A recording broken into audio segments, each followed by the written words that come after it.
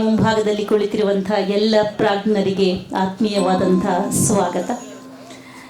ಕನ್ನಡದ ಹಾಡುಗಳನ್ನು ಹಾಡಿ ಅದರಲ್ಲೂ ವಿಶೇಷವಾಗಿ ಜಾನಪದ ಗೀತೆಗಳನ್ನು ದೇಶ ವಿದೇಶಗಳಲ್ಲಿ ಝೇಂಕರಿಸಿ ಕನ್ನಡತನವನ್ನು ಮೆರೆಯುತ್ತಿರುವಂತಹ ನಾಡಿನ ಪ್ರಖ್ಯಾತ ಗಾಯಕಿ ಸವಿತಕ್ಕ ಅವರ ತಂಡ ಸನ್ನದ್ಧವಾಗಿದೆ. ಇಲ್ಲಿ ಜನಪದ ಗೀತೆಗಳ ಗುಚ್ಛವಿದೆ, ಭಾವಗೀತೆಗಳ ಗುಚ್ಛವಿದೆ, ವಚನ ಗಾಯನವಿದೆ. ಎಲ್ಲವನ್ನ ಒಳಗೊಂಡಿರುವಂತಹ ಕಾರ್ಯಕ್ರಮ ಇದಾನ ಮುಟ್ಟಲಿ ಎನ್ನುವಂತಹ ಆಶಯದಿಂದ ಸವಿತಕ್ಕರಿಗೆ ಕಾರ್ಯಕ್ರಮಕ್ಕೆ ಸ್ವಾಗತವನ್ನ ಕೋರ್ತಾ ಇದ್ದೀನಿ. ಇನ್ನು ನಿಮ್ಮ ಸರದಿ ಸವಿತಕ್ಕ.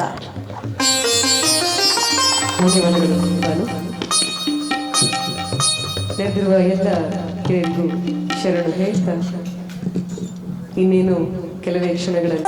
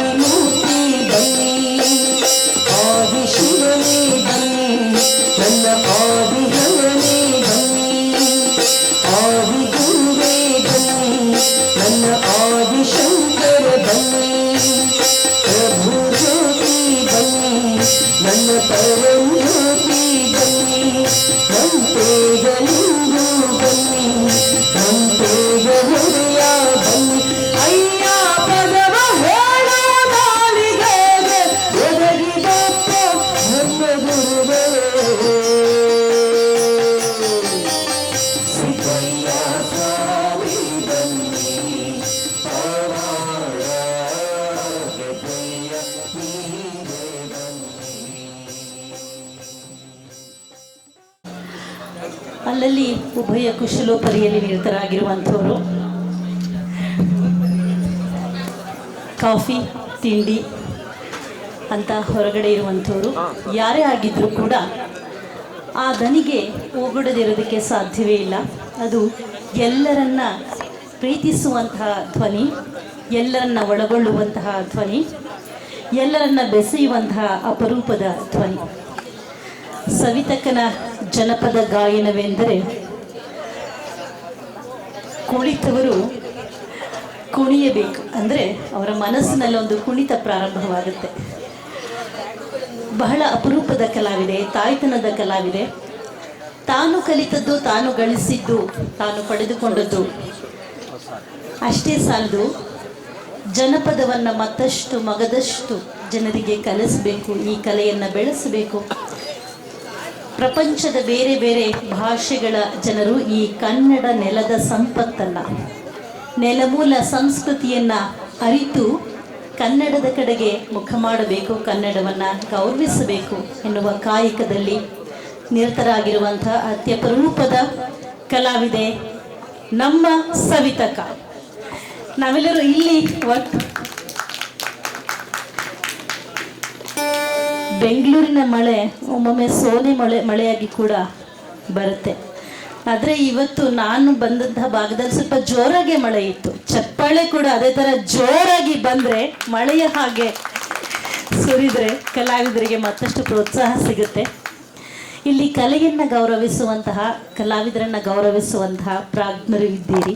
ನಿಮ್ಮೆಲ್ಲರ ಪ್ರೋತ್ಸಾಹ, ನಿಮ್ಮೆಲ್ಲರ ಮೆಚ್ಚುಗೆಯ ಚಪ್ಪಾಳೆಗಳು ಸವಿತಕ್ಕನಂತಹ ನೂರಾರು ಕಲಾವಿದರನ್ನ ಬೆಳೆಸುತ್ತೆ. ಆ ಕಾರಣಕ್ಕಾಗಿ ತುಂಬಿಕೊಡೋಣ ನಾವೆಲ್ಲರೂ ಒಟ್ಟಾಗಿ ಪ್ರೀತಿಯ ಚಪ್ಪಾಳೆ.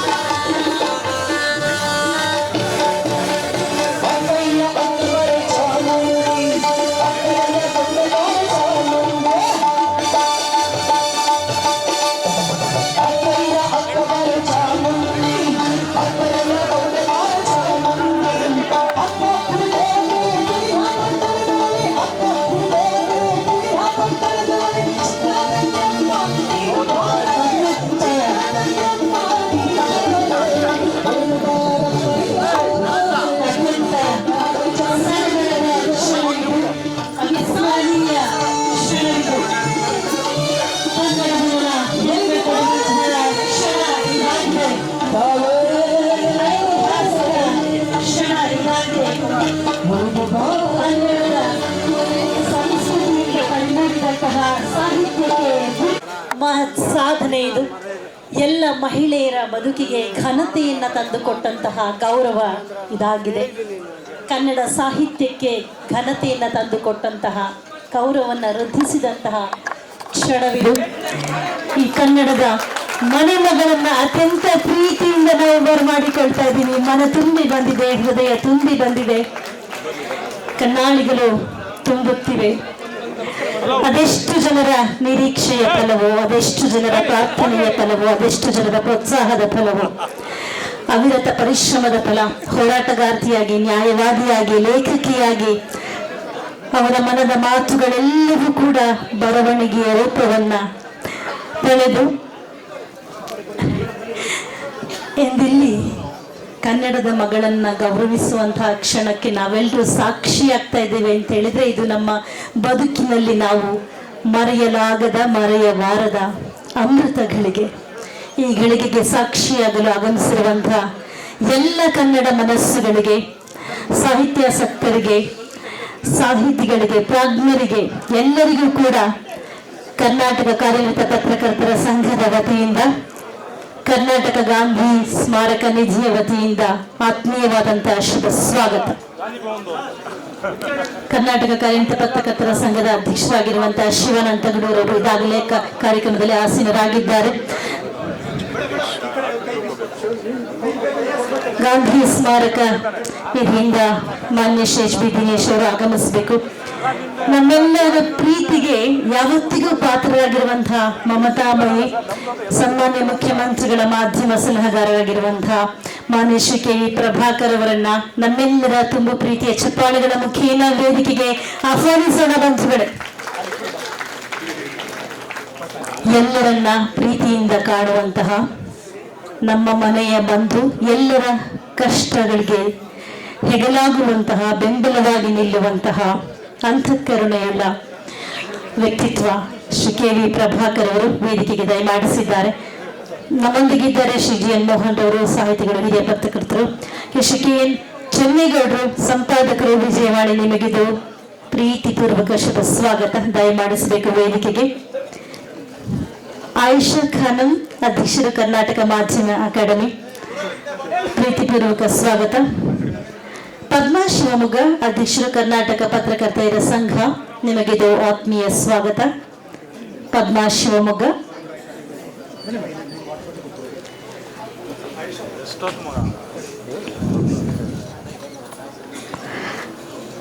ಕರ್ನಾಟಕ ಕಾರ್ಯನಿರತ ಪತ್ರಕರ್ತರ ಸಂಘ, ಕರ್ನಾಟಕ ಗಾಂಧಿ ಸ್ಮಾರಕ ನಿಧಿಯ ಕನಸಿನ ಕಾರ್ಯಕ್ರಮ ಇದಾಗಿದೆ. ನಮ್ಮ ಕನ್ನಡದ ಹೆಮ್ಮೆಯ ಮಗಳು ಬಾನು ಮುಷ್ತಾಕ್ ಅವರು ಬೆಂಗಳೂರಿಗೆ, ಅದು ಕನ್ನಡ ನೆಲಕ್ಕೆ ಕಾಲಿಟ್ಟ ತಕ್ಷಣ ಪ್ರಪ್ರಥಮ ಕಾರ್ಯಕ್ರಮ ನಮ್ಮ ಕರ್ನಾಟಕ ರಾಜ್ಯ ಕಾರ್ಯನಿರತ ಪತ್ರಕರ್ತರ ಸಂಘದ್ದೇ ಆಗಿರಬೇಕು ಅನ್ನುವಂತಹ ಹಠವನ್ನ ತೊಟ್ಟು ಅಹರ್ನಿಶೆ ಶ್ರಮಿಸಿರುವಂತವರು ಅಧ್ಯಕ್ಷರಾಗಿರುವಂತಹ ಶಿವಾನಂದ ಗಡೂರವರು. ಹಾಗೆ ಕರ್ನಾಟಕ ಗಾಂಧಿ ಸ್ಮಾರಕ ನಿಧಿಯಿಂದ ಶ್ರೀ ಎಚ್ ಬಿ ದಿನೇಶ್ ಅವರು ದಯಮಾಡಿಸಬೇಕು ವೇದಿಕೆಗೆ. ಪ್ರಾರಂಭದಲ್ಲಿ ನಾನು ಆಹ್ವಾನಿಸಿದ್ದೇನೆ ಅವರನ್ನ. ಮೊನ್ನೆ ಶ್ರೀ ಎಚ್ ಬಿ ದಿನೇಶ್ ಅವರು ದಯಮಾಡಿಸಬೇಕು ವೇದಿಕೆಗೆ. ನಿಮ್ಮ ಬೆಂಬಲವಿಲ್ಲದೆ ಈ ಕಾರ್ಯಕ್ರಮ ಯಶಸ್ಸನ್ನ ಕಾಣಲು ಸಾಧ್ಯವೇ ಇಲ್ಲ. ಕರ್ನಾಟಕ ಗಾಂಧಿ ಸ್ಮಾರಕ ನಿಧಿಯ ಸಹಯೋಗ ಈ ಕಾರ್ಯಕ್ರಮವನ್ನ ತಮ್ಮೆಲ್ಲರಿಗೂ ಎಲ್ಲ ರೀತಿಯಾದಂತಹ ಸಹಕಾರವನ್ನಿತ್ತು ಕಾರ್ಯಕ್ರಮವನ್ನ ಸಾಧ್ಯ ಮಾಡಿಕೊಟ್ಟಿದೆ.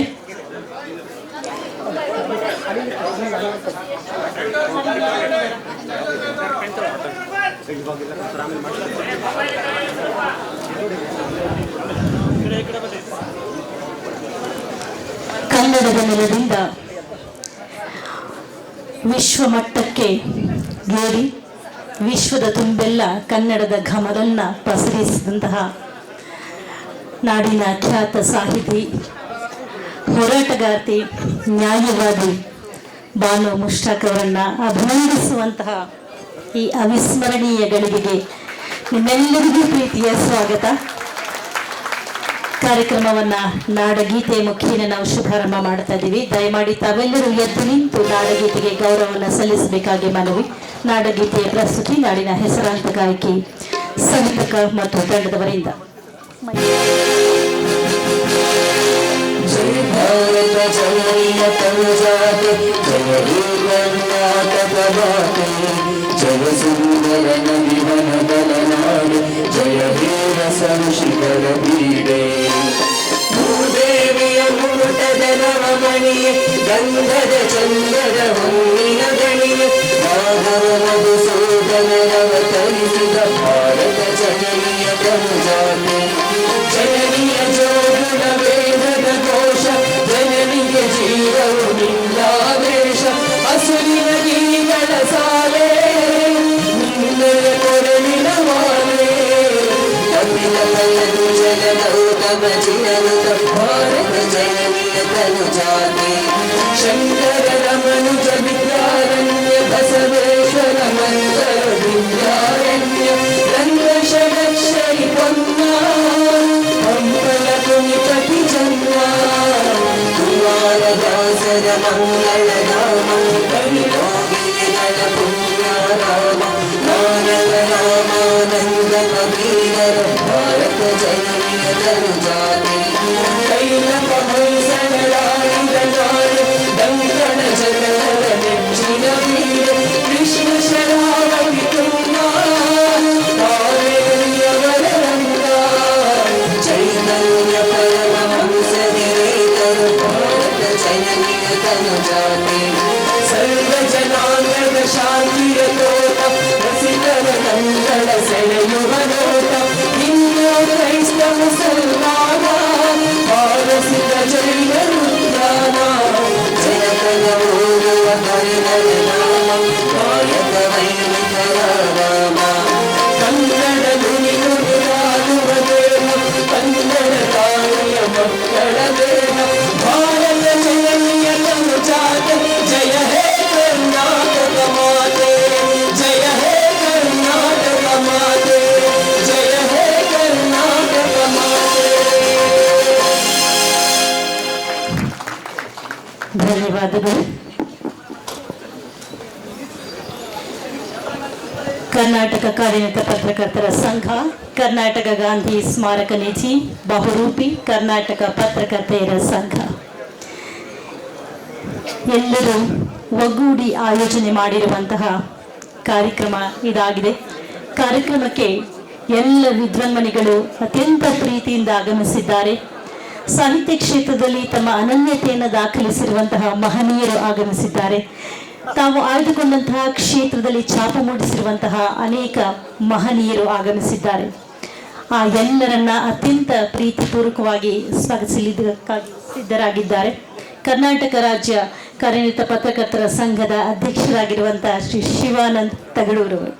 ಶಿವಾನಂದ್ ತಗಡೂರವರಿಗೆ ಯಾವುದೇ ಕಾರ್ಯಕ್ರಮ ಮಾಡುವುದೆಂದರೆ ಇನ್ನಿಲ್ಲದ ಉತ್ಸಾಹ. ಅದೆಲ್ಲಿಂದ ಚೈತನ್ಯ ಅವರೊಳಗೆ ಮತ್ತೆ ಮತ್ತೆ ಉಕ್ಕಿ ಬರುತ್ತೋ ಗೊತ್ತಿಲ್ಲ.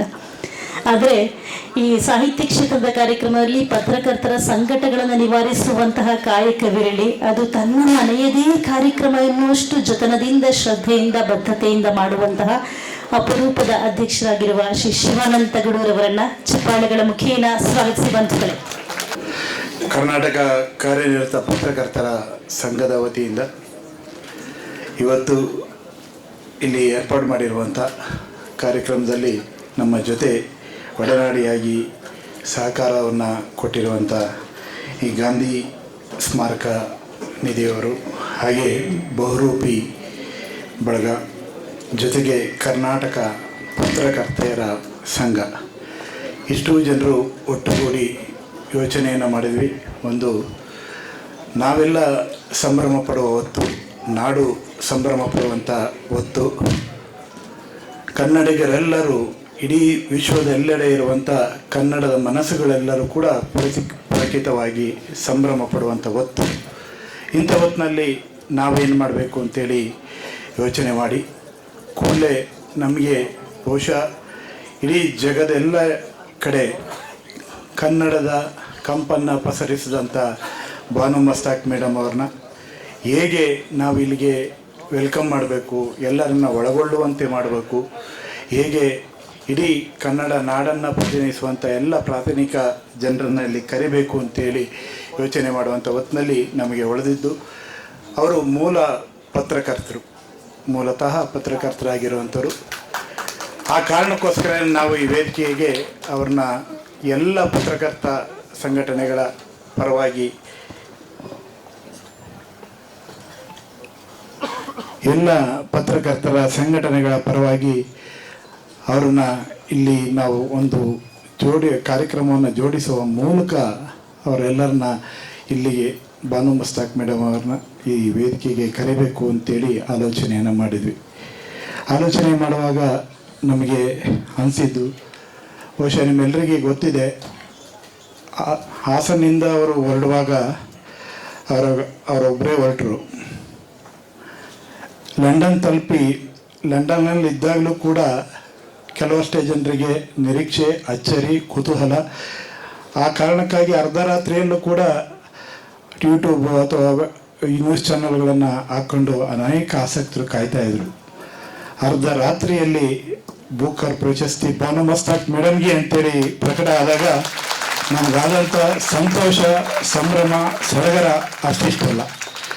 ಬೆಳಗಾಗೋದ್ರೊಳಗಡೆ ಬಾನೆಲ್ಲವೂ ಕೂಡ ಬಾನು ಮಸ್ತಾಕಾಗಿ ಹರಡಿದಂಥ ಕ್ಷಣಕ್ಕೆ ನಾವು ನಿಬ್ಬೆರಗಾಗಿ ನಿಂತಿದ್ವಿ, ಅಭಿಮಾನದಿಂದ ನಿಂತಿದ್ವಿ. ಯಾವತ್ತೂ ಕೂಡ ಮರೆಯಲಾಗದ ಒಂದು ಕ್ಷಣವನ್ನು ಆ ಸಂದರ್ಭದಲ್ಲಿ ನಾವೆಲ್ಲರೂ ಕೂಡ ಅನುಭವಿಸ್ತಾ ಇದ್ವಿ. ಆ ಕಾರಣಕ್ಕೋಸ್ಕರ ನಾವು ಯೋಚನೆ ಮಾಡಿದ್ವಿ, ಈ 3 ಸಂಘಟನೆಗಳಿಂದ ಅವ್ರನ್ನ ನಮ್ಮ ಈ ವೇದಿಕೆಗೆ ಅವ್ರನ್ನ ಕರೆತರಬೇಕು, ಜೊತೆಗೆ ಅವ್ರನ್ನ ಇಡೀ ನಾಡಿನ ಪರವಾಗಿ ನಾವು ಸ್ವಾಗತವನ್ನು ಮಾಡಬೇಕು ಅಂತೇಳಿ ನಿರ್ಧರಿಸಿ ಈ ಕಾರ್ಯಕ್ರಮವನ್ನು ಆಯೋಜನೆ ಮಾಡಿದ್ವಿ. ಭಾಳ ಜನರು ನನಗೆ ಕ್ವಶನ್ ಕೇಳಿ, ನಿಮಗೂ ಅದಕ್ಕೂ ಏನು ಕಾರ್ಯಕ್ರಮ, ಹೇಗೆ ಇದೆಲ್ಲ ಅಂತೇಳಿ. ನಾನು ಆಮೇಲೆ ಒಂದು ನೋಟ್ ಕೂಡ ಹಾಕ್ತೆ.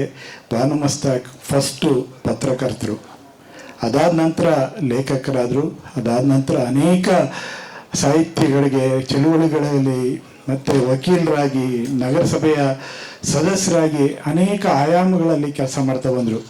ಹಾಗಾಗಿ ಅನೇಕ ಆಯಾಮಗಳ ಸಾರವನ್ನು ಇಕ್ಕಿದಂಥ, ಸೋಸಿದಂಥ ಒಂದು ರಸಭರಿತ ಒಂದು ಹಣ್ಣು ಅಂತಾರಲ್ಲ, ಹಾಗೆ ಅವರು ರೂಪುಗೊಂಡಿದ್ದೆಯಲ್ಲ ಹಾಸನದ ನೆಲದಲ್ಲಿ, ಅದು ಎಲ್ಲರಿಗೂ ಕೂಡ ನಮಗೆ ನಿಬ್ಬೆರಗಾಗುವಂಥದ್ದು.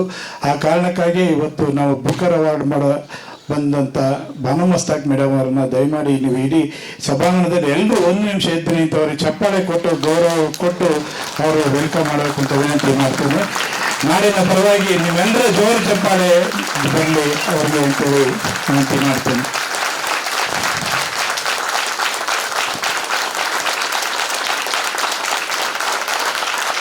ಈ ಸಂಭ್ರಮದ ಕ್ಷಣಕ್ಕಾಗಿಯೇ ನಾವು ಕಾಯ್ತಾ ಇದ್ವಿ, ಈ ಸಂತಸದ ಗಳಿಗೆಗಾಗಿ ನಾವು ಕಾಯ್ತಾ ಇದ್ವಿ. ಅದೆಷ್ಟು ದಿನಗಳ ಕನಸು ನಮಗೆ ಗೊತ್ತಿಲ್ಲ. Thank you. ಇವತ್ತು ಈ ವೇದಿಕೆಯಲ್ಲಿ ಎಲ್ಲ ನಮ್ಮ ಸಂಸ್ಥೆಗಳ 3 ಸಂಸ್ಥೆಗಳ ಪ್ರತಿನಿಧಿಗಳು ಆಸೀನರಾಗಿದ್ದಾರೆ. ಬಾನು ಮಸ್ತಾಕ್ ಅವರು ಇವತ್ತು 77 ವಸಂತಗಳನ್ನು ಕಂಡಂಥವರು. ಆದರೂ ಕೂಡ ನೀವು ಅವರ ಮುಖವನ್ನು ನೋಡಿ ಒಂದು ಕ್ಷಣ ದಣಿವರಿಯದ ರೀತಿಯಲ್ಲಿ ಈಗಲೂ ಕೂಡ ಲವಲವಿಕೆ ಆಗಿರುವಂಥ ಒಂದು ತಾಯ್ತನದ ಹೃದಯ ಇರುವಂಥವರು ಬಾನು ಮಸ್ತಾಕ್ ಅವ್ರ ಬಗ್ಗೆ ನಾನು ತುಂಬ ಮಾತಾಡಲಿಕ್ಕೆ ಹೋಗೋದಿಲ್ಲ. ಕಾರಣ ಏನಂದರೆ, ಇವತ್ತು ಮಾತನಾಡುವ ವೇದಿಕೆಯಲ್ಲಿ ಅವರ ಮಾತಿಗಾಗಿ ನಾವು ಕಾಯ್ದಿದ್ದೇವೆ. ಆದರೆ ಸಾಂದರ್ಭಿಕವಾಗಿ ನಾವು ಅವ್ರ ಬಗ್ಗೆ ಒಂದು 4 ಮಾತನ್ನು ಹೇಳಲೇಬೇಕು. ಹಾಸನದ ನೆಲ ಅಂದರೆ ಬಹುಶಃ ಈ ಕಾರ್ಯಕ್ರಮದಲ್ಲಿ ಈ ಕ್ಷಣ ಬಿಟ್ಬಿಟ್ರೆ ಹಾಸನಕ್ಕೆ ಓಡೋಗ್ಬಿಡ್ತಾರೆ ಅವರು. ಅಷ್ಟರ ಮಟ್ಟಿಗೆ ಅವರಿಗೆ ಹಾಸನದ ಸೆಳೆತ. ಅವರ ಮೊಮ್ಮಗಳು ಅಥವಾ ಹಾಸನದ ನೆಲ, ಪೆನ್ಷನ್ ಮಾಲ್, ಹೊಸ್ಲ್ಯಾಂಡ್ ರೋಡು, ಅಥವಾ ಅವರ ವಕೀಲ ವೃತ್ತಿ ಮಾಡ್ತಾ ಇದ್ದಂಥ ಅಲ್ಲಿಯ ಕೋರ್ಟ್ ಆವರಣ, ಇವೆಲ್ಲವೂ ಕೂಡ ಅವರಿಗೆ ಏನೋ ಒಂದು ಆಪ್ತತೆ. ಆ ಕಾರಣಕ್ಕೋಸ್ಕರ ಹಾಸನದೊಳಗಡೆ ಅವರಿಗೆ ಇದ್ದಂಥ ಒಂದು ಸೊಗಡು, ಪ್ರೀತಿ, ವಿಶ್ವಾಸ, ಜಗಳ ಇವೆಲ್ಲವೂ ಕೂಡ ಸೇರಿ ಬಾನು ಮಸ್ತಾಕ್ ಅಂತೆ. ಬಾನು ಮಸ್ತಾಕ್ 80ರ ದಶಕದಲ್ಲಿ ಲಂಕೇಶ್ ಪತ್ರಿಕೆಗೆ ಅವರು ವರದಿಗಾರರಾಗಿ ಬಂದಂಥ ಸಂದರ್ಭ ಬಹುಶಃ ನನಗನ್ಸುತ್ತೆ ಅವರಿಗೆ ಅದು ಕೊಟ್ಟಂಥ ಶಕ್ತಿ, ಅವರು ಕೊಟ್ಟಂಥ ಒಂದು ಧೈರ್ಯ ಇನ್ನಷ್ಟು ಅವರ ನಿಬ್ಬೆರಗಾಗುವ ರೀತಿಯಲ್ಲಿ ಬೆಳೀಲಿಕ್ಕೆ ಸಾಧ್ಯ ಆಯಿತು ಅಂತೇಳಿ ನನಗನ್ಸುತ್ತೆ. 1 ದಶಕಗಳ ಕಾಲ ಹಾಸನದ ನೆಲದಿಂದ ಅವರು ವರದಿಗಾರರಾಗಿ ಕೆಲಸ ಮಾಡಿದವರು. ನಾನು ಪತ್ರಿಕೋದ್ಯಮಕ್ಕೆ ಬಂದ ಸಂದರ್ಭದಲ್ಲೂ ಕೂಡ ಅವರು ಭಾನುಮಸ್ತಾಕ್ ಅವರನ್ನು ದೂರದಿಂದ ನೋಡಿ ನಂತರ ಅವರು ಮಾತಾಡಿಸ್ಲೇಬೇಕು ಅಂತೇಳಿ ಹೋಗಿ ಮಾತನಾಡಿಸಿದ್ದೆ. ಆ ಸಂದರ್ಭದಿಂದ ಇವತ್ತಿನವರೆಗೂ ಅವರ ಅವಿನಾಭಾವ ಒಡನಾಟ ಹಾಗೇ ಇದೆ.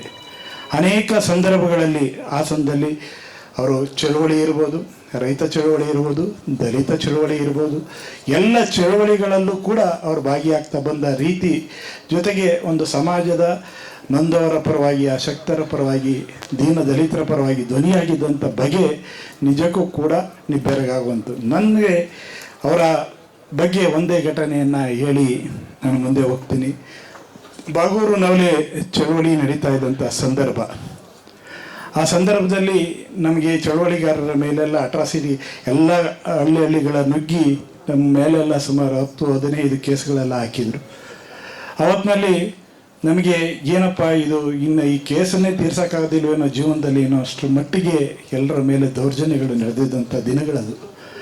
ಆ ಸಂದರ್ಭದಲ್ಲಿ ನಾವು ಹಾಸನದಲ್ಲಿ ಒಂದು ಆಲ್ ಪಾರ್ಟಿ ಮೀಟಿಂಗ್ ನಡೆಯುತ್ತೆ. ಬೆಳಗ್ಗೆಯಿಂದಲೇ ಧರಣಿ ಅಂತೇಳಿ ಹೇಳ್ತಾರೆ, ಹೇಮಾವತಿ ಪ್ರತಿಮೆ ಎದುರುಗಡೆ ಎಲ್ಲ ಪಾರ್ಟಿಯವರು ಬರ್ತಾರೆ ಅಂತೇಳಿ ಹೇಳ್ತಾರೆ. ನನಗೆ ಆನೆಯಷ್ಟು ಧೈರ್ಯ, ಎಲ್ಲರೂ ಬರ್ತಾರೆ ಭಾಳ ಜನರು ಅಂತ. ನಿಮ್ಗೆ ಆಶ್ಚರ್ಯ ಆಗುತ್ತೆ, ಯಾವತ್ತು ಅಲ್ಲಿ ಬಂದಿದ್ದು ಭಾನುಮಸ್ತಾಕ್, ಸಿಸ್ಟರ್ ಲಿನೆಟ್ ಮತ್ತು ವೆಂಕಟೇಶ್ ಮೂರ್ತಿ ಸೇರಿದಂತೆ 6 ಜನರು ಮಾತ್ರ ಧರಣಿಗೆ ಬಂದರು. ಉಳಿದವರು ಬರಲೇ ಇಲ್ಲ. ಇದು ವಾಸ್ತವ.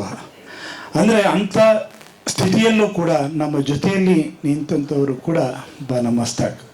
ಆ ಕಾರಣಕ್ಕಾಗಿಯೇ ನಮಗೆ ಅವರು ಅತ್ಯಂತ ಎಂಥ ಸಂದರ್ಭದಲ್ಲೂ ಕೂಡ ಆಪ್ತವಾಗಿ ನಮಗೆ ಸದಾ ನಮ್ಮ ಜೊತೆಯಲ್ಲಿ ಇರುವಂಥವರು.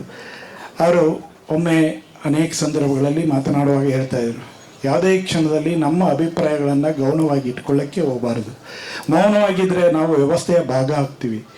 ಮೌನವಾಗಿದ್ದರೆ ಮತ್ತೆ ಅದು ಮತ್ತೊಂದು ಅನ್ಯಾಯಕ್ಕೆ ನಾವು ಕೂಡ ಸಹಕಾರ ಕೊಟ್ಟಂತೆ ಆಗುತ್ತೆ. ಕನಿಷ್ಠ ಧ್ವನಿಯನ್ನು ಎತ್ತಬೇಕು, ಕನಿಷ್ಠ ಬರವಣಿಗೆಯನ್ನು ಮಾಡಬೇಕು, ಕನಿಷ್ಠ ನಮ್ಮ ಪ್ರತಿಭಟನೆಯನ್ನು ದಾಖಲು ಮಾಡುವಂಥ ಕೆಲಸವನ್ನು ಯಾವುದಾದ್ರೂ ರೂಪದಲ್ಲಿ, ಅದು ಲೇಖಕರಾಗಿರ್ಬೋದು ಅಥವಾ ಪತ್ರಕರ್ತರಾಗಿರ್ಬೋದು, ಯಾವುದಾದ್ರೂ ರೂಪದಲ್ಲಿ ಅದನ್ನು ಮಾಡಲೇಬೇಕು ಅನ್ನೋಂಥ ಒಲವು ನಿಲುವನ್ನು ಇಟ್ಕೊಂಡು ಬಂದಂಥರು. ಅದನ್ನು ಕೂಡ ನಮ್ಮ ಜೊತೆ ನಿರಂತರವಾಗಿ ಮಾತನಾಡುವ ಸಂದರ್ಭದಲ್ಲಿ ಅನೇಕ ಸಂದರ್ಭಗಳಲ್ಲಿ ಅದನ್ನು ನೆನಪು ಮಾಡ್ತಾ ಬಂದಂಥವ್ರು.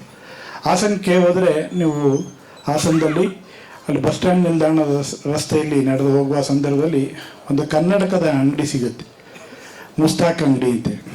ಮುಸ್ತಾಕ್ ಅವರು ಕನ್ನಡಕವನ್ನು ಮಾರಾಟ ಮಾಡುವಂಥ ಅಲ್ಲಿ ಒಂದು ಅಂಗಡಿಯನ್ನು ಇಟ್ಕೊಂಡಿದ್ದಾರೆ. ಅಲ್ಲಿ ಬಹುತೇಕ ಜನರ ಕೇಂದ್ರ ಅಂದರೆ ಅದು.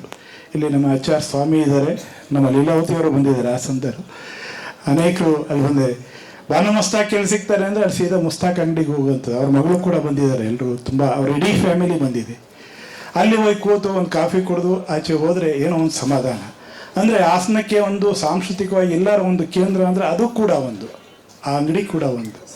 ಹಾಗಾಗಿ ಅಂಥ ಹೊತ್ತಿನಲ್ಲಿ ನಮಗೆ ಈ ಥರ ಅನೇಕ ಸಂಬಂಧಗಳನ್ನು, ನಾಡಿನ ಅನೇಕ ಸಂಬಂಧಗಳನ್ನು ಬೆಸೆದುಕೊಂಡು ಬಂದಂಥವರು ನಮ್ಮ ಭಾನುಮಸ್ತಾಕ್ ಅವರು.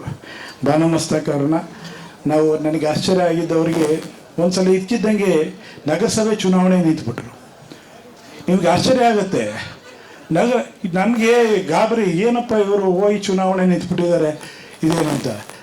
ನಾನು ಕೇಳಿದೆ, ಯಾವ್ದಾರ ಒಂದು ಪಕ್ಷದಿಂದ ನಿಲ್ತಾ ಇದ್ದಾರೆ? ಇಲ್ಲ ಯಾವ ಪಕ್ಷದಿಂದ ನಿಲ್ಲಲ್ಲ, ಪಕ್ಷೇತರವಾಗಿ ನಿಲ್ತೀನಿ ಅಂದರು. ಆಗ ಸಮಾಧಾನ ಆಯಿತು. ಆಶ್ಚರ್ಯ ಆಗುತ್ತೆ, ನಗರಸಭೆ ಚುನಾವಣೆಯಲ್ಲಿ 2 ಬಾರಿ ಆಯ್ಕೆ ಆದರು. 2 ಬಾರಿ. ಹಾಸನದ ರಾಜಕಾರಣ ನಿಮಗೆ ಗೊತ್ತಿದೆ.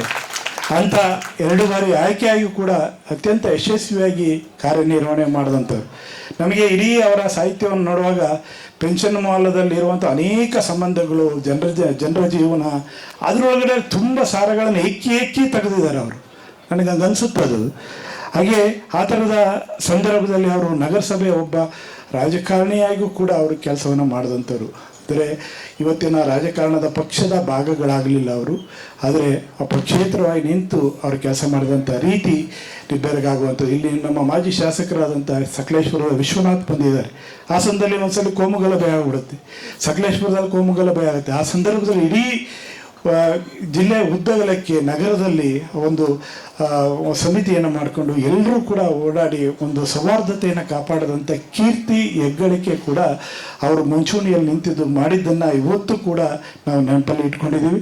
ಹಾಗಾಗಿ ಇವತ್ತು ಹಾಸನದ ಒಂದು ಸೌಹಾರ್ದತೆಯ ನೆಲ ಅಂತೇಳಿ ಅಂಥ ನೆಲದಲ್ಲಿ ಅರಳಿದಂಥ ಈ ಪ್ರತಿಭೆ ಅಂತೇಳಿ ನನಗನ್ಸುತ್ತೆ. ನನ್ನ ಸೌಭಾಗ್ಯ, ನಾನು ಹಾಸನ ಜಿಲ್ಲಾ ಕಾರ್ಯನಿರತ ಪತ್ರಕರ್ತರ ಸಂಘದ ಅಧ್ಯಕ್ಷ ಆಗಿದ್ದೆ. ಆ ಹೊತ್ತಿನಲ್ಲಿ ಅವರಿಗೆ ಒಂದು ನಮ್ಮ ಗಿರಿ ಕಾಸರಳ್ಳಿ ಅವರು ಬಂದಿದ್ದಾರೆ ಎಲ್ಲೋ ಗೊತ್ತಿಲ್ಲ, ಅವರೊಂದು ಸಿನಿಮಾ ಮಾಡಿದ್ರು ಅವರ ಕಥೆಯನ್ನು ಆಧರಿಸಿ, ಹಸೀನಾ ಅಂತ. ಅದಕ್ಕೆ ರಾಷ್ಟ್ರ ಪ್ರಶಸ್ತಿ ಬಂತು, 3 ಪ್ರಶಸ್ತಿಗಳು ಬಂತು ಅದಕ್ಕೆ.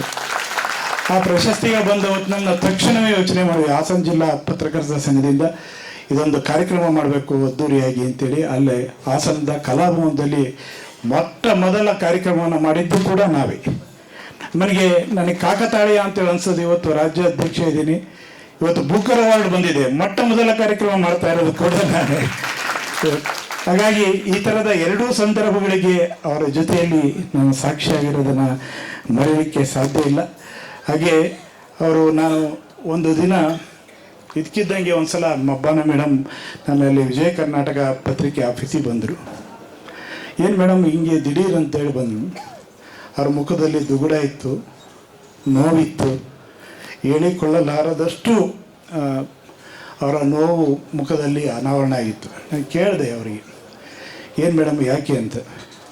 ಆಗ ಗೊತ್ತಾಯಿತು, ಮಸೀದಿಯಲ್ಲಿ ಅವರಿಗೆ ಬಹಿಷ್ಕಾರ ಹಾಕಿದ್ರು, ಪತ್ವ ಹೊರಡಿಸಿದ್ರು. ಅವ್ರು ಮಾಡಿದಂಥ ಒಂದು ಸಾಹಿತ್ಯದ ಯಾವುದೋ ಒಂದು ವಿಚಾರವನ್ನು ಇಟ್ಕೊಂಡು ಕೆಲವರು ಒಂದು ವರ್ಗ ಅವರಿಗೆ ಅದನ್ನು ಮಿಸ್ಲೀಡ್ ಮಾಡಿ ಅವರಿಗೆ ಬಹಿಷ್ಕಾರವನ್ನು ಹಾಕಿದ್ದಂಥ ಘಟನೆಯೂ ಕೂಡ ನಾವು ಸಾಕ್ಷಿ. ಆ ಹೊತ್ತಿನಲ್ಲಿ ಇಡೀ ಅರ್ಧ ದಿನ ನಮ್ಮ ಜೊತೆ ನಮ್ಮ ಪತ್ರಿಕಾಲಯದಲ್ಲಿ ಇದ್ದರು. ಆ ಹೊತ್ತಿನಲ್ಲಿ ನಾವು ಅದನ್ನು ಮೀಡಿಯಾದವರು ನಮ್ಮ ಸುದ್ದಿ ನಮ್ಮ ವಿಜಯ ಕರ್ನಾಟಕದಲ್ಲೂ ಕೂಡ ಆ ಸಂದರ್ಭದಲ್ಲಿ ಮುಖಪುಟದಲ್ಲಿ ಸುದ್ದಿಯಾಗಿ ಬಂತು. ನಂತರ ಅದು ಭಾಳ ವಿಚಾರವಂತ ಮುಸ್ಲಿಂ ವೇದಿಕೆಯಲ್ಲಿ ಹೋಗಿ ಅವರೆಲ್ಲರೂ ಬಂದು ಮತ್ತೆ ಮಾತನಾಡಿ ಅದನ್ನು ಸರಿಪಡಿಸುವಂಥ ಕೆಲಸವನ್ನು ಮಾಡಿದರು. ಆದರೆ ಅವತ್ತು ಅವರು ಅನುಭವಿಸಿದಂಥ ನೋವಿದೆಯಲ್ಲ, ಬಹುಶಃ ಬೇರೆ ಯಾರಾಗಿದ್ದರೆ ಹಾಸನ ಬಿಟ್ಟು ಹೋಗ್ತಾಯಿದ್ರು, ಹಾಸನದಲ್ಲಿ ಇರ್ತಿರ್ಲಿಲ್ಲ. ಬಹುಶಃ ಅಂಥ ನೋವನ್ನು, ಅಂಥ ಕೊಲೆಯ ಬೆದರಿಕೆಗಳನ್ನು, ಅಥವಾ ಮಕ್ಕಳು ಮನೆಯಿಂದ ಆಚೆ ಹೋಗೋ ಆಸಿಡ್ ಹಾಕ್ತಾರೋ, ಕೊಲೆ ಮಾಡ್ತಾರೋ, ಅಥವಾ ಮನೆ ಮೇಲೆ ದಾಳಿ ಮಾಡ್ತಾರೆ, ಈ ಥರದ ಸಂದರ್ಭದಲ್ಲೂ ಕೂಡ ಗಟ್ಟಿಯಾಗಿ ನಿಂತಂಥ ಗಟ್ಟಿಗಿತ್ತಿ ಬಾನು ಮಸ್ತಾಕ್ ಅವರು. ಅದಕ್ಕೆ ನನಗೆ ಅವರು ಖುಷಿ ಆಯಿತು. ಆ ಕಾರಣಕ್ಕೋಸ್ಕರನೇ ಅನೇಕ ಯಾವುದೇ ರಾಜಿಗಳನ್ನು ಮಾಡಿಕೊಳ್ಳಿಲ್ಲ ಅವರು. ಅವರ ನಿಲುವಿನಲ್ಲಿ, ಅವರ ಸಾಹಿತ್ಯದಲ್ಲಿ ನಾನು ಇಂಟರ್ವ್ಯೂ ಕೂಡ ಮಾಡಿದೆ. ಬೆಂಕಿಯ ಮಳೆ ಇದ್ರ ಬಗ್ಗೆ ಆ ಸಾಹಿತ್ಯ ಅವರ ಕೃತಿ ಬಂದ ಸಂದರ್ಭದಲ್ಲಿ ಯಾವತ್ತೂ ಕೂಡ ಅವರ ಸಿದ್ಧಾಂತಗಳನ್ನು, ಅವರು ನಂಬಿ ಬಂದಂಥ ಸಿದ್ಧಾಂತಗಳ ಬಗ್ಗೆ ಯಾವತ್ತೂ ಕೂಡ ರಾಜಿಯನ್ನು ಮಾಡಿಕೊಳ್ಳಿಲ್ಲ. ಅಂಥ ಒಂದು ಗಟ್ಟಿ ವ್ಯಕ್ತಿತ್ವವನ್ನು ರೂಢಿಸ್ಕೊಂಡು ಬಂದಂಥವ್ರು ಬಾನುಮಸ್ತಾಕ್ ಅವರು. ಆದರೆ ಆ ಸಂದರ್ಭದಲ್ಲಿ ಒಂದು ನೋವಿನ ಸಂಗತಿ ಅಂದರೆ, ಬಹುಶಃ 1 ವರ್ಷ 1.5 ವರ್ಷಕ್ಕೂ ಹೆಚ್ಚು ಕಾಲ ಅವರು ಯಾವುದೇ ಬರವಣಿಗೆಯನ್ನು ಮಾಡಲಿಲ್ಲ. ಅಷ್ಟರ ಮಟ್ಟಿಗೆ ಅವರಿಗೆ ಮಾನಸಿಕವಾದ ಹರಾಸ್ಮೆಂಟನ್ನು ಮಾಡಿದರು. ಬಹುಶಃ ಅವರು ನಂತರ ಹಂತವಾಗಿ ಆ ಚೇತರಿಕೆಯನ್ನು ಕಾಣ್ತಾ ಬಂದರು. ಅಂದರೆ ಅಷ್ಟೂ ಜನರು, ಮಾಧ್ಯಮ ಸ್ನೇಹಿತರಿರ್ಬೋದು, ಅನೇಕ ಸಂಘಟನೆಗಳಿರ್ಬೋದು, ಸಿಸ್ಟರ್ ಲಿನೇಟ್ ಅವ್ರನ್ನ ಬಹುಶಃ ನಾನು ನೋಡಿದಾಗೆ ಅವರಿಗೆ ಆಪ್ತ ಒಡತಿಯಾಗಿ ನಿಂತು ಅವರಿಗೆ ಮಾನಸಿಕವಾಗಿ ಧೈರ್ಯವನ್ನು ತುಂಬಿದಂಥದ್ದು ಈ ಎಲ್ಲ ಕ್ಷಣಗಳಿಗೆ ನಾವು ಸಾಕ್ಷಿಯಾಗಿದ್ದೇವೆ. ಆ ಕಾರಣಕ್ಕೋಸ್ಕರ ಇವತ್ತು ಬಾನುಮಸ್ತಾಕ್ ಅವರು ಈ ಎತ್ತರಕ್ಕೆ ಹೋದ ಸಂದರ್ಭದಲ್ಲಿ ತುಂಬ ಸಂಭ್ರಮ ಆಗೋದು, ಸಡಗರ ಪಡುವಂಥದ್ದು. ನಮ್ಮ ಮನೆಯ ಹೆಣ್ಣುಮಗಳು, ನಮ್ಮ ಮನೆ ಒಳಗಡೆ ಬೆಳೆದಂಥ ಹೆಣ್ಣುಮಗಳು ಒಬ್ಬರು ಆ ಎತ್ತರಕ್ಕೆ ಹೋದ್ರಲ್ಲ ಅಂತೇಳಿ ಆ ಸಂಭ್ರಮ ಸಡಗರ ಆಗುವಂಥದ್ದು ಅದೇ ಕಾರಣಕ್ಕಾಗಿ. ಆ ಕಾರಣಕ್ಕೋಸ್ಕರ ಇವತ್ತು ನಾವು ಎಲ್ಲರೂ ಸಂಭ್ರಮ ಪಡುವಂಥ ಹೊತ್ತಿನಲ್ಲಿ ನೀವಿದ್ದೇವೆ. ಈ ನಾಡು ಹೆಮ್ಮೆ ಪಡುವಂಥ ಹೊತ್ತಿನಲ್ಲಿ ನೀವು ಇದ್ದೇವೆ. ಅವತ್ತು ಬಾನುಮಸ್ತಾಕ್ ಅವತ್ತೇನಾದ್ರು ಎದುರಿ ಮನೆಯಲ್ಲಿ ಕುಳಿತಿದ್ರೆ, ಅಥವಾ ಅವರು ತಮ್ಮ ಪ್ರಾಣಕ್ಕೆ ಅಂಜಿ ಬೇರೆ ಎಲ್ಲಾದರೂ ಹೋಗಿದ್ರೆ, ಅಥವಾ ಅವರ ಇಡೀ ಕುಟುಂಬದ ಸ್ಥಿತಿಯನ್ನು ನೆನೆಸ್ಕೊಂಡು ಬರವಣಿಗೆಯನ್ನೇ ನಿಲ್ಲಿಸಿದರೆ, ಬಾನು ಇವತ್ತು ಬೂಕರ್ ಪ್ರಶಸ್ತಿಯನ್ನು ಪಡೀಲಿಕ್ಕೆ ಸಾಧ್ಯ ಆಗ್ತಿರಲಿಲ್ಲ. ಇವತ್ತು ಅವೆಲ್ಲವನ್ನು ದಾಟಿ ಆ ಗಟ್ಟಿಗಿಟ್ಟಿಯಾಗಿ ಅವರು ಬೂಕರ್ ಪ್ರಶಸ್ತಿಗೆ ಪಡೆದಂಥ ತಕ್ಷಣ ಕನ್ನಡಿಗರೆಲ್ಲರೂ ಕೂಡ ಹೆಮ್ಮೆ ಪಡುವಂಥದ್ದು. ಆ ಕಾರಣಕ್ಕೋಸ್ಕರನೇ ಇವತ್ತು ನಮ್ಮ ಕರ್ನಾಟಕ ಕಾರ್ಯನಿರತ ಪತ್ರಕರ್ತರ ಸಂಘದ ವತಿಯಿಂದ ಮೂಲತಃ ಪತ್ರಕರ್ತರಾಗಿದ್ದವರು, ಜೊತೆಗೆ ನಮ್ಮ ಅಲ್ಲಿಯ ಸಂಘದ ಸದಸ್ಯರಾಗಿದ್ದರು. ಆ ಕಾರಣಕ್ಕೋಸ್ಕರನೇ ಈ ಕಾರ್ಯಕ್ರಮವನ್ನು ಅತ್ಯಂತ ಪ್ರೀತಿಯಿಂದ, ಅತ್ಯಂತ ಆತ್ಮೀಯವಾಗಿ ನಾವು ಮಾಡಲೇಬೇಕು ಅಂತೇಳಿ ತೀರ್ಮಾನ ಮಾಡಿ ಅವರಿಗೆ ಈ ಕಾರ್ಯಕ್ರಮವನ್ನು ಏರ್ಪಾಡು ಮಾಡಿದ್ವಿ. ಅವ್ರು ಬೂಕರ್ ಪ್ರಶಸ್ತಿಗೆ ಶಾರ್ಟ್ ಲಿಸ್ಟ್ ಆದಾಗ ನಾವು ಎಲ್ಲಿಂದ ಬೆಂಗಳೂರಿಂದ ಹಾಸನಿಗೆ ಇಡೀ ಸಂಘ ನಾವು ಓಡೋಡಿ ಅವ್ರ ಮನೆಗೆ ಅವರಿಗೆ ಶಾಲಾಕಕ್ಕೆ ಹೋದಾಗ ಅಂದರು, ಇನ್ನೂ ಅದು ಪ್ರಶಸ್ತಿ ಎಲ್ಲಿ ಬರುತ್ತೋ ಬರಲ್ಲೋ ನೀವು ದಯವಿಟ್ಟು ಬೇಡ ಅಂತ. ನಾನು ಆ ಸಂದರ್ಭದಲ್ಲಿ ಹೇಳಿದೆ, ಖಂಡಿತ ಈ ಸರಿ ಬೂಕರ್ ಪ್ರಶಸ್ತಿ ಬಂದರೆ ನಿಮಗೇ ಬರೋದು ಅಂತೇಳಿ ಹಠ ಮಾಡಿ ಶಾಲಾಕ್ಕೆ ಬಂದಿದ್ದೆ. ಆದರೆ ಅದೇ ಆ ಮಾತು ನಿಜ ಆಯಿತು. ಅದನ್ನು ಫೋನ್ ಮಾಡಿದಾಗ ಆ ಪ್ರಶಸ್ತಿ ಪ್ರಕಟಗೊಂಡ ನಂತರ ಆ ಮಾತನ್ನು ಅವರು ನೆನಪು ಮಾಡ್ತಾಯಿದ್ರು. ಹಾಗಾಗಿ ಇವತ್ತು ನಾವು ಈ ಸಂಭ್ರಮ ಪಡುವಂಥ ಹೊತ್ತಿನಲ್ಲಿ ನೀವು ಎಲ್ಲರೂ ಇದ್ದೇವೆ. ಈ ಕಾರಣಕ್ಕೋಸ್ಕರ ಇವತ್ತು ನಿಮ್ಮೆಲ್ಲರ ಪ್ರೀತಿಯಿಂದ, ನಿಮ್ಮೆಲ್ಲರ ಜೋರು ಚಪ್ಪಾಳೆ ಮೂಲಕ ನಾವು ಇವತ್ತು ಕರ್ನಾಟಕ ಕಾರ್ಯನಿರತ ಪತ್ರಕರ್ತರ ಸಂಘದ ವತಿಯಿಂದ ಹಾಗೂ ಕರ್ನಾಟಕ ಪತ್ರಕರ್ತರ ವತಿಯಿಂದ, ಹಾಗೆ ಕರ್ನಾಟಕ ಗಾಂಧಿ ಸ್ಮಾರಕ ಮತ್ತು ಬಹುರೂಪಿ ವತಿಯಿಂದ ಇವತ್ತು ನಾವು ಅವ್ರನ್ನ ಸ್ವಾಗತ ಮಾಡ್ತಾ ಇದ್ದೀವಿ. ಅವರನ್ನು ಸ್ವಾಗತ ಮಾಡಲಿಕ್ಕೆ ದಯಮಾಡಿ ನಮ್ಮ ಭಾರತೀಯ ಕಾರ್ಯನಿರತ ಪತ್ರಕರ್ತ ಒಕ್ಕೂಟದ ಅಧ್ಯಕ್ಷರಾಗಿರುವಂಥ BV ಮಲ್ಲಿಕಾರ್ಜುನಯ್ಯನವರು, ಹಾಗೆ ನಮ್ಮ ರಾಜ್ಯ ಸಮಿತಿಯ ಸದಸ್ಯರಾಗಿರುವಂಥ ಟೆಲೆಕ್ಸ್ ರವಿ ಅವರು ದಯಮಾಡಿ ವೇದಿಕೆಯಲ್ಲಿ ಬಂದು ಅವ್ರ ಬಗ್ಗೆ ಕೊಟ್ಟು ಸ್ವಾಗತ ಮಾಡಬೇಕು ಅಂತ ವಿನಂತಿಯನ್ನು ಮಾಡ್ತೇನೆ. ದಯಮಾಡಿ ವೇದಿಕೆಯಲ್ಲಿ ಬನ್ನಿ ಸರ್. ಟೆಲೆಕ್ಸ್ ರವಿ ಅವರು ದಯಮಾಡಿ ಇಬ್ಬರು ಕೂಡ ಬಂದು ನೀವು ಸ್ವಾಗತವನ್ನು ಮಾಡ್ಕೋಬೇಕು ಅಂತ ವಿನಂತಿ ಮಾಡ್ತೇನೆ.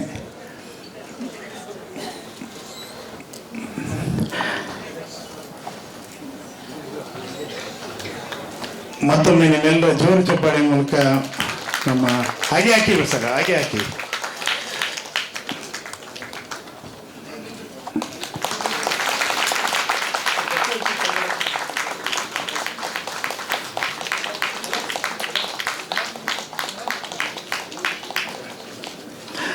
ರವಿಕುಮಾರ್ ಟೆಲೆಕ್ಸ್ ಅವರು ಬರಲಿಲ್ಲ.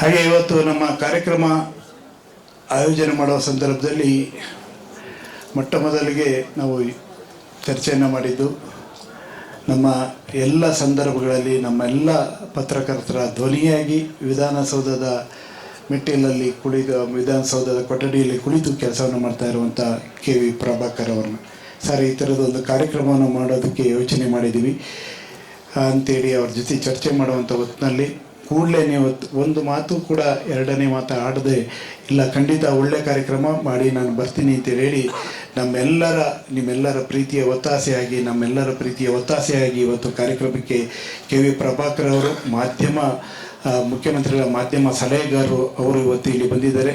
ಅವರಿಗೆ ಪುಂಡಲೀಕ ಬಾಳೋಜಿ ಅವರು ಸ್ವಾಗತ ಮಾಡ್ಕೋಬೇಕು ಅಂತೇಳಿ ವಿನಂತಿಯನ್ನು ಮಾಡ್ತೇನೆ.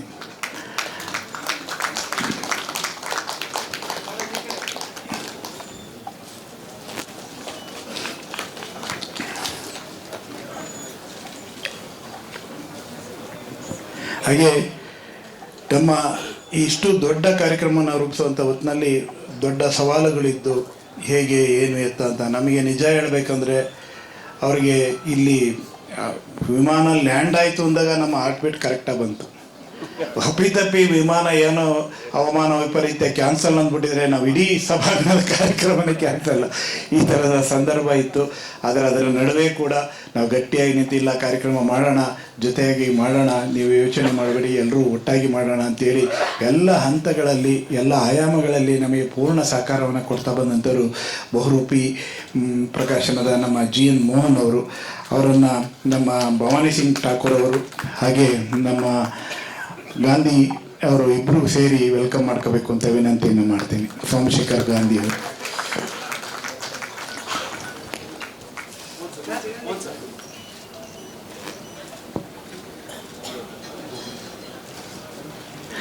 ನಮ್ಮ ಕಾರ್ಯಕ್ರಮದ ಸಂದರ್ಭದಲ್ಲಿ ಬೂಕರ್ ಅವಾರ್ಡ್ ಬಂದಂಥ ಸಂದರ್ಭದಲ್ಲಿ ನಾನು ತಕ್ಷಣವೇ ನಮ್ಮ ಸಂಪಾದಕರ ಜೊತೆ ಮಾತನಾಡುವಾಗ ತಕ್ಷಣವೇ ಅವರಿಗೆ ಫೋನ್ ಕೊಟ್ಟೆ. ಅವರು ಕೂಡ ವಿಶ್ ಮಾಡಿದರು.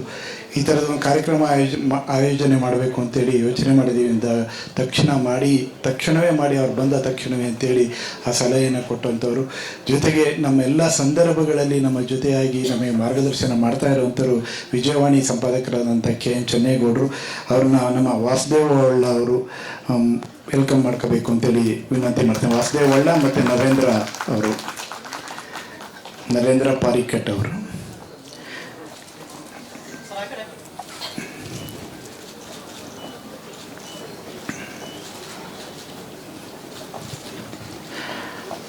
ನಮ್ಮ ಈ ಕಾರ್ಯಕ್ರಮವನ್ನು ಎಲ್ಲಿ ಆಯೋಜನೆ ಮಾಡಬೇಕು ಅಂತೇಳಿ ಭಾಳ ಚರ್ಚೆಯಲ್ಲಿದ್ದ ಸಂದರ್ಭದಲ್ಲಿ ನಮಗೆ ಗಾಂಧಿ ಭವನದಲ್ಲೇ ಮಾಡಬೇಕು ಅಂತೇಳಿ ಯೋಚನೆ ಮಾಡಿದ್ವಿ. ತಕ್ಷಣವೇ ಫೋನ್ ಮಾಡಿದಾಗ ನಮ್ಮ ಕೃಷ್ಣ ಉಡೇಮ್ ಅವರು, ಗಾಂಧಿ ಬಳಗದ ಎಲ್ಲ ಪ್ರತಿನಿಧಿಗಳು ಈ ಕಾರ್ಯಕ್ರಮವನ್ನು ಗಾಂಧಿ ಭವನದಲ್ಲೇ ಮಾಡಿ, ಅವರಿಗೆ ಒಂದು ಆಸೆ, ನಮಗೂ ಒಂದು ಆಸೆ ಇದೆ, ಬೂಕರ್ ಪ್ರಶಸ್ತಿ ಹೊತ್ತು ಸೀದಾ ಗಾಂಧಿ ಭವನಕ್ಕೆ ಬರಲಿ, ಗಾಂಧಿ ಭವನದಿಂದ ಎಲ್ಲ ಕಡೆ ಹೋಗಲಿ ಅಂತೇಳಿ ಅವರ ನಿರೀಕ್ಷೆ ಇತ್ತು. ಆ ಕಾರಣಕ್ಕಾಗಿ ಇವತ್ತು ಗಾಂಧಿ ಭವನದಲ್ಲಿ ಆ ಕಾರ್ಯಕ್ರಮವನ್ನು ಏರ್ಪಾಡು ಮಾಡಿದ್ವಿ. ಕೃಷ್ಣ ಉಡೇಮ್ ಬದಲಿಗೆ ಅವರಿಗೆ ಅವರ ಪ್ರತಿನಿಧಿಯಾಗಿ ನಮ್ಮ ದಿನೇಶ್ ಅವರು ಇಲ್ಲಿ ಬಂದಿದ್ದಾರೆ. ಅವರನ್ನು ನಮ್ಮ ಸೋಮಶೇಖರ್ ಕೆರಗೋಡು ಅವರು ವೆಲ್ಕಮ್ ಮಾಡ್ಕೋಬೇಕು ಅಂತೇಳಿ ವಿನಂತಿಯನ್ನು ಮಾಡ್ತಾ ಇದ್ದೀನಿ.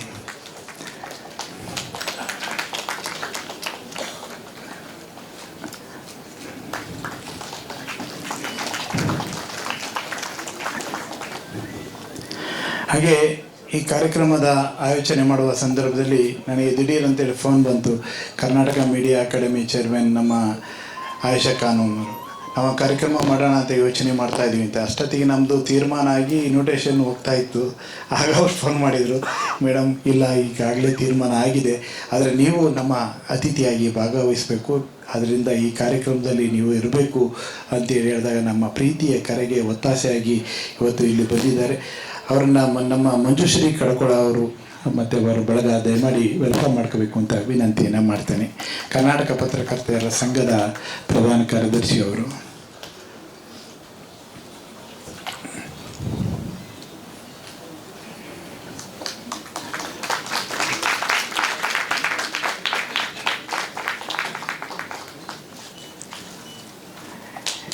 ಇನ್ನು ನಮ್ಮ ಜೊತೆ ಯಾವಾಗಲೂ ಕಾರ್ಯಕ್ರಮ ಮಾಡೋ ಹೊತ್ತಿನಲ್ಲಿ ನೀವು ಯಾವಾಗಲೂ ಕೂಡ ಮುಂದೆ ಹೋಗ್ಬಿಡ್ತೀರಿ, ನಮ್ಮನ್ನು ಹಿಂದೆ ಬಿಟ್ಟೇ ಹೋಗ್ತೀರಿ ಅನ್ನುವಂಥ ಒಂದು ಮಾತನ್ನು ನಮ್ಮ ಅಡುಗೆ ಮನೆ ಒಳಗಡೆ ಮಾತನಾಡಿದ ಹಾಗೆ ಅನೇಕ ಸಂದರ್ಭಗಳಲ್ಲಿ ನಮಗೆ ಕಿವಿ ಮಾತನ್ನು ನಮ್ಮ ಸಹೋದರಿಯರು ಗಮನಕ್ಕೆ ತರ್ತಾನೆ ಇರ್ತಾರೆ.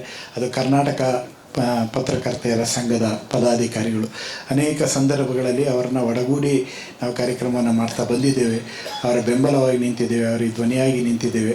ಈ ಕಾರ್ಯಕ್ರಮದಲ್ಲಿ ನಾವು ಕೂಡ ಭಾಗಿಯಾಗ್ತೀವಿ ಅಂತೇಳಿ ಅವರ ಆಸಕ್ತಿಯನ್ನು ತೋರಿಸಿದಾಗ ಅವರನ್ನು ಕೂಡ ಈ ಕಾರ್ಯಕ್ರಮದಲ್ಲಿ ಜೋಡಿಸ್ಕೊಂಡಿದ್ದೀವಿ.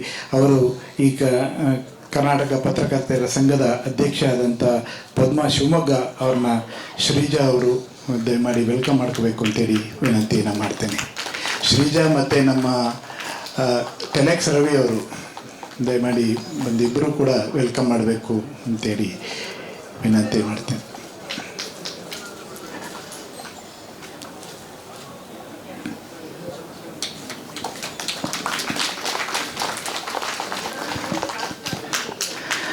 ನೋಡಿದಂತೆ ಈ ಕಾರ್ಯಕ್ರಮದಲ್ಲಿ ತುಂಬ ಜನರು ಇಲ್ಲಿ ಎಲ್ಲರೂ ಪಟ್ಟಿ ಮಾಡ್ತಾ ಹೋದರೆ ತುಂಬ ಜನರ ಹೆಸರುಗಳನ್ನು ಹೇಳ್ತಾ ಹೋಗಬೇಕಾಗತ್ತೆ. ಅಷ್ಟು ಜನರು ಯಾರ ಹೆಸರನ್ನು ಹೇಳಿ ಯಾರ ಹೆಸರನ್ನು ಕಡಿಮೆ ಮಾಡಲಿಕ್ಕೆ ಸಾಧ್ಯ ಇಲ್ಲ. ಎಲ್ಲರೂ ಕೂಡ ನಮ್ಮ ಈ ವೇದಿಕೆ ಮುಂಭಾಗದಲ್ಲಿ ಪ್ರೊಫೆಸರ್ ಬರಗೂರು ರಾಮಚಂದ್ರಪ್ಪನವರು ಭಾಳ ಪ್ರೀತಿಯಿಂದ ಬಂದಿದ್ದಾರೆ. ಅವರ ಅನೇಕ ಸಂದರ್ಭಗಳಲ್ಲಿ ಹೇಳಿದ್ದಾರೆ, ನನಗೆ ಬಂಡಾಯದ ಕಿಚ್ಚನ್ನು ಹತ್ತಿಸಿದ್ದೆ ಬರಗೂರು ರಾಮಚಂದ್ರಪ್ಪನವರು ಅಂತೇಳಿ ನಮ್ಮ ಭಾನುಮಸ್ತಾಕ್ ಮೇಡಮ್ ಪದೇ ಹೇಳ್ತಾ ಬಂದಿದ್ದಾರೆ. ಹಾಗೆ ಪುಷ್ಪ ಅವರು ಬಂದಿದ್ದಾರೆ. ಹಾಗೆ ನಮ್ಮ ಮಹಿಳಾ ಪತ್ರಕರ್ತೆಯರ ಲೇಖಕಿಯರ ಬಳಗದ ಅಧ್ಯಕ್ಷರು, ಹಾಗೆ ವಿಶ್ವಕುಮಾರ್ ಅವರು ಮತ್ತು ಅವರ ದಂಪತಿಗಳು, ಹಾಗೆ ನಮ್ಮ ಜೋಗಲ್ಲಿಂದ ನಮ್ಮ ಸ್ನೇಹಿತರು ಎಲ್ಲರೂ ಕೂಡ ಇಲ್ಲಿ ಇವತ್ತು ಬಂದಿದ್ದಾರೆ. ನಮ್ಮ ಪ್ರಸನ್ನ ಅವರು ಬಂದಿದ್ದಾರೆ, ಅಗ್ರಹಾರ ಕೃಷ್ಣಮೂರ್ತಿ ಅವರು ಬಂದಿದ್ದಾರೆ, ನಮ್ಮ ಅಕಾಡೆಮಿ ಸಾಹಿತ್ಯ ಅಕಾಡೆಮಿ ಚೇರ್ಮನ್, ಹಾಗೆ ಪುಸ್ತಕ ಪ್ರಾಧಿಕಾರದ ಚೇರ್ಮನ್ ಸೇರಿದಂತೆ ಅನೇಕ ಆರಾಧ್ಯ ಅವರು, ಶೇಷ ಹಂಪನ ಅವರು, ಅವರ ವಯಸ್ಸನ್ನು ದಾಟಿ ಭಾಳ ಲವಲಕ್ಕಿಯಾಗಿ ಅವರು ಈಗಿಂಥ ಕಾರ್ಯಕ್ರಮದ ಭಾಗವಹಿ ಆಗಬೇಕು ಅಂತೇಳಿ ಬಂದಿದ್ದಾರೆ. ಹಾಗೆ ನಮ್ಮ ಶೇಷಚಂದ್ರಿಕಾ ಅವರು, ಶೇಷಣ್ಣ ಅವರು, ಅವ್ರಿಗೆ ಈಗಲೂ ಕೂಡ ಚಿರ ಯುವಕ ಅಂತೇಳಿ ಕರಿತೀವಿ. ಹಾಗೆ ಎಲ್ಲ ಕಾರ್ಯಕ್ರಮದಲ್ಲಿ ಭಾಗಿಯಾಗ್ತಾರೆ. ನಮ್ಮ ಲೀಲಾವತಿ ಅವರ ಹಾಸನಿಂದ ಬಂದಿದ್ದಾರೆ, ಕಂಕಾಮೂರ್ತಿ ಅವರು. ಹೀಗೆ ಪಟ್ಟಿ ಮಾಡ್ತಾ ಹೋದರೆ ತುಂಬ ಜನರು, ಕರ್ನಾಟಕ ಕಾರ್ಯನಿರತ ಪತ್ರಕರ್ತರ ಸಂಘದ ಅನೇಕ ಸಂಘ ಸಂಸ್ಥೆಗಳು ಕೂಡ ಇಲ್ಲಿ ಬಂದಿದ್ದಾರೆ. ಹಾಗೆ ಲೇಖಕಿಯರ ಬಳಗದ ಮತ್ತು ಸಾಹಿತ್ಯ ಪರಿಷತ್ತಿನ ಪದಾಧಿಕಾರಿಗಳು ಕೂಡ ಇಲ್ಲಿ ಬಂದಿದ್ದಾರೆ. ಎಲ್ಲರನ್ನ ಈ ಸಂದರ್ಭದಲ್ಲಿ ನಾವು ಮತ್ತೊಮ್ಮೆ ಸ್ವಾಗತವನ್ನು ಮಾಡ್ಕೊಳ್ತಾ, ನಮ್ಮ ಪೂರ್ಣಿಮಾ ಮೇಡಮ್, ಭಾರತಿ ಮೇಡಮ್, ಅನೇಕರು ಒಬ್ಬೊಬ್ಬರು ನೋಡ್ತಾ ಹೋದರೆ ಎಲ್ಲರ ಹೆಸರನ್ನು ಹೇಳ್ತಲೇ ಹೋಗ್ಬೇಕಾಗತ್ತೆ. ಎಲ್ಲರನ್ನ ಮತ್ತೆ ನಾನು ಈ ವಿಶೇಷವಾಗಿ ನಮ್ಮ ಎಲ್ಲರೂ ನೀವು ಈ ಸಂದರ್ಭದಲ್ಲಿ ಒಂದು ಕ್ಲಾಪ್ಸನ್ನು ಕೊಡಲೇಬೇಕು. ಒಬ್ಬ ಯಶಸ್ವಿ ಪುರುಷನ ಹಿಂದೆ ಹೆಣ್ಮಗಳಿರ್ತಾರೆ, ಆದರೆ ಒಬ್ಬ ಯಶಸ್ವಿ ಮಹಿಳೆ ಹಿಂದೆ ಒಬ್ಬರು ಪುರುಷ ಇದ್ದಾರೆ. ಅದು ನಮ್ಮ ಮುಸ್ತಾಕ್ ಅವರು, ಅವರ ಇಲ್ಲಿ ಬಂದಿದ್ದಾರೆ. ದಯಮಾಡಿ ಅವರನ್ನು ಕೂಡ ನಾನು ಈ ಸಂದರ್ಭದಲ್ಲಿ ವೆಲ್ಕಮ್ ಮಾಡ್ತೀನಿ.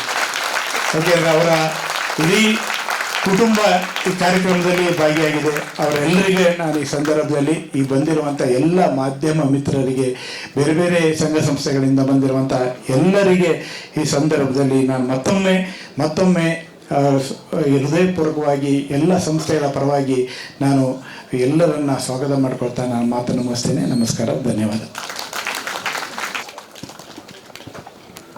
ಆತ್ಮೀಯರೇ, ಎಲ್ಲರೂ ಸೇರಿರೋದು ಭಾನು ಅವರ ಮಾತು ಕೇಳಲಿಕ್ಕೆ ಅಂತ ಗೊತ್ತಿರೋದ್ರಿಂದ ಆದಷ್ಟು ಚುಟುಕಾಗಿ ನಮ್ಮ ಮಾತುಗಳನ್ನು ಮುಗಿಸಿ ಭಾನು ಮುಷ್ತಾಕ್ ಅವರಿಗೆ ದಾರಿ ಮಾಡಿಕೊಡ್ತೇನೆ. ಆಗಲೇ ಇಬ್ಬರಿಗೆ ಚಪ್ಪಾಳೆ ಹೊಡೆಸಿದ್ರು ಶಿವಾನಂತ್. ಅಷ್ಟೇ ಅಲ್ಲ, ಇದರಲ್ಲಿ ಇನ್ನೊಂದು ರೆಕಾರ್ಡನ್ನು ಭಾನು ಮುಷ್ತಾಕ್ ಅವರು ಮಾಡಿದ್ದಾರೆ. ಇಡೀ ಬೂಕರ್ನ ಇತಿಹಾಸದಲ್ಲಿ ಕನ್ನಡದ ಕತೆಗಳಿಗೆ ಬೂಕರ್ ತಂದುಕೊಟ್ಟ ಮೊದಲ ಲೇಖಕಿ ಅನ್ನುವ ಒಂದು ಅಚ್ಚಳಿಯದ ಒಂದು ರೆಕಾರ್ಡನ್ನು ಅವರು ಮಾಡಿದ್ದಾರೆ. ಇವರ ತಂದೆ ಭಾನು ಮುಷ್ತಾಕನ್ನು ಕರ್ಕೊಂಡು ಶಾಲೆಗೆ ಸೇರಿಸಲಿಕ್ಕೆ ಹೋದಾಗ ಶಿವಮೊಗ್ಗದಲ್ಲಿ ಅಲ್ಲಿದ್ದವರೆಲ್ಲ ಗಾಬರಿ ಆಗ್ಬಿಟ್ರು. ಮುಸ್ಲಿಂ ಹುಡುಗಿಗೆ ಕನ್ನಡ ಕಲ್ಸೋಕ್ಕಾಗತ್ತಾ ಅಂತೇಳಿ.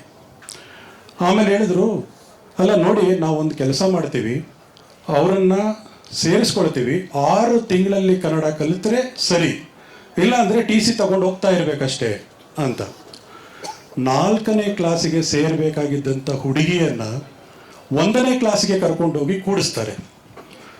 1ನೇ ಕ್ಲಾಸಿನಲ್ಲಿ 6 ತಿಂಗಳಲ್ಲಿ ಕನ್ನಡದ ಕಾಗುಣಿತದಿಂದ ಹಿಡಿದು ಎಲ್ಲವನ್ನ ಕಲಿತು ಆ ಹುಡುಗಿ ಹೇಳ್ತಾಳೆ, ನಾನು ರೆಡಿ ಇದ್ದೇನೆ ಅಂತೇಳಿ.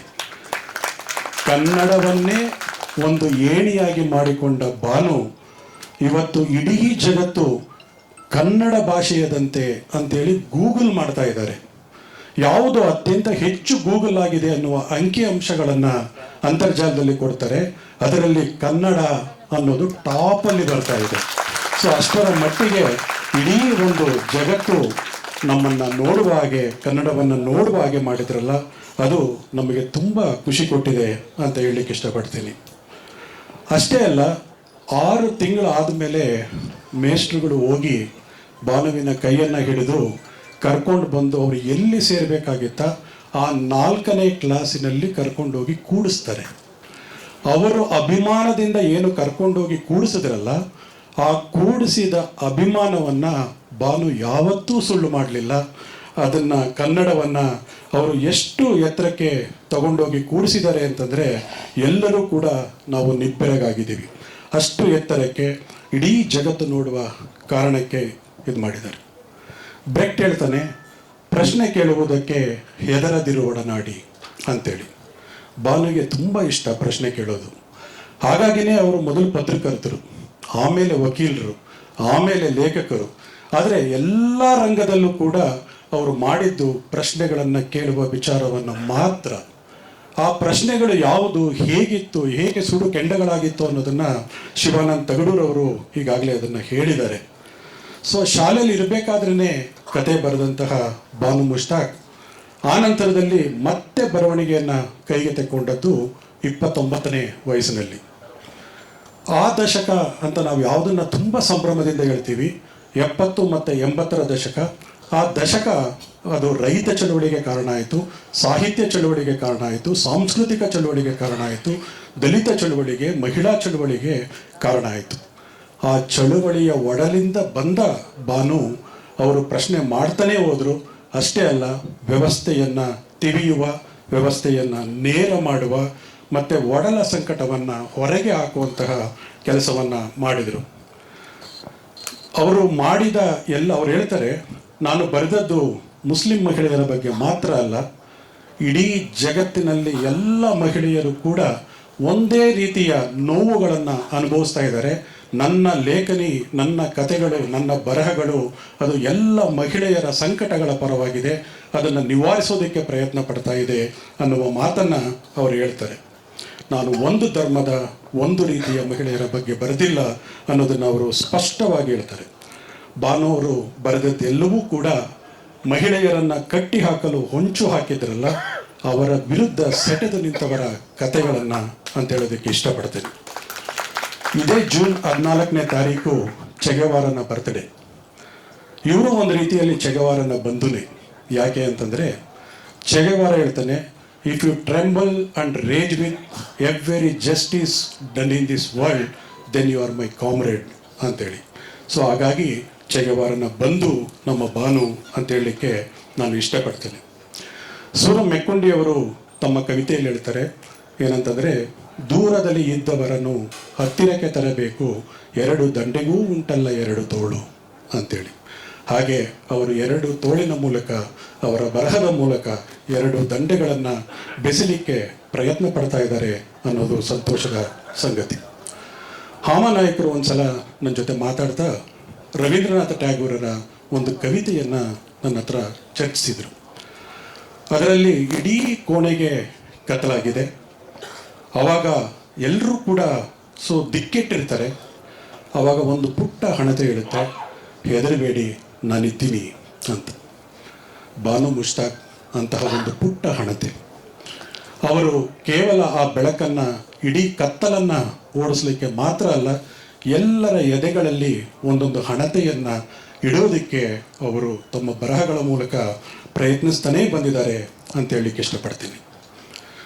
ಚಂದ್ರನ ಮೇಲೆ ನೀಲ್ ಆರ್ಮ್ಸ್ಟ್ರಾಂಗ್ ಕಾಲಿಟ್ಟಾಗ ಇಲ್ಲಿ ನೆಲದಿಂದ ಅವರನ್ನು ಕೇಳ್ತಾರೆ, ಹೇಗಿದೆ, ಹೇಗನ್ನಿಸ್ತಾ ಇದೆ ಅಂತ. ಆಗ ನೀಲ್ ಆರ್ಮ್ಸ್ಟ್ರಾಂಗ್ ಹೇಳ್ತಾನೆ, ನನ್ನದೊಂದು ಪುಟ್ಟ ಹೆಜ್ಜೆ ಮನುಕುಲಕ್ಕೆ ದೊಡ್ಡ ಹೆಜ್ಜೆ ಅಂತ. ಮೇಡಮ್, ನಿಮ್ಮ ಪುಟ್ಟ ಹೆಜ್ಜೆ ನಮ್ಮೆಲ್ಲರಿಗೂ ಕೂಡ ದೊಡ್ಡ ಹೆಜ್ಜೆ ಆಗಿದೆ. Thank you. ಎಲ್ಲರಿಗೂ ನಮಸ್ಕಾರ. ಇಂದಿನ ಕಾರ್ಯಕ್ರಮದ ಕೇಂದ್ರ ಬಿಂದುಗಳು 7 ಕೋಟಿ ಕನ್ನಡಿಗರ ಮನಸ್ಸನ್ನು ಗೆದ್ದಿರುವಂತಹ ಶ್ರೀಮತಿ ಬಾನು ಮುಸ್ತಾಕ್ ಮೇಡಮ್ ಅವರೇ, ಈ ಕಾರ್ಯಕ್ರಮವನ್ನು ಸಂಘಟಿಸುವಲ್ಲಿ ಪ್ರಮುಖ ಪಾತ್ರವನ್ನು ವಹಿಸಿರುವಂತಹ ಕರ್ನಾಟಕ ರಾಜ್ಯ ಕಾರ್ಯನಿರತ ಪತ್ರಕರ್ತರ ಸಂಘದ ಅಧ್ಯಕ್ಷರು ನನ್ನ ಗೆಳೆಯರಾದಂತಹ ಶಿವಾನಂದ ತಗಡೂರು ಅವರೇ, ಹಿರಿಯರಾದ GN ಮೋಹನ್ ಅವರೇ, ದಿನೇಶ್ ಅವರೇ, ವಿಜಯವಾಣಿ ದಿನಪತ್ರಿಕೆಯ ಸಂಪಾದಕರು ಗೆಳೆಯರಾದಂತಹ ಚನ್ನೇಗೌಡ್ರೆ, ಕರ್ನಾಟಕ ಮಾಧ್ಯಮ ಅಕಾಡೆಮಿ ಅಧ್ಯಕ್ಷರಾದಂತಹ ಆಯೇಷಾ ಖಾನಂ ಅವರೇ, ಪತ್ರಕರ್ತೆಯರ ಸಂಘದ ಅಧ್ಯಕ್ಷರಾದಂತಹ ಪದ್ಮಾ ಮೇಡಮ್ ಅವರೇ, ವೇದಿಕೆಯ ಮುಂಭಾಗದಲ್ಲಿ ಹಲವಾರು ಜನ ಹಿರಿಯರಿದ್ದಾರೆ. ಅವರೆಲ್ಲರ ಹೆಸರುಗಳನ್ನು ಈಗಾಗಲೇ ಶಿವಾನಂದ ತಗಡೂರು ಅವರು ಪ್ರಸ್ತಾಪ ಮಾಡಿದ್ದಾರೆ. ಹಿರಿಯರಾದಂಥ ಬರಗೂರು ರಾಮಚಂದ್ರಪ್ಪ ಅವರಿದ್ದಾರೆ, ಪುಷ್ಪಾ ಮೇಡಮ್ ಅವರಿದ್ದಾರೆ, ವಿಶ್ವಕುಮಾರ್ ಸರ್ ಅವರಿದ್ದಾರೆ. ಎಲ್ಲದಕ್ಕಿಂತ ಹೆಚ್ಚಾಗಿ ನಮ್ಮ ಹಂಪ ನಾಗರಾಜ ಸರ್ ಇದ್ದಾರೆ, ನಮ್ಮ ಸಕಲೇಶ್ಪುರದ ಮಾಜಿ ಶಾಸಕರಾದಂಥ ವಿಶ್ವನಾಥ್ ಅವರಿದ್ದಾರೆ, ಕೃಷ್ಣಮೂರ್ತಿ ಅವರಿದ್ದಾರೆ. ಈಗ ನಮ್ಮ ಹಿರಿಯರಾದಂಥ ಜಯಶ್ರೀ ಮೇಡಮ್ ಅವರು ಕೂಡ ಬಂದು ಹಿಂದ್ಗಡೆ ಸಾಲಿನಲ್ಲಿ ಆಸೀನರಾಗಿದ್ದಾರೆ. ನನಗೆ ಶಿವಾನಂದ ತಗಡೂರು ಅವರು ಫೋನ್ ಮಾಡಿ, ಬಾನು ಮೇಡಮ್ ಅವ್ರಿಗೆ ಒಂದು ಸನ್ಮಾನ ಸಮಾರಂಭ ಇಟ್ಕೊಂಡಿದ್ದೀವಿ ಅಂತ ಹೇಳಿದ್ರು. ನನಗೆ ಸ್ವಲ್ಪ ತಲೆ ಬಿಸಿ ಆಯಿತು. ಯಾಕೆ ಅಂತ ಎಲ್ಲಿ ಇಟ್ಕೊಂಡಿದ್ದೀರಾ ಅಂತ ಕೇಳಿದ್ರೆ ಗಾಂಧಿ ಭವನ ಅಂತ ಹೇಳಿದ್ರು. ನನಗೆ ಇನ್ನೂ ಜಾಸ್ತಿ ತಲೆ ಬಿಸಿ ಆಗೋಯಿತು. ಯಾಕೆ ಅಂದರೆ ಪತ್ರಕರ್ತರ ಸಂಘದವರು ಸಾಮಾನ್ಯವಾಗಿ ನಮ್ಮ ಪತ್ರಕರ್ತರ ಭವನದಲ್ಲಿ ಕಾರ್ಯಕ್ರಮ ಮಾಡ್ತಾರೆ, ಇಲ್ಲ ಪ್ರೆಸ್ ಕ್ಲಬ್ಬಲ್ಲಿ ಮಾಡ್ತಾರೆ. ಅಲ್ಲಿ ಪತ್ರಕರ್ತರು ಬಿಟ್ಟರೆ ಯಾರೂ ಬರಲ್ಲ, ಪತ್ರಕರ್ತರು ಬರಲ್ಲ, ಪತ್ರಕರ್ತರು ಬಿಟ್ಟರೆ ಯಾರೂ ಬರೋದಿಲ್ಲ. ಆಮೇಲೆ ಹೆಂಗಪ್ಪ ಇದು ಅಂತ ಸ್ವಲ್ಪ ತಲೆ ಬಿಸಿ ಆಯಿತು. ಆಮೇಲೆ ಈಗ ಈ ಕಾರ್ಯಕ್ರಮಕ್ಕೆ ಬಂದಾಗ ನೋಡಿದೆ, ಗಾಂಧಿ ಭವನ ಸಂಪೂರ್ಣವಾಗಿ ಇವತ್ತು ಭಾನು ಭವನ ಆಗ್ಬಿಟ್ಟಿದೆ. ಇವತ್ತು ಎಷ್ಟು ಜನ ಅಭಿಮಾನವನ್ನು ಇಟ್ಟು ಮೇಡಮ್ ಅವ್ರ ಮೇಲೆ ಇಲ್ಲಿಗೆ ಬಂದಿದ್ದಾರೆ. ನಿಜಕ್ಕೂ ಕೂಡ ಪತ್ರಕರ್ತರ ಸಂಘ ಇವತ್ತು ಒಂದು ಮೊದಲ ಬಾರಿಗೆ ಒಂದು ಒಳ್ಳೆಯ ಕೆಲಸವನ್ನು ಮಾಡಿದೆ ಅಂತ ಈ ಸಂದರ್ಭದಲ್ಲಿ ನಾನು ಹೇಳ್ತಾ ಶಿವಾನಂದ ತಗಡೂರು ಮತ್ತು ಪತ್ರಕರ್ತರ ಸಂಘದ ಎಲ್ಲ ಪದಾಧಿಕಾರಿಗಳನ್ನು ನಾನು ಈ ಸಂದರ್ಭದಲ್ಲಿ ಅಭಿನಂದನೆ ಸಲ್ಲಿಸೋಕ್ಕೆ ಇಷ್ಟಪಡ್ತೇನೆ. ಎಲ್ಲದಕ್ಕಿಂತ ಮೇಲಾಗಿ ಬುಕರ್ ಪ್ರಶಸ್ತಿಯನ್ನು ತಮ್ಮ ಮಿಡಿಲಿಗೆ ಹಾಕಿಕೊಂಡು ಇವತ್ತು ನಾಡಿನ ಮನೆ ಮಾತಾಗಿರುವ ಭಾನು ಮೇಡಮ್ ಅವರಿಗೆ ಮತ್ತು ಅವರ ಎಲ್ಲ ಕುಟುಂಬ ಸದಸ್ಯರಿಗೆ ವೈಯಕ್ತಿಕವಾಗಿ ಮತ್ತು ರಾಜ್ಯ ಸರ್ಕಾರದ ಪರವಾಗಿ ಹೃತ್ಪೂರ್ವಕವಾದಂತಹ ಅಭಿನಂದನೆ ಹೇಳೋಕ್ಕೆ ನಾನು ಇಷ್ಟಪಡ್ತೇನೆ. ಪತ್ರಕರ್ತರ ಸಂಘದ ಕಾರ್ಯಕ್ರಮ ಹಾಗೆ ಸುಮಾರಾಗಿ ಮಾತಾಡ್ಬೋದು ಅಂತ ನಾನು ಅಂದ್ಕೊಂಡು ಬಂದೆ. ಇಲ್ಲೆಲ್ಲ ನೋಡಿ ಸ್ವಲ್ಪ ದಸಕಂದೋಯ್ತು ನನಗೆ. ಹೆಂಗಪ್ಪ ಇಷ್ಟೊಂದು ಜನ ಹಿರಿಯರಿದ್ದಾರೆ, ಇವ್ರ ಮುಂದೆ ನಿಂತು ಹೆಂಗ್ ಮಾತಾಡಬೇಕು ಅನ್ನೋದು ಕೂಡ ಸಾಮಾನ್ಯವಾಗಿ ನಾವು ಪತ್ರಕರ್ತರ ಸಂಘದ ಸಭೆ ಸಮಾರಂಭಗಳಲ್ಲಿ ಮಾತಾಡ್ತೀವಿ. ಇವತ್ತು ಮೊದಲ ಬಾರಿಗೆ ಇವತ್ತು ನಮಗೆ ಸಾಹಿತ್ಯಕ್ಕೆ ಸಂಬಂಧಪಟ್ಟ ಅದು ಭಾನು ಮೇಡಮ್ ಅವ್ರ ಮುಂದೆ ನಿಂತು ಮಾತಾಡುವಂಥ ಒಂದು ಅವಕಾಶ ನನಗೆ ಸಿಕ್ಕಿರೋದು ನನ್ನ ಜೀವನದ ಅತ್ಯಂತ ಶ್ರೇಷ್ಠ ಗಳಿಗೆ ಅಂತ ನನ್ನ ಸಂದರ್ಭದಲ್ಲಿ ಹೇಳೋದಕ್ಕೆ, ಜೊತೆಗೆ ಅವ್ರ ಪಕ್ಕದಲ್ಲಿ ಕೊಡುವಂಥ ಒಂದು ಅವಕಾಶವನ್ನು ಶಿವಾನಂದ ತಗಡೂರು ಅವರು ಇವತ್ತು ಮಾಡಿಕೊಟ್ಟಿದ್ದಾರೆ. ಆದರೂ ಕೂಡ ಕೆಲವೊಂದು ವಿಚಾರಗಳನ್ನು ನಾನು ಇವತ್ತು ನಿಮ್ಮ ಮುಂದೆ ವ್ಯಕ್ತಪಡಿಸೋದಕ್ಕೆ ಇಷ್ಟಪಡ್ತೇನೆ. ತಪ್ಪಿದ್ರೆ ದಯವಿಟ್ಟು ಕ್ಷಮಿಸಬೇಕು.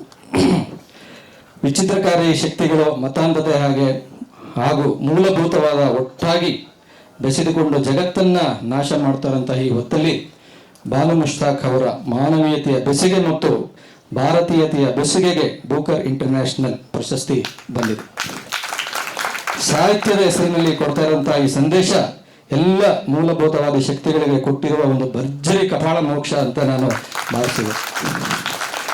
ಇವತ್ತು ಎಲ್ಲ ರೀತಿಯ ಧಾರ್ಮಿಕ ದರ್ಪಗಳಿಗೆ ಕೊಟ್ಟಿರುವಂತಹ ಏಟು ಮತ್ತು ಮಾನವೀಯತೆಯ ಧರ್ಮಕ್ಕೆ ಎಲ್ಲ ಧರ್ಮದಲ್ಲಿರುವ ಮಾನವೀಯತೆಯ ವ್ಯಕ್ತಿತ್ವಗಳಿಗೆ ಸಿಕ್ಕಿರುವ ಮನ್ನಣೆ ಕೂಡ ಇದು ಅಂತ ನಾನು ಈ ಸಂದರ್ಭದಲ್ಲಿ ಹೇಳಕ್ಕೆ ಇಷ್ಟಪಡ್ತೇನೆ. ಕೆಲವು ಪ್ರಗತಿಪರ ಲೇಖಕರು ಗೊತ್ತು ನಿಮಗೆ ಸೋಷಿಯಲ್ ಮೀಡಿಯಾದಲ್ಲಿ ಯಾವ ರೀತಿ ಮಾತಾಡ್ತಾರೆ ಅಂತ. ಭಾನು ಮೇಡಮ್ ಅವ್ರಿಗಿಂತ ಇನ್ನೂ ಚೆನ್ನಾಗಿ ಶ್ರೇಷ್ಠವಾದಂಥವ್ರು ಇದ್ರು, ದೊಡ್ಡವರು ಇದ್ರು ಎಲ್ಲ ಹೇಳ್ತಾರೆ. ಇರ್ಬೋದು, ಯಾರು ಇಲ್ಲ ಅಂತ ಹೇಳಲ್ಲ.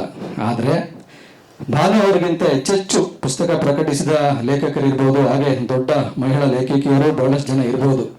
ಸೌಂದರ್ಯ ಮೀಮಾಂಸೆಯ ದೃಷ್ಟಿಯಿಂದ ಭಾನು ಅವರನ್ನು ಮೀರಿಸಿದ ಲೇಖಕಿಯರು ಇರ್ಬೋದು. ಆದರೆ ಅವರಿಗೆ ಪ್ರಶಸ್ತಿ ಕೊಟ್ಟಿದ್ರು ಕೂಡ ಯಾರಿಗೂ ಬೇಜಾರೇನು ಆಗ್ತಾ ಇರಲಿಲ್ಲ. ಆದರೆ ಭಾನು ಅವರಿಗೆ ಪ್ರಶಸ್ತಿ ಲಭಿಸಿರುವುದು ಮಾತ್ರ ಹೆಚ್ಚಿನ ಸಂತೋಷವನ್ನು ವೈಯಕ್ತಿಕವಾಗಿ ನನಗೆ ಕೊಟ್ಟಿದೆ. ಯಾಕೆ ಅಂತಂದ್ರೆ ಮೂಲಭೂತವಾದ ಶಕ್ತಿಗಳಿಗೆ ಎಲ್ಲರೂ ಕೂಡ ಇವತ್ತು ಶರಣಾಗ್ತಾ ಇದ್ದಾರೆ. ಅಸಹಾಯಕತೆಯ ಹೊತ್ತಿನಲ್ಲಿ ಭಾನು ಅವರು ಯಾವುದೇ ವಿಚಾರದಲ್ಲಿ ರಾಜಿ ಮಾಡಿಕೊಳ್ಳದೆ ಹೇಳ್ಬೇಕಾದನ್ನ ಮುಲಾಜಿಲ್ಲದೆ ತಮ್ಮ ಕಥೆಗಳಲ್ಲಿ, ಭಾಷಣಗಳಲ್ಲಿ, ಲೇಖನಗಳನ್ನ ದಾಖಲು ಮಾಡಿದ್ದಾರೆ. ಹೀಗಾಗಿ ಬೂಕರ್ ಪ್ರಶಸ್ತಿಗೆ ಅವರು ಹೆಚ್ಚು ಹೆಚ್ಚು ಅರ್ಹರು ಅಂತೇಳಿ ನಾನು ಈ ಸಂದರ್ಭದಲ್ಲಿ ಹೇಳಕ್ಕೆ ಇಷ್ಟಪಡ್ತೇನೆ. ಜೊತೆಗೆ ಮೇಡಮ್ ಅವರಿಗೆ ಸಿಕ್ಕಿರುವಂತಹ ಈ ಮನ್ನಣೆ ಕನ್ನಡದ ಮೂಲಕ ಇಡೀ ನಾಗರಿಕತೆಯ ಆಶಯಕ್ಕೆ ಸಿಕ್ಕಿರುವ ಮನ್ನಣೆ ಅಂತ ಕೂಡ ನಾನು ಹೇಳಕ್ಕೆ ಈ ಸಂದರ್ಭದಲ್ಲಿ ಇಷ್ಟಪಡ್ತೇನೆ. ಇದಕ್ಕಾಗಿ ಇವತ್ತು ಇಡೀ ನಾಡಿನ ಜನತೆ ಸಂಭ್ರಮಿಸ್ತಾ ಇದ್ದಾರೆ. ಜೊತೆಗೆ ಗಾಂಧಿ ಭವನದಲ್ಲಿ ಕೂಡ ಇವತ್ತು ಒಂದು ಸಡಗರ ಮತ್ತು ಸಂಭ್ರಮದ ವಾತಾವರಣ ಕೂಡ ನಿರ್ಮಾಣ ಆಗಿದೆ. ಭಾನು ಮೇಡಮ್ ಅವರು ತಾವು ಬದುಕಿರುವ ಸಂದರ್ಭವನ್ನ, ಸಮಾಜವನ್ನು ಮಾತ್ರ ಅಲ್ಲ ದೇವರನ್ನು ಕೂಡ ಹೆಣ್ಣಿನ ದೃಷ್ಟಿಯಲ್ಲಿ ನೋಡಿದ್ದಾರೆ. ಬಂಡಾಯ ಸಾಹಿತ್ಯದ ದಾರಿಯಲ್ಲಿ ಭಾನು ಅವರದ್ದು ವಿಶಿಷ್ಟವಾದಂತಹ ಧ್ವನಿ. ತಮ್ಮ ಕಥೆಗಳಲ್ಲಿ ಮೇಲು ಧ್ವನಿಯಲ್ಲಿ ಇದು ಸಾಧ್ಯವಿದೆಯೇ, ಹೀಗಿರಬಹುದೇ, ಹೀಗಿರುವುದು ಸರಿಯೇ, ಇದಕ್ಕೆ ನಿಮ್ಮ ಆತ್ಮಸಾಕ್ಷಿ ಒಪ್ಪುವುದೇ ಎಂಬ ಪ್ರಶ್ನೆಗಳನ್ನ ತಮಗೆ ತಾವೇ ಕೇಳಿಕೊಳ್ತಾ ಇಡೀ ನಾಗರಿಕತೆಯನ್ನ ಭಾನು ಮೇಡಮ್ ಅವರು ಪ್ರಶ್ನೆ ಮಾಡ್ತಾರೆ. ಬೂಕರ್ ಇಂಟರ್ನ್ಯಾಷನಲ್ ಪ್ರಶಸ್ತಿ ಘೋಷಣೆಯಾದ ಬಳಿಕ ನಾನು ಅವರ ಒಂದು ಪುಸ್ತಕವನ್ನು ಓದಿದೆ. ಅದು ಒಮ್ಮೆ ಹೆಣ್ಣಾಗು ಪ್ರಭುವೆ ಕಥೆಯನ್ನ ನಾನು ಸ್ವಲ್ಪ ಮಟ್ಟಿಗೆ ಓದಿದೆ. ಅದರಲ್ಲಿ ಅಂತಃಕರಣ ಇರುವಂತಹ ದೇವರು ಸಹ ಗಂಡಾಳಿಕೆಯನ್ನು ಎತ್ತಿ ಹಿಡಿಯುವುದಾದರೆ ಅವನು ದೇವರು ಹೇಗಾಗಲು ಸಾಧ್ಯ, ಹೆಣ್ಣನ್ನು ಮನುಷ್ಯಳಾಗಿ ಒಪ್ಪಿಕೊಳ್ಳುವ ಶಕ್ತಿ ಇರುವ ದೇವರನ್ನು ಒಪ್ಪಿಕೊಳ್ಳಬಹುದು ಅಂತ ಮೇಡಮ್ ಅವರು ಸ್ಪಷ್ಟವಾಗಿ ಹೇಳ್ತಾರೆ. ಇಂತಹ ಶಕ್ತಿಯನ್ನ, ಅಂತಿಮ ಶಕ್ತಿಯನ್ನು ಒಪ್ಪಿಕೊಳ್ಳಬಹುದು, ಹೆಣ್ಣಿನ ಸಂವೇದನೆಯನ್ನು ಬೆಳೆಸಿಕೊಳ್ಳಲು ದೈವವಾದರೂ ಪ್ರೇರೇಪಿಸಲಿ ಎಂಬ ಭಾವವನ್ನ ಭಾನು ಮೇಡಮ್ ಅವರು ವ್ಯಕ್ತಪಡಿಸಿದ್ದಾರೆ. ದೇವರು ಮತ್ತೆ ಅಪಘಾತ ನನಗೆ ಇಷ್ಟವಾದ ಅತ್ಯುತ್ತಮ ಕಥೆಗಳಲ್ಲಿ ಒಂದು. ಇದರಲ್ಲಿ ಹಸಿವಿನ ಕನ್ನಡಿಯನ್ನ ಮುಂದೆ ಇಟ್ಕೊಂಡು ಭಾನು ಮೇಡಮ್ ಅವರು ದೇವರನ್ನ ಪ್ರಶ್ನೆ ಮಾಡ್ತಾರೆ. ಈ ಕಥೆಯಲ್ಲಿ ಬರುವ ಒಂದು ಸಾಲು ಮಾತ್ರ ಅತ್ಯಂತ ತೀವ್ರವಾಗಿ ನನ್ನನ್ನು ಕಾಡ್ತು. ಹೆಣವನ್ನ ಶುಚಿಗೊಳಿಸುವ ಕೆಲಸ ಮಾಡುವ ಆ ಹೆಣ್ಣು ಈ ಹಳ್ಳಿಯಲ್ಲಿ ಒಂದೂ ಸಾವಾಗಿಲ್ಲ, ಹೀಗಿರುವಾಗ ನಾವು ಬದುಕುವುದಾದರೂ ಹೇಗೆ, ದೇವರೇ ನೀನೇ ನಮಗೆ ದಾರಿ ತೋರಿಸಬೇಕು ಅಂತ ಪ್ರಶ್ನೆ ಮಾಡ್ತಾರೆ. ಸಾವಿನ ಮೂಲಕವೇ ಬದುಕನ್ನು ಕಟ್ಟಿಕೊಳ್ಳಬೇಕಾದ ಅನಿವಾರ್ಯತೆಯನ್ನು ಕಥೆಯಲ್ಲಿ ಭಾನು ಮೇಡಮ್ ಅವರು ತೋರಿಸಿಕೊಟ್ಟಿದ್ದಾರೆ. ಕಥೆಯಲ್ಲಿ ಅಪಘಾತದಲ್ಲಿ 3 ಜನ ಹೆಣ್ಣು ಮಕ್ಕಳು ಸಾವಿಗೀಡಾದಾಗ ಆ ತಾಯಿಯಲ್ಲಿ ಸಂತೋಷ ಕಾಣ್ತದೆ. ಸಾವು ಕಂಡಾಗ ಇಸ್ಲಾಂನಲ್ಲಿ ಹೇಳುವ ಉದ್ಧಾರ ಕೂಡ ತನಗೆ ಮರೆತು ಹೋಗಿ ಇಂದು ತನ್ನ ಮನೆಯಲ್ಲಿ ಎಲ್ಲರೂ ಹೊಟ್ಟೆ ತುಂಬ ಉಣಬಹುದು ಎಂಬ ಭಾವ ವ್ಯಕ್ತವಾಗಿದೆ. ಸಾವಿನ ಮನೆಯಲ್ಲಿ ತಾನು ಅನ್ನ ತಿನ್ನುವಾಗ ಮನೆಯಲ್ಲಿ ಹಸಿದ ಬಾಣಂತಿ ಮಗುವಿನ ಜ್ಞಾಪಕವಾಗಿ ತಾನು ಆಹಾರ ಸೇವಿಸಲು ಬೇಡವೋ ಎಂಬ ಬಗ್ಗೆ ತಾಯಿಯಲ್ಲಿ ಗೊಂದಲ ಶುರುವಾಗ್ತದೆ. ಕೊನೆಗೆ ಕರುಳಿನ ಕೂಗು ಗೆದ್ದವು ಎಂದು ಹಸುವಿನ ಕೂಗು ಗೆದ್ದಿರುವ ಬಗ್ಗೆ ಭಾನು ಮೇಡಮ್ ಅವರು ಆ ಕಥೆಯಲ್ಲಿ ಪ್ರಸ್ತಾಪವನ್ನ ಮಾಡಿದ್ದಾರೆ. ಎಲ್ಲರ ಆಶ್ರಯದಾತ ಎಂದು ಕರೆಯಲ್ಪಡುವ ದೇವರು ತಮಗೆ ಮಾತ್ರ ಅನ್ನವನ್ನು ನೀಡುತ್ತಿಲ್ಲವಲ್ಲ ಎಂಬ ಪ್ರಶ್ನೆಯನ್ನ ತಾಯಿ ಕೇಳ್ತಾಳೆ. ಇದ್ದದ್ ಕಥೆಯಲ್ಲಿ ವಿಧವೆಯೊಬ್ರು ಇಸ್ಲಾಂ ಧರ್ಮದಂತೆ 45 ದಿನಗಳ ಧರ್ಮಾಚರಣೆಯ ಸಂದರ್ಭದಲ್ಲಿನ ಅವಳ ಬದುಕು ಹಿಂಸಾತ್ಮಕವಾಗಿರುವ ಬಗ್ಗೆ ಹಾಗೂ ತಮಗೆ ಮುಂದೆ ಉತ್ತಮ ಬದುಕು ಸಿಗಬಹುದೇ ಎಂಬ ಆಸೆಯು ಕೂಡ ಚಿಗುರುಡದ ಭಾವವನ್ನು ಭಾನು ಮೇಡಮ್ ಅವರು ವ್ಯಕ್ತಪಡಿಸಿದ್ದಾರೆ. ಭಾನು ಮೇಡಮ್ ಅವರ ಕಥೆಗಳು ಲೋಕದ ಜೊತೆಗೆ ನಡೆಸುವ ಮಾತುಗಳು ಕೂಡ ಆಗಿದ್ದಾವೆ ಅನ್ನೋದು ನನ್ನ ಭಾವನೆ. ಭಾನು ಮೇಡಮ್ ಅವರು ಇತರ ದೊಡ್ಡ ಲೇಖಕರಿಗಿಂತ 4 ಹೆಜ್ಜೆ ಮುಂದೆ ಹೋಗಿದ್ದಾರೆ ಅಂತ ನನಗೆ ಅನಿಸುತ್ತೆ. ಯಾಕೆ ಅಂತಂದರೆ ಅವರು 4 ಗೋಡೆಗಳ ಮಧ್ಯೆ ಕುಳಿತು ಮೈಗೆ ಎಣ್ಣೆ ಹಚ್ಚಿಕೊಂಡು ಸೇಫಾಗಿ ಹೊತ್ತು ಬರವಣಿಗೆಯನ್ನು ಮಾಡಿದವರಲ್ಲ. ಜನಪರ ಚಳುವಳಿಗಳ ಜೊತೆಗೆ ತಮ್ಮನ್ನು ತಾವು ಗುರುತಿಸಿಕೊಂಡು ಹಾಗೂ ಖಚಿತ ಜನಪರ ನಿಲುವನ್ನು ತೆಗೆದುಕೊಂಡು ಆ ನಿಲುವಿಗೆ ಬದ್ಧವಾಗಿ ನಿಲ್ಲುವ ಗಟ್ಟಿತನ ಅವರಲ್ಲಿದೆ ಅಂತ ಹೇಳಕ್ಕೆ ನಾನು ಈ ಸಂದರ್ಭದಲ್ಲಿ ಇಷ್ಟಪಡ್ತೇನೆ. ಈಗಾಗಲೇ ಶಿವಾನಂದ ತಗಡೂರವರು ಮೇಡಮ್ ಅವರ ರಾಜಕೀಯದ ಬಗ್ಗೆ ಕೂಡ ಹೇಳಿದರು.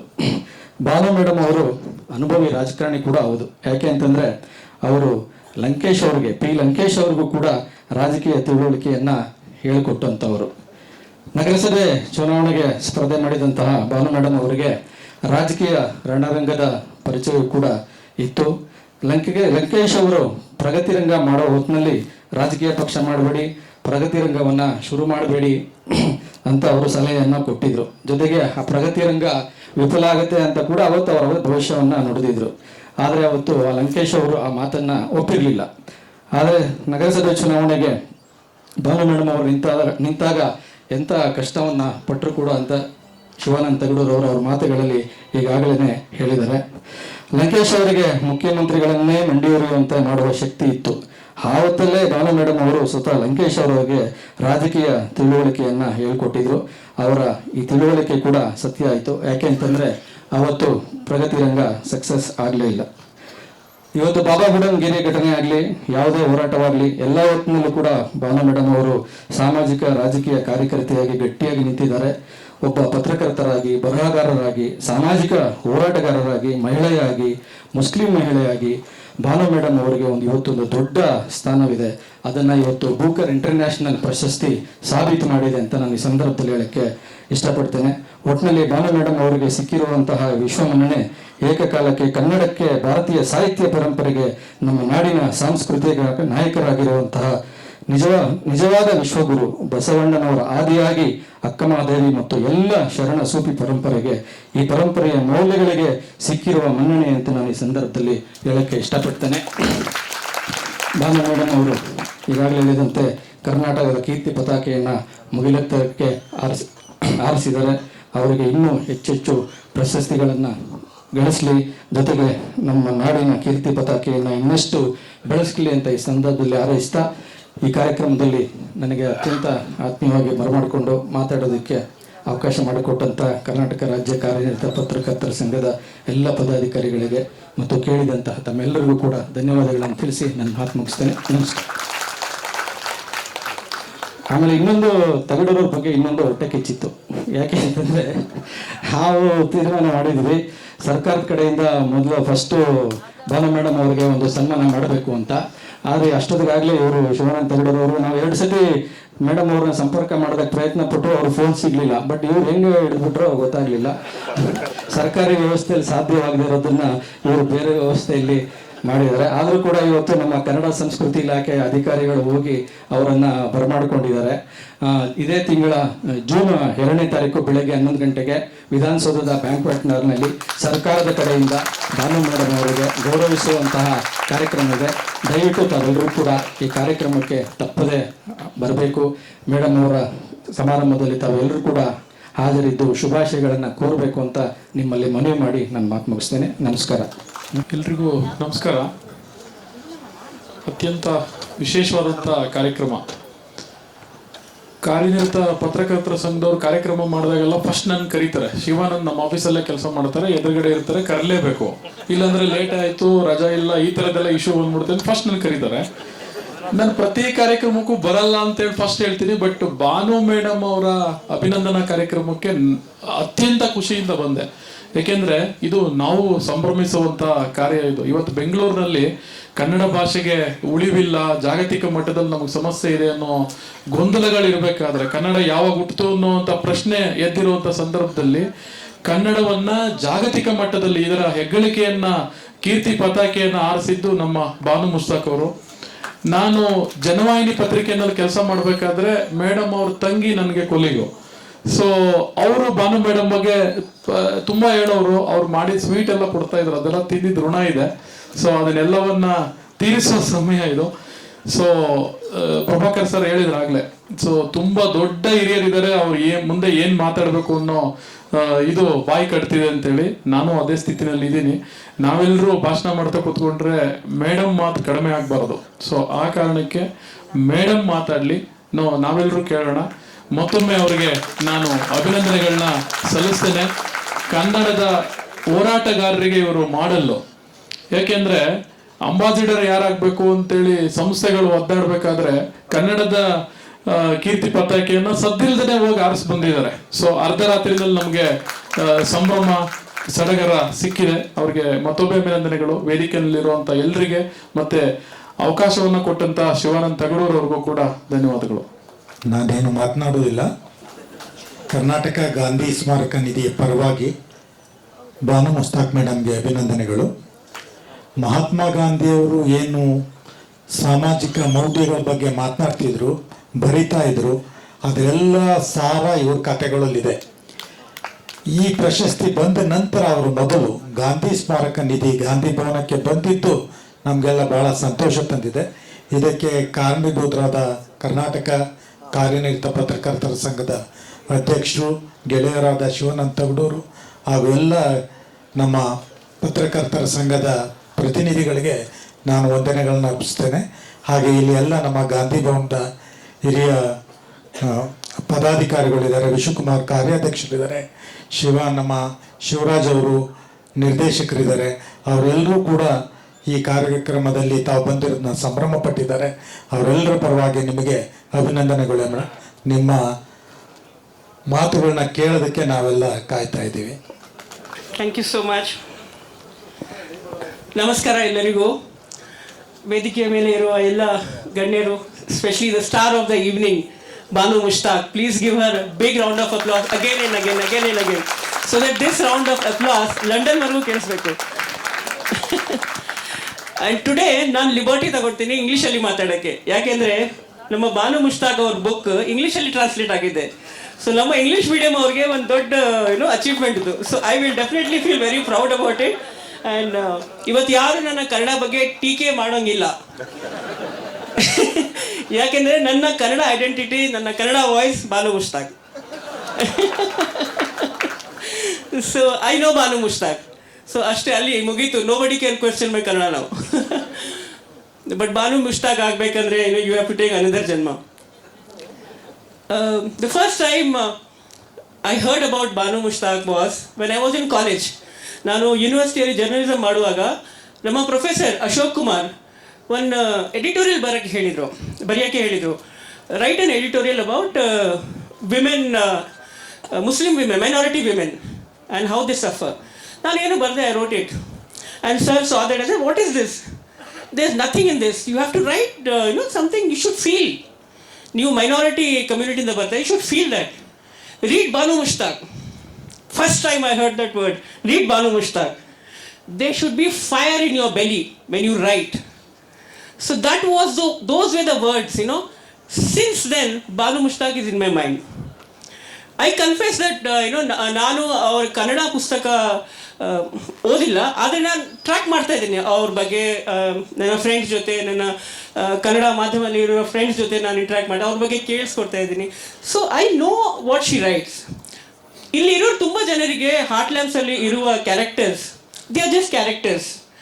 ಆದರೆ for middle class Muslim women like us, ನಾವು we are living those characters. ನಾವೇ ಆ characters.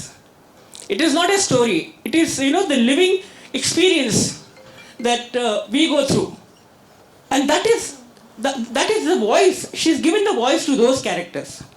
There is little bit of Banu Mushtaq in all of us, all the women, irrespective of the religion, irrespective of the caste community. There is little bit of that Banu in us, but you need to bring out that. You need to bring out that and express that the way Banu has done it, the way Banu Mushtaq ma'am has done it. And only when you can do that, perhaps you can break the shackles of the patriarchal society, which some of us have done. One of the commendable work that Zoya Fateh has done, she brought out a book where 100 Muslim women achievers, ನಮಗೆ ಗೊತ್ತಿರಲಿಲ್ಲ ಇಷ್ಟೊಂದು ಜನ achievers ಇದ್ದಾರೆ. They are pilots, they are doctors, they are teachers, they are weightlifters, they are journalists, they are in the army, they are there in every profession, but they are not heard. They don't, their voice is not heard. Adhyake, that is one of the biggest questions, that I feel, that I always ask people. So these voices need to be brought out. These voices need to be heard so that there is a change. Banu madam our pustaka cover page alli pomegranate symbol ide. It symbolizes, a seed grown into a fruit with seeds. That is what perhaps represents women, the struggles of women, And perhaps reading her book, we will realize hege one marginalized society, marginalized struggling women given voice kotre, how they can be achievers, how they can stand high and stand tall in the society. So I would also wait for her to speak, and it was one thing I must tell, Shivananda Guru did beat all of us. ಅವ್ರನ್ನ ಕರ್ಕೊಂಡು ಬರೋಕ್ಕೆ first he said ಇದು ನಾವೇ ಮಾಡ್ತೀವಿ first ಅಂತ. No not I beat him. ನನ್ನ consolation ಏನಂದರೆ ಏರ್ಪೋರ್ಟಲ್ಲಿ ನಾನು ಶ್ರೀಜಾ ಹೋಗಿ ಅವ್ರನ್ನ ಎಸ್ಕಾರ್ಟ್ ಮಾಡಬೇಕಾಗಿತ್ತು. ಅದೇ ನನಗೆ ಕಾನ್ಸಲೇಷನ್ ಆಯಿತು. ಓಕೆ, ನೀವು ಫಸ್ಟ್ ಮಾಡ್ತಾ ಇದ್ದೀರಲ್ಲ, ಫಸ್ಟ್ ನಾನೇ ಅವ್ರ ಜೊತೆ ಬರ್ತಾ ಇದ್ದೀನಿ. ಸೊ ಅದು ನನಗೆ ಒಂದು ಕಾನ್ಸಲೇಷನ್ ಆಯಿತು. So competition ends here. But ನಾವು ಫ್ರಮ್ ಕರ್ನಾಟಕ ಮೀಡಿಯಾ ಅಕಾಡೆಮಿಯಿಂದ we will have an interaction program because Banu madam is a journalist. So there are a lot of journalists, women who want to interact with her. So we will have a women's interaction program with you, ma'am, very soon.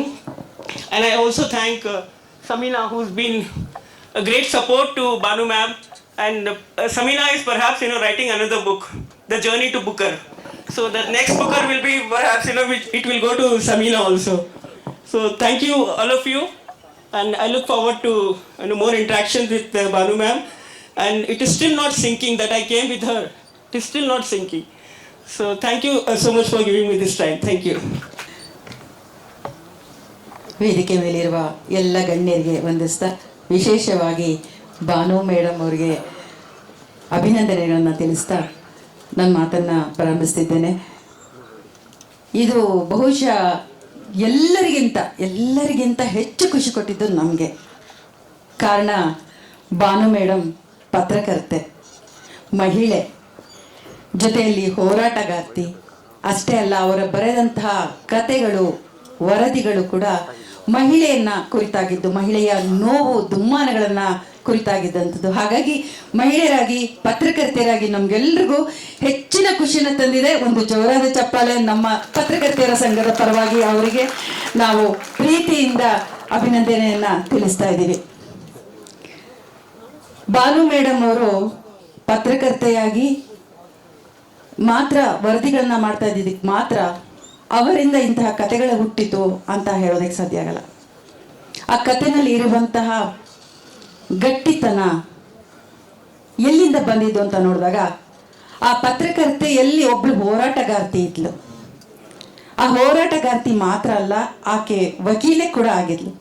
ಪ್ರತಿಯೊಂದನ್ನು ಪ್ರಶ್ನಿಸುವ, ಸವಾಲನ್ನು ಹಾಕುವ ಮತ್ತು ಪ್ರತಿಭಟಿಸುವ ಮನೋಭಾವ, ಈ ಮೂರು ಪತ್ರಕರ್ತೆ, ಹೋರಾಟಗಾರ್ತಿ ಮತ್ತು ವಕೀಲೆಯಲ್ಲಿ ಇದ್ದಿದ್ರಿಂದ ಬಹುಶಃ ಅವರ ಕತೆಗಳು ಇಷ್ಟೊಂದು ಗಾಢವಾಗಿ ತಟ್ಟೋದಕ್ಕೆ ಸಾಧ್ಯ ಆಗಿದ್ದು, ಬ್ರೂಕರ್ ಪ್ರಶಸ್ತಿ ತನಕ ತಗೊಂಡು ಹೋಗಿದ್ದು ಅಂತ ನನ್ಗನ್ಸುತ್ತೆ. ಪತ್ರಕರ್ತೆಯಲ್ಲಿ ಹೋರಾಟಗಾರ್ತಿ ಇದ್ರೆ ಮಾತ್ರ ತನ್ನ ವೃತ್ತಿಗೆ ಒಂದು ಪರಿಪೂರ್ಣವಾದಂಥ ಒಂದು ನ್ಯಾಯವನ್ನು ನೀಡೋದಕ್ಕೆ ಸಾಧ್ಯ ಅಂತ ನಾನು ನಂಬಿದ್ದೀನಿ. ಹಾಗಾಗಿ ಬಹುಶಃ ನಾನು ಕಾಲೇಜು ದಿನಗಳಲ್ಲಿದ್ದಾಗ ಲಂಕೇಶ್ ಪತ್ರಿಕೆಯಲ್ಲಿ ಒಂದಕ್ಷರನೂ ಬಿಡದ ಹಾಗೆ ಮೊದಲಿನಿಂದ ಕೊನೆವರೆಗೂ ಓದುವಾಗ ನನ್ನನ್ನು ಒಂದು ಹೊಸ ಜಗತ್ತಿಗೆ ಕರ್ಕೊಂಡು ಹೋಗ್ತಾ ಇದ್ದಿದ್ದು ಬಾನು ಮುಷ್ತಾಕ್ ಅವರ ವರದಿ ಮತ್ತು ಕತೆಗಳು, ಸಾರಾ ಅಬೂಬಕರ್ ಕತೆಗಳು. ಆಗಷ್ಟೇ ಇದೊಂದು ಜಗತ್ತನ್ನು ಅರ್ಥ ಮಾಡ್ಕೊಳ್ಳೋದಕ್ಕೆ ಕುತೂಹಲದಿಂದ ನೋಡುವಾಗ ಅವರ ಕತೆಗಳು ನನ್ನನ್ನು, ಆ ಸಮುದಾಯವನ್ನು ಅರ್ಥ ಮಾಡ್ಕೊಳ್ಳೋದಕ್ಕೆ ತುಂಬ ಸಹಕಾರಿ ಮಾಡಿತು. ಅಷ್ಟೇ ಅಲ್ಲ, ನಾವು ಮಹಿಳೆಯರಾಗಿ ಆ ಸಮುದಾಯದಲ್ಲಿ ಧರ್ಮದ ಕಟ್ಟುಪಾಡಲ್ಲಿ ಅವರು ಅನುಭವಿಸ್ತಿರ್ಬೋದು ಆ ನೋವುಗಳನ್ನು, ಆ ಶೋಷಣೆಯನ್ನು. ಆದರೆ ಅದರ ಹೊರತಾಗಿ ಕೂಡ ನಾವು ಕೂಡ ಆ ಸಮುದಾಯದಲ್ಲಿ ಅವರು ಅನುಭವಿಸ್ತಿರೋಂಥ ನೋವುಗಳನ್ನು ಕೂಡ ಅನುಭವಿಸ್ತಾ ಇದ್ದೀವಿ. ಅದು ಬೇರೆಯ ಚೌಕಟ್ಟಿನಲ್ಲಿರ್ಬೋದು, ಒಂದು ಸಮಾಜದ ಕಟ್ಟುಪಾಡುಗಳ ಚೌಕಟ್ಟಿನಲ್ಲಿ ಇರಬಹುದು. ಆದರೆ ಶೋಷಣೆ ಮತ್ತು ನೋವು ಇಬ್ಬರದು ಒಂದೇ ಆಗಿತ್ತು. ಅವರು ಬೇರೆ ಅಲ್ಲ, ನಾವು ಬೇರೆ ಅಲ್ಲ. ಹಾಗಾಗಿ ನನಗೆ ಆ ಸಮುದಾಯನ ಅರ್ಥ ಮಾಡ್ಕೊಳ್ಳೋದ್ರ ಜೊತೆಗೆ ಹೆಣ್ಣು ಮಕ್ಕಳ ಕಷ್ಟಗಳೇನು ಅನ್ನೋದು ಕೂಡ ಅರ್ಥ ಆಗ್ತಾ ಹೋಯಿತು. ಅವರ ಕಥೆಗಳಲ್ಲಿ ಬರುವ ಪಾತ್ರಗಳನ್ನು ಅಷ್ಟೇ ನಾನು ಗಮನಿಸಿದ ಹಾಗೆ ಕ್ರಾಂತಿಕಾರಿ ಪಾತ್ರಗಳಲ್ಲ ಅದು. ಆ ಮಹಿಳೆಯರು ಕ್ರಾಂತಿಕಾರಿಗಳಲ್ಲ, ಸಾಮಾನ್ಯರು, ಸಾಮಾನ್ಯ ಮಹಿಳೆ. ಬಹಳ ಸಹಜವಾಗಿ ಒಬ್ಬ ಮನುಷ್ಯನಿಗೆ ಬೇಕಾದಂತಹ ಬದುಕನ್ನ ಬಯಸಿದಂತಹ ಮಹಿಳಾ ಪಾತ್ರಗಳು. ಅಷ್ಟು ಮುಗ್ಧವಾದಂಥ ಪಾತ್ರಗಳನ್ನ ಅವರು ಚಿತ್ರಿಸ್ತಾನೆ ನಿಜವಾಗ್ಲೂ ಈ ಸಮಾಜ ಅವರನ್ನ ಎಲ್ಲಿಟ್ಟಿದೆ ಅನ್ನೋದನ್ನ ತೋರಿಸ್ತಾ ಹೋದವರು. ಹಾಗಾಗಿ ಆ ಕಥೆಗಳಲ್ಲಿ ಆ ಗಾಢತೆ ಮತ್ತು ಗಟ್ಟಿತನ ನನಗೆ ಕಾಣಿಸುತ್ತೆ. ಇದೆಲ್ಲದರ ಜೊತೆಯಲ್ಲಿ ಅವರು ರಾಜಕಾರಣಿಯಾಗಿ ಕೂಡ ದಿಟ್ಟತನದಿಂದ ಆ ಕ್ಷೇತ್ರಕ್ಕೆ ಬರ್ತಾರೆ. ಬಹುಶಃ ರಾಜಕಾರಣ ಅಂತಂದ್ರೆ ಮಹಿಳೆಯರು ಯೋಚನೆ ಮಾಡೋದು, ಹುಡುಗಿಯರು ಯೋಚನೆ ಮಾಡೋದು, ನಮಗಲ್ಲ ಆ ಕ್ಷೇತ್ರ, ಅಲ್ಲಿ ಬರೀ ಕೆಟ್ಟವರೇ ತುಂಬಿದ್ದಾರೆ ಅನ್ನೋದು. ಆದರೆ ನಾವು ಹೋಗದೇ ಇದ್ರೆ ಆ ಜಾಗ ಬದಲಾಗೋದು ಹೇಗೆ, ಆ ಪರಿಸರ ಬದಲಾಗೋದು ಹೇಗೆ? ಅಂಥದ್ರಲ್ಲೂ ಕೂಡ ಭಾನು ಮೇಡಮ್ ಆ ಕ್ಷೇತ್ರದಲ್ಲಿ ಹೆಜ್ಜೆ ನೀಡ್ತಾರೆ, ಸಾಧಿಸಿ ತೋರಿಸ್ತಾರೆ. ನನಗೆ ಈ ಸಂದರ್ಭದಲ್ಲಿ ಭಾರತದ ಪ್ರಮುಖ ಲೇಖಕಿಯರಿಬ್ಬರಲ್ಲಿ ಇಬ್ಬರು ನನಗೆ ನೆನಪಾಗ್ತಾರೆ. ಒಂದು ಅರುಂಧತಿ ರಾಯ್ ಹಾಗೂ ಭಾನು ಮೇಡಮ್. ಯಾಕೆಂದರೆ ಅರುಂಧತಿ ರಾಯ್ ಅವರು ಕೂಡ ಪತ್ರಕರ್ತೆಯಾಗಿದ್ದವರು, ಹೋರಾಟಗಾರ್ತಿಯಾಗಿದ್ದವರು, ಬರಹಗಾರ್ತಿ. ಅವರು ಬೂಕರ್ ಪ್ರಶಸ್ತಿ ಪಡೆದ ನಂತರ ಕೂಡ ನಕ್ಸಲೈಟ್ಸ್ ಜೊತೆಯಲ್ಲಿ ಕಾಡಿನಲ್ಲಿ, ಮಳೆನಲ್ಲಿ, ಚಳಿನಲ್ಲಿ ಕೆಲವು ದಿನಗಳ ಕಾಲ ಕಳೀತಾರೆ. ಬಹಳ ಮಿಲಿಟರಿ ಪ್ರೊಟೆಕ್ಷನ್ ಇರುತ್ತೆ, ಎಲ್ಲ ಇರುತ್ತೆ. ಅದನ್ನೆಲ್ಲ ಮೆಟ್ಟಿ ನಿಂತು ಹೋಗ್ತಾರೆ. ಅವರು ಜೈಲಿಗೆ ಹೋಗಿ ಬರ್ತಾರೆ. ಭಾನು ಮೇಡಮ್ ಅವರಲ್ಲಿ ಕೂಡ ನನ್ನ ಆ ಮನೋಭಾವ, ಹೋರಾಟದ ಮನೋಭಾವನ ಕಾಣ್ತಿದ್ದೀನಿ. ಆದರೆ ನನಗೆ ಅರುಂಧತಿ ರಾಯ್ ಅವರಿಗಿಂತ ಭಾನು ಸ್ವಲ್ಪ ವಿಶೇಷ ಅನ್ಸತ್ತೆ. ಯಾಕೆಂದ್ರೆ ಅರುಂಧತಿ ರಾಯ್ ಅವರಿಗೆ ಸಿಕ್ಕಂಥ ಪರಿಸರ, ಶಿಕ್ಷಣ, ಅವರು ಬೆಳೆದು ಬಂದಂಥ ರೀತಿ ಇರ್ಬೋದು, ಅದೆಲ್ಲವೂ ಬಹಳ ವಿಭಿನ್ನ. ಅವರಿಗೆಲ್ಲವೂ ಒಂದಿಷ್ಟು ಪೂರಕವಾಗಿತ್ತು ಪರಿಸರ ಅಂತ ಹೇಳ್ಬೋದು. ಆದರೆ ಭಾನು ಮೇಡಮ್ ಅವರು ಬೆಳೆದಂಥ ಪರಿಸರ ಇದೆಯಲ್ಲ, ಹಲವು ವೈರುಧ್ಯಗಳ ನಡುವೆ ಕೂಡ ದಿಟ್ಟತನದಿಂದ ಅವರಲ್ಲಿನ ಕರ್ಮಠರನ್ನ, ಕಂದಾಚಾರಿಗಳನ್ನ ಎದುರಿಸಿ ಅವರು ಈ ಮಟ್ಟಕ್ಕೆ ತಮ್ಮೊಳಗಿನ ಕೋಪವನ್ನ, ತುಮುಲಗಳನ್ನ, ತಾವು ಕಂಡಂತಹ ಮಹಿಳೆಯರ ನೋವುಗಳನ್ನ ದಾಖಲಿಸ್ತಾ ಹೋಗ್ತಾರಲ್ಲ, ಅದು ತುಂಬಾ ವಿಶೇಷ ಅಂತ ನನ್ಗನ್ಸುತ್ತೆ. ಯಾಕಂದ್ರೆ ಇಂತಹ ಸಾಹಿತ್ಯ ದಾಖಲಾಗೋದು, ಜನರನ್ನ ಸೆಳೆಯೋದು ಬಹಳ ಅಪರೂಪ. ಶ್ರೇಷ್ಠ ಸಾಹಿತ್ಯ ಅಂತ ಏನು ಹೇಳ್ತಾರೆ, ಶಿಷ್ಟ ಸಾಹಿತ್ಯ ಅಂತ ಏನು ಹೇಳ್ತಾರೆ, ಆ ಶಿಷ್ಟ ಸಾಹಿತ್ಯ ಬಹಳ ಬೇಗ ಜನರನ್ನ ಆಕರ್ಷಿಸ್ಬಿಡುತ್ತೆ, ಜನರಲ್ಲಿ ಪ್ರಚಾರ ತಗೊಳುತ್ತೆ, ಸಮಾಜದಲ್ಲಿ ಪ್ರಚಾರ ತಗೊಳುತ್ತೆ. ಆದರೆ ಮಹಿಳೆಯ ನೋವು, ದುಮ್ಮಾನಗಳನ್ನ ಒಂದು ಅಲ್ಪಸಂಖ್ಯಾತ ಸಮುದಾಯದಿಂದ ಬಂದಂಥ ಹೆಣ್ಮಗಳು ಹೇಳೋ ಒಂದು ಕೃತಿಯನ್ನ ಜನರಿಗೆ ತಲುಪೋದು ಅಷ್ಟು ಸುಲಭ ಅಲ್ಲ. ಬಹುಶಃ ಇವರಿಗೆ ಮತ್ತೆ ಇತ್ತೀಚೆಗೆ ನಾನು ಇನ್ನೂ ಒಂದು ಮಾತು ಕೇಳಿದೆ. ಲಂಕೇಶ್ ಪತ್ರಿಕೆಯಲ್ಲಿ ಅವರು ವರದಿಗಾರರಾಗಿದ್ದರು, ಕಥೆಗಳನ್ನ ಬರೀತಿದ್ರು. ಲಂಕೇಶ್ ಅವರು ಶೋಧ ಅಂತ ಹೇಳಿದಾಗ ಇನ್ನೂ ಒಂದಿಷ್ಟು ಜನ ಅಪಸ್ವರವನ್ನು ತೆಗೆದ್ರು. ಆದರೆ ಭಾನು ಮೇಡಮ್ ಬರಹಗಾರ್ತಿ ಆಗಿದ್ರು, ಲೇಖಕಿ ಆಗಿದ್ರು. ವಜ್ರ ಅಲ್ಲೆಲ್ಲೂ ಬಿದ್ದಿರುತ್ತೆ, ಆಗಾಗ ಮಿಡುತ್ತಿರುತ್ತೆ. ಅದನ್ನ ಪೂರ್ತಿ ಒರೆಸಿ ಜಗತ್ತಿಗೆ ಹಿಡಿದು ತೋರಿಸೋದಿದೆಯಲ್ಲ, ಅದನ್ನ ಮಾಡಿದ್ದು ಲಂಕೇಶ್ ಪತ್ರಿಕೆ, ಲಂಕೇಶ್ ಅವರು. ಭಾನು ಮೇಡಮ್ ಅವರು ಅಲ್ಲಿಂದ ಬಹುಶಃ ಅವ್ರಿಗೆ ಇನ್ನಷ್ಟು ಬಲ ಸಿಕ್ತು ಅನ್ಸುತ್ತೆ, ಬರಹಕ್ಕೆ ಬೆಂಬಲ ಸಿಕ್ತು ಅನ್ಸುತ್ತೆ. ಅವರು ಅದನ್ನ ಮಾಡ್ತಾ ಬಂದರು. ಇನ್ನೂ ಬಹಳ ಜನ ಮಾತಾಡೋರಿದ್ದಾರೆ. ಸೊ ನಾನು ಇಲ್ಲಿಗೆ ನನ್ನ ಮಾತನ್ನು ಮುಗಿಸ್ತೀನಿ. ಕೊನೆಯದಾಗಿ ನಾನು ಒಂದು ಮಾತನ್ನು ಹೇಳಕ್ಕೆ ಇಷ್ಟಪಡ್ತೀನಿ. ಪತ್ರಕರ್ತೆಯರ ಸಂಘದ ವತಿಯಿಂದ ನಾವು ಗೌರವ ಸದಸ್ಯತ್ವವನ್ನು ಭಾನು ಮೇಡಮ್ ಅವರಿಗೆ ಮತ್ತು ಅನುವಾದಕಿ ದೀಪಾ ಅವರಿಗೆ ಕೊಡಬೇಕು ಅಂತ ಬಯಸಿದ್ದೀನಿ. ಅದನ್ನು ಸ್ವೀಕರಿಸಬೇಕು ಅಂತ ವಿನಮ್ರಪೂರ್ವಕವಾಗಿ ನಾನು ಅವರನ್ನ ಕೇಳ್ಕೊಳ್ತೀನಿ. ಇದು ನಮ್ಮ ಸಂಘಕ್ಕೆ ತುಂಬ ತೂಕವನ್ನು ತಂದುಕೊಡುತ್ತೆ ಅವರು ನಮ್ಮೊಂದಿಗಿರೋದು ಅಂತ ನನ್ನ ಭಾವನೆ.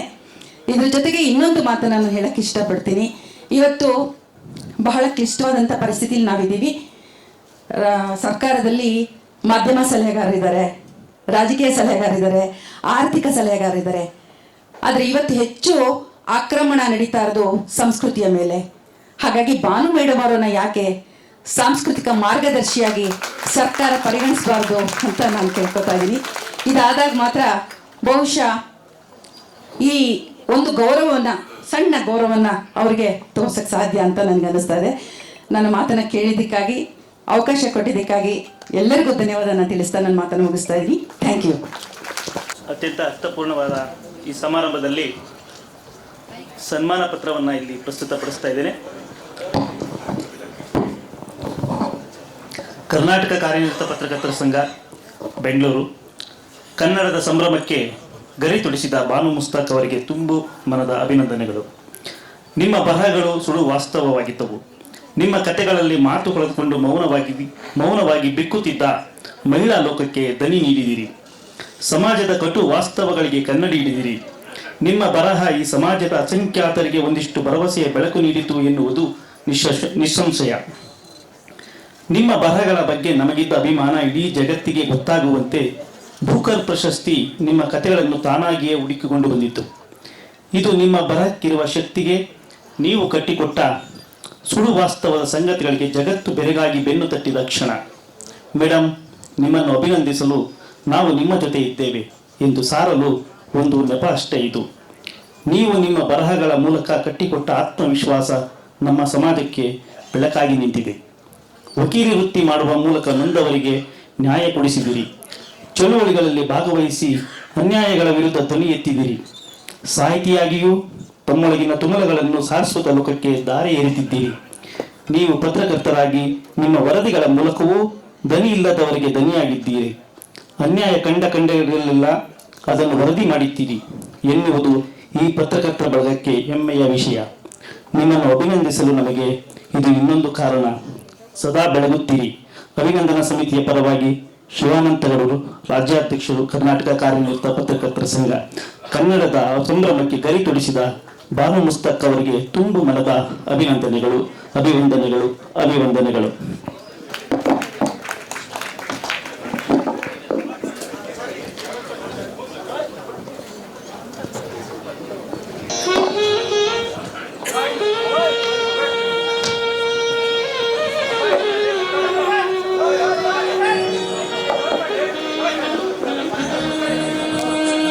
ಚಂದ್ರಶೇಖರ ಕಂಬಾರರ ಸಾಲು ನೆನಪಾಗುತ್ತಿದೆ. ಕ್ಷಿತಿಜದ ಕಣ್ಣಲ್ಲಿ ಬೆಳಕು ಹೊಳೆಯೋ ಹಂಗ ಹಾಡಬೇಕು ತಮ್ಮ ಹಾಡಬೇಕು.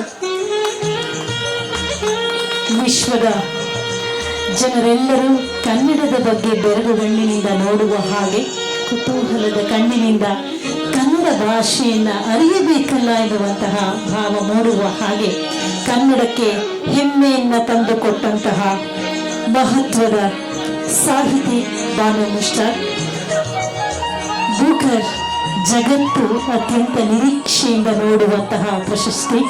ಸಾಹಿತ್ಯ ಲೋಕದಲ್ಲಿ ಮೇರು ಶಿಖರ ಎನ್ನುವಂತಹ ಸ್ಥಾನವನ್ನು ಅಲಂಕರಿಸಿ ಎಲ್ಲರ ಮೆಚ್ಚುಗೆಗೆ ಪಾತ್ರವಾಗಿ ತನ್ನ ನೆಲಮೂಲ ಸಂಸ್ಕೃತಿಯನ್ನು ಬಿಡದೆ ಆಗಸದೆತ್ತರಕ್ಕೆ ಏರಿದ್ದರೂ ಕೂಡ ತನ್ನ ಬೇರುಗಳನ್ನು ಭೂಮಿಯಲ್ಲೇ ಗಟ್ಟಿಯಾಗಿ ಇರಿಸಿಕೊಂಡು ಕನ್ನಡತನವನ್ನು ಮೆರೆಸುವ ಮನಸ್ಥಿತಿ ಉಳ್ಳಂತಹ ಅತ್ಯಪರೂಪದ ವ್ಯಕ್ತಿ ಬಾನು ಮುಸ್ತಾಕ್ ಅವರು. ಅವರಿಂದ ಪ್ರೇರಿತರಾಗಿ ಮುಂದಿನ ದಿನಮಾನಗಳಲ್ಲಿ ಮತ್ತಷ್ಟು ಮಹಿಳಾ ಸಾಹಿತಿಗಳು ಬೂಕರ್ ಪ್ರಶಸ್ತಿಯನ್ನು ಪಡೆಯುವಂತಾಗಲಿ, ಕನ್ನಡಕ್ಕೆ ಅಂಥ ಒಂದು ಘನತೆಯನ್ನ, ಗೌರವವನ್ನು ತಂದುಕೊಡುವಂತಹ ಪ್ರೇರೇಪಣೆ ಈ ಪ್ರಥಮ ಕಾರ್ಯಕ್ರಮದ ಮುಖೇನ ಲಭ್ಯವಾಗಲಿ ಎನ್ನುವಂತಹ ಆಶಯದಿಂದ ಹಮ್ಮಿಕೊಂಡಿರುವಂತಹ ಕಾರ್ಯಕ್ರಮ ಇದಾಗಿದೆ.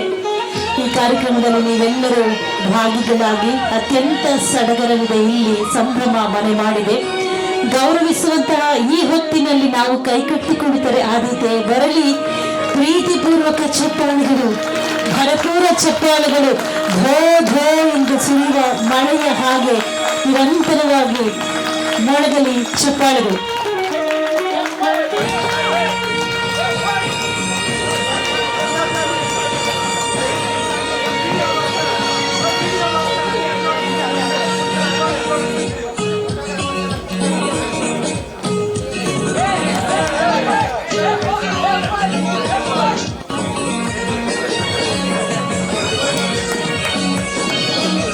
ನೊಂದ ಹೆಣ್ಣು ಮಕ್ಕಳ ಬಾಳಿಗೆ ಆಶಾದೀಪವಾಗಿ ಬಂದಿದ್ದಾರೆ ಬಾನು ಮುಸ್ತಾಕ್ ಅವರು.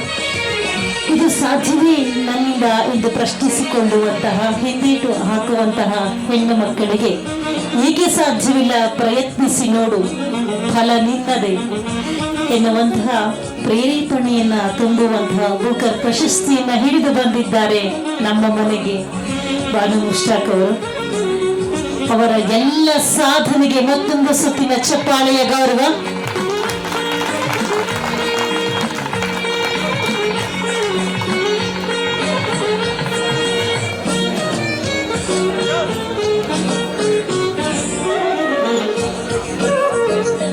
ದಯಮಾಡಿ ಎಲ್ಲರೂ ಸಾವಧಾನವಾಗಿ ಕೂತ್ಕೋಬೇಕು. ಎಲ್ಲರಿಗೆ ಕೊನೆಯಲ್ಲಿ ಅಭಿನಂದಿಸುವಂಥ ಅವಕಾಶವನ್ನು ಖಂಡಿತವಾಗಿ ನಾವು ಮಾಡ್ಕೊಡ್ತೀವಿ. ಒಂದು 10 ನಿಮಿಷ ವ್ಯತ್ಯಾಸ ಆಗ್ಬೋದು.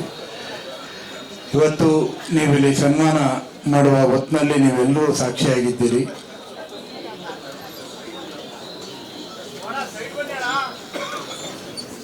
ಗಾಂಧೀಜಿ ಉಪ್ಪು ಹಿಡಿದು ಬ್ರಿಟಿಷರನ್ನ ಓಡಿಸಿದಂಥವರು ನಮ್ಮ ಮಹಾತ್ಮ ಗಾಂಧೀಜಿ. ಅವರು ತೋರಿದಂತಹ ಬೆಳಕಿನಲ್ಲಿ ಬದುಕನ್ನ ಕಟ್ಟಿಕೊಂಡಿದ್ದು ಮಾತ್ರವಲ್ಲದೆ ಸಾಹಿತ್ಯ ರಚನೆಯಲ್ಲೂ ಕೂಡ ಆ ಸೌಹಾರ್ದತೆಯ ಬೆಳಕನ್ನ ಚೆಲ್ಲಿದಂಥವರು ಬಾನು ಮುಷ್ತಾಕ್ ಅವರು. ಮಹಾತ್ಮ ಗಾಂಧೀಜಿಯವರ ಪುತ್ಥಳಿಗೆ ಗೌರವವನ್ನು ಸಲ್ಲಿಸಿದ್ದಾರೆ. ಬಹುಶಃ ಇಲ್ಲಿ ಬಾನು ಮುಷ್ತಾಕ್ ಅವ್ರನ್ನ ಅಭಿನಂದಿಸುವ ಸಂದರ್ಭದಲ್ಲಿ ತಾವೆಲ್ಲರೂ ಗಮನಿಸಿದ್ರೆ ಇಲ್ಲೋ ಗೊತ್ತಿಲ್ಲ, ಅವರ ಅನೇಕ ವಿಚಾರಧಾರೆಗಳು ಮೂಸೆಯಲ್ಲಿ ಮೂಡಿ ಬಂದಿದ್ದು ಕಾಫಿ ನಾಡಿನಿಂದ. ಆ ಕಾರಣಕ್ಕಾಗಿ ಕಾಫಿಯಲ್ಲಿ ಮಾಡಿದಂಥ ಹಾರವನ್ನು ಸಕಲೇಶ್ಪುರದಿಂದ ತರಿಸಿದ್ವಿ. ಅವರಿಗೆ ಹಾರವನ್ನು ಹಾಕಿದ್ವಿ. ಬಹುಶಃ ಕಾಫಿ ಹಾರ ಎಲ್ಲೂ ಹಾಕಿಲ್ಲ, ಈಗ ಹೊಸದಾಗಿ ಅನ್ವೇಷಣೆ ಶುರು ಮಾಡಿದ್ದಾರೆ. ಇಲ್ಲಿ ನಮ್ಮ ವಿಶ್ವನಾಥ್ ಅವರು ಇದ್ದಾರೆ, ಏಲಕ್ಕಿ ಹಾರ ಹಾಕಿದ್ದೀವಿ. ಆದರೆ ಕಾಫಿ ಹಾರವನ್ನು ವಿಶೇಷವಾಗಿ ಇವತ್ತು ಅವ್ರಿಗೋಸ್ಕರ ತರಿಸಿದ್ವಿ. ಮತ್ತೊಂದು ತಾವೆಲ್ಲ ಗಮನಿಸಿದ್ರಿ, ಅವರ ಭಾವಚಿತ್ರವನ್ನು ಒಬ್ಬ BP ಲೋಕೇಶ್ ಅಂತೇಳಿ ಪೆನ್ಸಿಲ್ ಮೂಲಕ ಆರ್ಟ್ ಮಾಡಿ 3 ದಿನಗಳ ಕಾಲ ಆರ್ಟ್ ಮಾಡಿ ತೋರಿಸಿದ್ದಾರೆ. ದಯಮಾಡಿ ನೋಡಿ ಅಲ್ಲಿ. ನಿಮ್ಮೆಲ್ಲರ ಒಂದು ಚಪ್ಪಾಳೆ ಅವರಿಗೆ ಕೊಡಿ ಅಂತೇಳಿ ನಾನು ವಿನಂತಿ ಮಾಡ್ತೇನೆ. ಮತ್ತೊಂದು, ಆಗಲೇ ನಾನು ಮಾತನಾಡುವಾಗ ಒಂದು ಮಾತನ್ನು ಮರೆತೆ. ಬಹುಶಃ ಅವರು ಮಗಳ ಮನೆಗೆ ಹೋಗಿದ್ದಂಥ ಸಂದರ್ಭ, ಅಬುದಾಬಿನ ಅಥವಾ ಎಲ್ಲೋ ಅವರ ಸೌದಿಗೆ ಮಗಳ ಮನೆಗೆ ಹೋಗಿದ್ರು. ಇದಕ್ಕಿದ್ದಂಗೆ ಅವರು ಕುಸ್ತು ಬಿದ್ದು ಹೋಗ್ತಾರೆ. ಏನು ಅಂತಲೇ ಅವ್ರಿಗೆ ಗೊತ್ತಾಗೋದಿಲ್ಲ. ಆಸ್ಪತ್ರೆಗೆ ತೆಗೆದುಕೊಂಡು ಹೋದರೆ ಅವ್ರಿಗೆ ಆಗ ಗೊತ್ತಾಗಿದೆ ಹೃದಯದ ಸಮಸ್ಯೆ ಇದೆ ಅಂತ. ಬಹುಶಃ ಅವತ್ತು ತಕ್ಷಣಕ್ಕೆ ಚಿಕಿತ್ಸೆ ಸಿಗದೇ ಇದ್ದರೆ ಇವತ್ತು ನಾವೇನು ಮಾತನಾಡ್ತಾ ಇದ್ದೀವಿ, ಎದೆಯ ಹಣತೆ ಆರ್ಟ್ ಲ್ಯಾಂಪ್ ಇಡೀ ವಿಶ್ವವನ್ನು ಬೆಳಗ್ತಾ ಇದೆ ಅಂತ, ಅವತ್ತೇನಾರು ಅವರ ಎದೆಯ ಹಣತೆ ಆರಿ ಹೋಗಿದ್ರೆ ಬಹುಶಃ ಇಷ್ಟಕ್ಕೆಲ್ಲ ನಾವು ಇವತ್ತು ಸಾಕ್ಷಿನೇ ಆಗ್ತಾ ಇರಲಿಲ್ಲ. ಅಂಥ ಸಂದರ್ಭವನ್ನು ದೇವರ ಕೃಪೆಯಿಂದ, ನಮ್ಮೆಲ್ಲರ ಆಶೀರ್ವಾದದಿಂದ, ಇಡೀ ಕನ್ನಡ ನಾಡಿನ ಜನರ ಆಶೀರ್ವಾದದಿಂದ ಸಾವನ್ನು ಗೆದ್ದು ಬಂದವರು ಬಾನು ಮೇಡಮ್ ಅವರು. ಹಾಗಾಗಿ ನಿಮ್ಮೆಲ್ಲ ಚಪ್ಪಾಳೆ ಅವರ ಮಾತಿಗಾಗಿ ನಾವೀಗ ಸಾಕ್ಷಿಯಾಗೋಣ. ಸ್ನೇಹಿತರೆ, ಕಾರ್ಯಕ್ರಮದ ಅಧ್ಯಕ್ಷತೆಯನ್ನು ವಹಿಸಿರುವ ಶಿವಾನಂದ ತಗಡೂರವರೇ, GN ಮೋಹನ್, KV ಪ್ರಭಾಕರ್ ಅವರೇ, KN ಚೆನ್ನೇಗೌಡ್ರೆ, ಉಡುಪಿ ಕೃಷ್ಣರವರೇ, ಆಯೇಷಾ ಖಾನಂಬರವರೇ ಹಾಗೂ ಪದ್ಮಾ ಶಿವಮೊಗ್ಗರವರೇ ಮತ್ತು ಇಲ್ಲಿ ನೆರೆದಿರ್ತಕ್ಕಂತಹ ನನ್ನ ಎಲ್ಲ ಸ್ನೇಹಿತರೆ, ಎಲ್ಲ ನನ್ನ ಹಳೆಯ ಮಿತ್ರರೇ, ಸುಮಾರು ಜನ ಇಲ್ಲಿ ಸೇರಿರೋರು. ಮತ್ತು ನಾನು ಅದೇ ಹಳೆಯ ಬಾನುವೆ ನಿಮ್ಮ ಎದುರಿಗೆ ಇರುವಂಥದ್ದು. ಆದರೆ ನಿಮ್ಮೆಲ್ಲರ ಪ್ರೀತಿ ಮತ್ತು ಅಭಿಮಾನದಿಂದ ಸ್ವಲ್ಪ ಹೆಚ್ಚು ಹೊಳಿತಾ ಇದ್ದೀನಿ ಅಷ್ಟೇ, ಇದೇನು ವ್ಯತ್ಯಾಸ ಇಲ್ಲ. ಸ್ನೇಹಿತರೆ, ಇವತ್ತು ನಾನು ನಿಮ್ಮ ಜೊತೆಯಲ್ಲಿ ನನ್ನ ಬುಕರ್ ಅನುಭವವನ್ನು ತೆರೆದು ಇಡಲಿಕ್ಕೆ ಇಷ್ಟಪಡ್ತೀನಿ. ಬುಕರ್ ಅಂದರೆ ಏನು ಅಂತ ನನಗೆ ಗೊತ್ತಿರಲಿಲ್ಲ. ಆಮೇಲೆ ನನಗೆ ಒಂದೇ ಒಂದು ಆಸೆ ಏನಿತ್ತು ಅಂತ ಹೇಳಿದ್ರೆ, ನನ್ನ ಕೃತಿಗಳು ಇಂಗ್ಲೀಷ್ಗೆ ಅನುವಾದ ಆಗಬೇಕು ಮತ್ತು ನನಗೆ ಹೆಚ್ಚು ಓದುಗರು ಸಿಗಬೇಕು. ಈ ಬೌಂಡ್ರೀಸ್ ಭಾಷೆಯ ಕಾರಣಕ್ಕೆ ಇರ್ತಕ್ಕಂಥ ಈ ಎಲ್ಲೆಗಳನ್ನು ಮೀರಬೇಕು ಅನ್ನುವಂಥದ್ದು ಒಂದು ನನಗೆ ಇದ್ದಂತಹ ಆಸೆ. ಆ ಕಾರಣಕ್ಕೋಸ್ಕರ ನಾನು ದೀಪಾ ಭಸ್ತಿ ನನಗೆ ಪರಿಚಯ ಆದರೂ ಅವರಿಗೆ ನನ್ನ ಹಸೀನಾ ಮತ್ತು ಇತರ ಕಥೆಗಳನ್ನು ಕಳಿಸಿ ಇದರಲ್ಲಿ ಏನಾದರೂ ನೀವು ಅನುವಾದ ಮಾಡಬಹುದೇ ಅಂತ ಕೇಳಿದೆ. ಅದಕ್ಕೆ ಅವರು ಆಯಿತು ಅಂತ ಹೇಳ್ಬಿಟ್ಟು 12 ಕಥೆಗಳ ಅನುವಾದ ಮಾಡಿದರು. ಅನುವಾದ ಮಾಡಿ ಯಾವುದೋ ಒಂದು ಕಥೆಯನ್ನು ಅವರು ಒಂದು ಸ್ಪರ್ಧೆಗೆ ಕಳಿಸಿದಾಗ ಆ ಸ್ಪರ್ಧೆಯಲ್ಲಿ ವಿಜಯಿ ಆಯಿತು ಆ ಕಥೆಯ ಅನುವಾದ. ಆ ನಂತರ ಅದು ಇಂಗ್ಲೀಷ್ಗೆ ಪಬ್ಲಿಷ್ ಮಾಡಲಿಕ್ಕೆ, ಇಂಗ್ಲೀಷ್ನಲ್ಲಿ ಪಬ್ಲಿಷ್ ಮಾಡಲಿಕ್ಕೆ ಒಬ್ಬರು ಪಬ್ಲಿಷರ್ ಸಿಕ್ಕಿದ್ರು, ಆ್ಯಂಡ್ ಅದರ್ ಸ್ಟೋರೀಸ್ ಅಂತ. ಆವಾಗ ನಮಗೆ ಭಾಳ ಇದ್ದಂಥ ಬರೀ ಒಂದು ಮುಖ್ಯ ಉದ್ದೇಶ ಏನು ಅಂತಂದರೆ, ನನ್ನದು ಇಂಗ್ಲೀಷ್ಗೆ ಅನುವಾದ ಆದರೆ ಸಾಕು ನನ್ನ ಕೃತಿಗಳು ಅನ್ನೋದಷ್ಟೇ ಸ್ಯಾಟಿಸ್ಫ್ಯಾಕ್ಷನ್ ಇತ್ತು. ಇವತ್ತು ನಾನು ಲಂಡನ್ನಲ್ಲಿದ್ದಾಗ ಸುಮ್ಮನೆ ಒಂದು ಲೆಕ್ಕಾಚಾರ, ನನಗೆ ಕಂಡು ಬಂದ ಒಂದು ದತ್ತಾಂಶದ ಬಗ್ಗೆ ನಾನು ಲೆಕ್ಕಾಚಾರ ಮಾಡಿದರೆ, ನನ್ನ ಇಂಗ್ಲೀಷ್ ಪಬ್ಲಿಷರ್ಗೆ ಸುಮಾರು 6 ಕೋಟಿ ರೂಪಾಯಿಗಳ ವ್ಯವಹಾರ ಈ ಪುಸ್ತಕದಿಂದ ಮಾಡಿದ್ದಾರೆ. ಪುಸ್ತಕ ಹೇಗೆ, ಕನ್ನಡದ ಪುಸ್ತಕಗಳ ಕತೆ ನಮಗೇನಿದೆ ಮತ್ತು ಇಂಗ್ಲಿಷ್ ಪುಸ್ತಕಗಳ ಯಾವ ರೀತಿಯ ಒಂದು ಸಂಸ್ಕೃತಿ ಅಲ್ಲಿದೆ ಅನ್ನೋದು ನನಗೆ ಆಶ್ಚರ್ಯ ಆಯಿತು. ನನಗೆ ಈ ಬುಕ್ಕರ್ ಬಗ್ಗೆ ಏನು ಗೊತ್ತಿಲ್ಲದೆ ಇದ್ರೂ ಕೂಡ ನಮ್ಮ ಪಬ್ಲಿಷರ್ ಅದನ್ನು ಬುಕ್ಕರ್ ಸ್ಪರ್ಧೆಗೆ ಕಳಿಸಿದ್ರು. ಬುಕ್ಕರ್ ಸ್ಪರ್ಧೆಗೆ ಕಳಿಸಿದ್ರೆ ಆಯಾ ವರ್ಷದ ಮೇನಿಂದ ಸೆಪ್ಟೆಂಬರ್ವರೆಗೆ ಪಬ್ಲಿಷ್ ಆದ ಇಂಗ್ಲಿಷ್ಗೆ ಅನುವಾದಿತ ಕೃತಿ ಇರಬೇಕು ಮತ್ತು ಇಂಗ್ಲೆಂಡ್ ಹಾಗೂ ಐರ್ಲೆಂಡ್ನಲ್ಲಿ ಅದು ಪಬ್ಲಿಷ್ ಆಗಿರಬೇಕು ಅನ್ನೋದು ಒಂದು ನಿಬಂಧನೆ. ಹೀಗಾದಾಗ ಒಂದು ದಿನ ನನ್ನ ಆಫೀಸ್ನಲ್ಲಿ ಏನಿದಂತೆ, ನಮ್ಮ ಚಿಕ್ಕವರು, ನಿಮ್ಮ ಚಿಕ್ಕ ಕೆಲಸ, ಚಿಕ್ಕದಾದಂಥ ಪರಿಸರ, ಚಿಕ್ಕ ವಲಯ, ನಮ್ಮ ಪಡೆಗೆ ನಾವು ನೆಮ್ಮದಿಯಾಗಿ ಇದ್ದಂಥ ಜನ, ಒಂದು ಸಂಜೆ 8 ಗಂಟೆ ಅಷ್ಟೊತ್ತಿಗೆ ಫೋನ್ ಬಂತು ನಮ್ಮ ಪಬ್ಲಿಷರ್ದು, ನನ್ನ ಏಜೆಂಟ್ದು.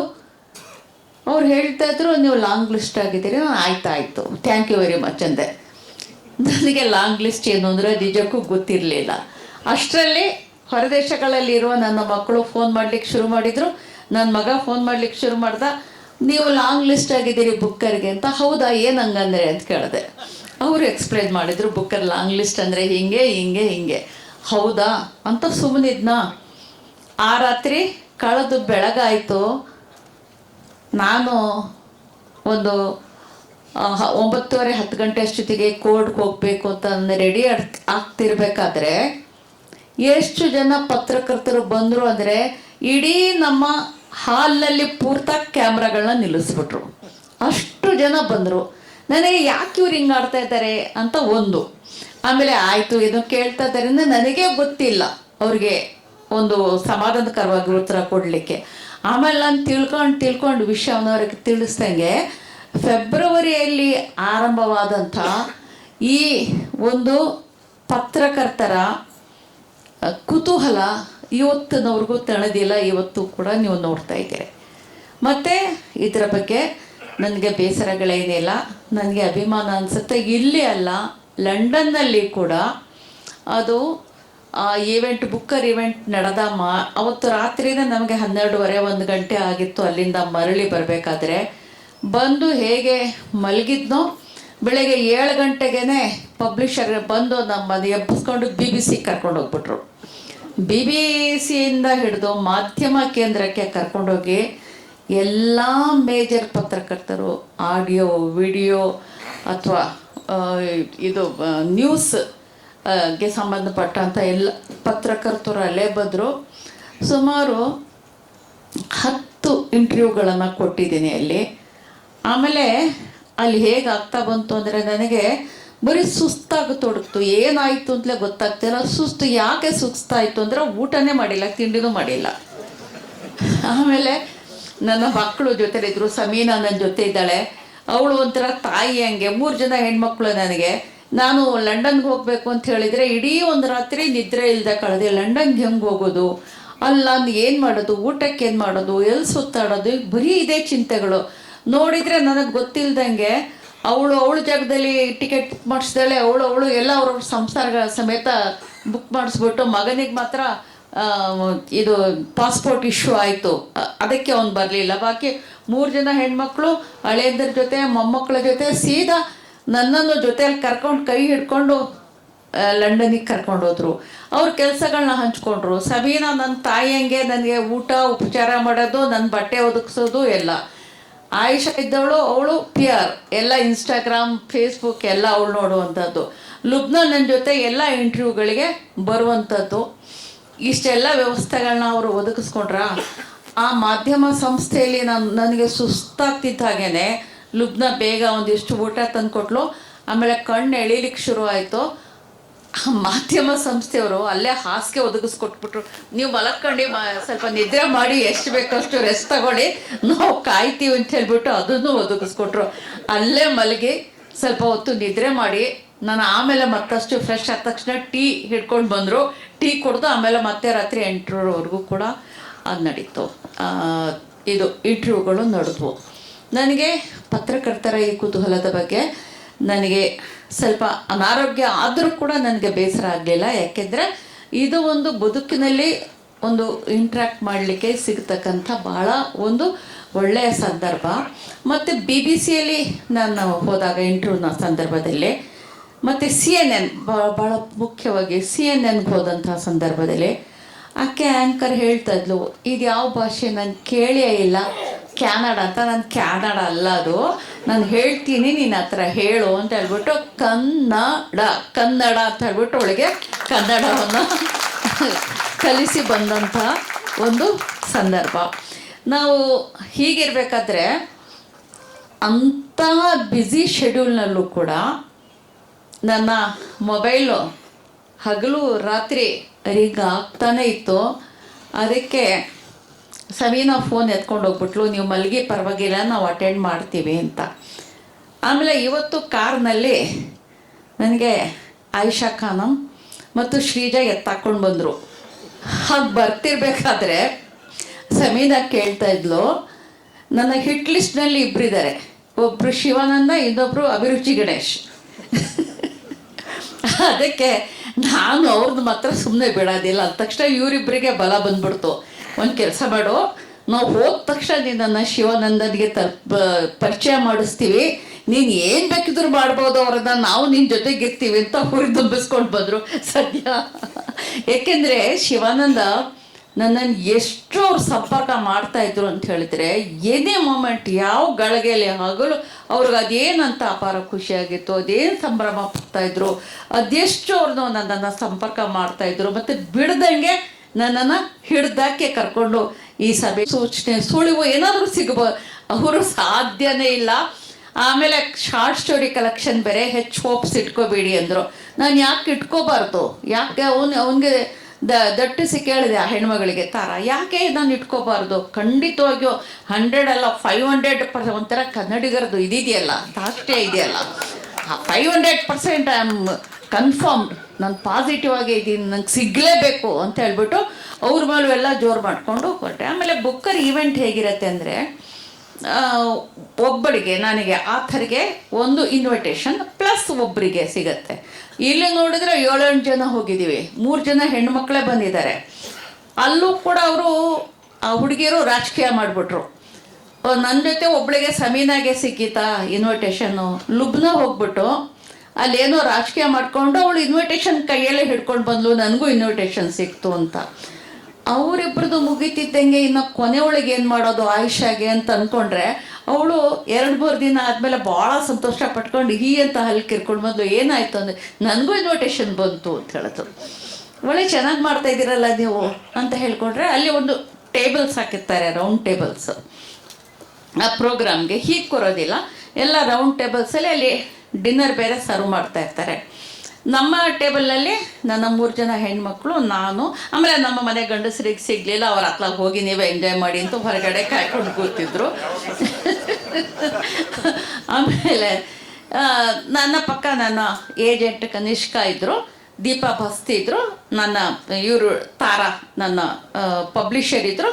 ಹೆಣ್ಮಕ್ಳಿಂದಲೇ ಕೂಡಿದಂಥ ಒಂದು ನಮ್ಮ ಟೇಬಲಲ್ಲಿ ನಾವು ಕೂತಿದ್ವಿ. ಅಲ್ಲಿ ಡಿನ್ನರ್ ಎಷ್ಟು ಶಿಸ್ತುಬದ್ಧ ಅಂದರೆ, ತಿನ್ನೋದು ಏನೋ ನಮ್ಗೆ ತಿನ್ನಲಿಕ್ಕೂ ಸಾಧ್ಯ ಇಲ್ಲ, ಅದು ಸ್ವಲ್ಪ ನಮ್ಮ ಟೇಸ್ಟ್ಗೆ ಹೊಂದೋದಿಲ್ಲ. ಆದರೂ ಎಷ್ಟು ಶಿಸ್ತುಬದ್ಧವಾಗಿ ನಡೆಯುತ್ತೆ ಅಂದರೆ, ಒಂದು 8 ಜನ ಇದ್ವಿ, ನಮ್ಮಿಂದ ಸರಿಯಾಗಿ 8 ಜನ ವೇಟ್ರ್ಗಳು ಬಂದು ನಿಂತ್ಕೊಳ್ತಾರೆ. ಅವ್ರು ಹೆಂಗಿರ್ತಾರೆ ಅಂದರೆ, ಪೂರ್ತ ಕಪ್ಪು ಡ್ರೆಸ್ ಹಾಕಿ ನೋಡೋದಿಕ್ಕೂ ಅಂದ ಚಂದದಿಂದ ನಾವೇನು ಮಹಾರಾಜರೇನೋ ಅಂತ ಕೈ ಮುಗಿಬೇಕು ಹಂಗಿರ್ತಾರೆ. ಅವರು ಬಂದು ನಮ್ಮ ಹಿಂದೆ ನಿಂತು ಏಕಕಾಲದಲ್ಲಿ ಪ್ಲೇಟ್ ಇಡ್ತಾರೆ. ಒಂದು ಸೆಕೆಂಡ್ ಕೂಡ ಇತ್ತ ಆಗೋದಿಲ್ಲ. ಏಕಕಾಲದಲ್ಲಿ ಅಲ್ಲಿ ಪ್ಲೇಟ್ ಇಡ್ತಾರೆ, ಮತ್ತು ಏಕಕಾಲದಲ್ಲಿ ಬಂದು ಪ್ಲೇಟ್ ಎತ್ಕೊಂಡು ಹೋಗ್ತಾರೆ. ಆ ಥರ ನಾವು ಅವ್ರುಗಳನ್ನೇ ನೋಡಿಕೊಂಡು ಭಾಳ ಚೆನ್ನಾಗಿದೆ ಇದು ಇವ್ರ ಸಿಸ್ಟಮ್ ಅಂತ ನೋಡ್ಕೊಂಡು ಕೂತಿರ್ಬೇಕಾದ್ರೆ ಮೊದಲು ಬುಕ್ಕರ್ ಸಮಿತಿಯ ಅವರು ತಮ್ಮ ಅನಿಸಿಕೆಗಳನ್ನ ಹೇಳಿದರು.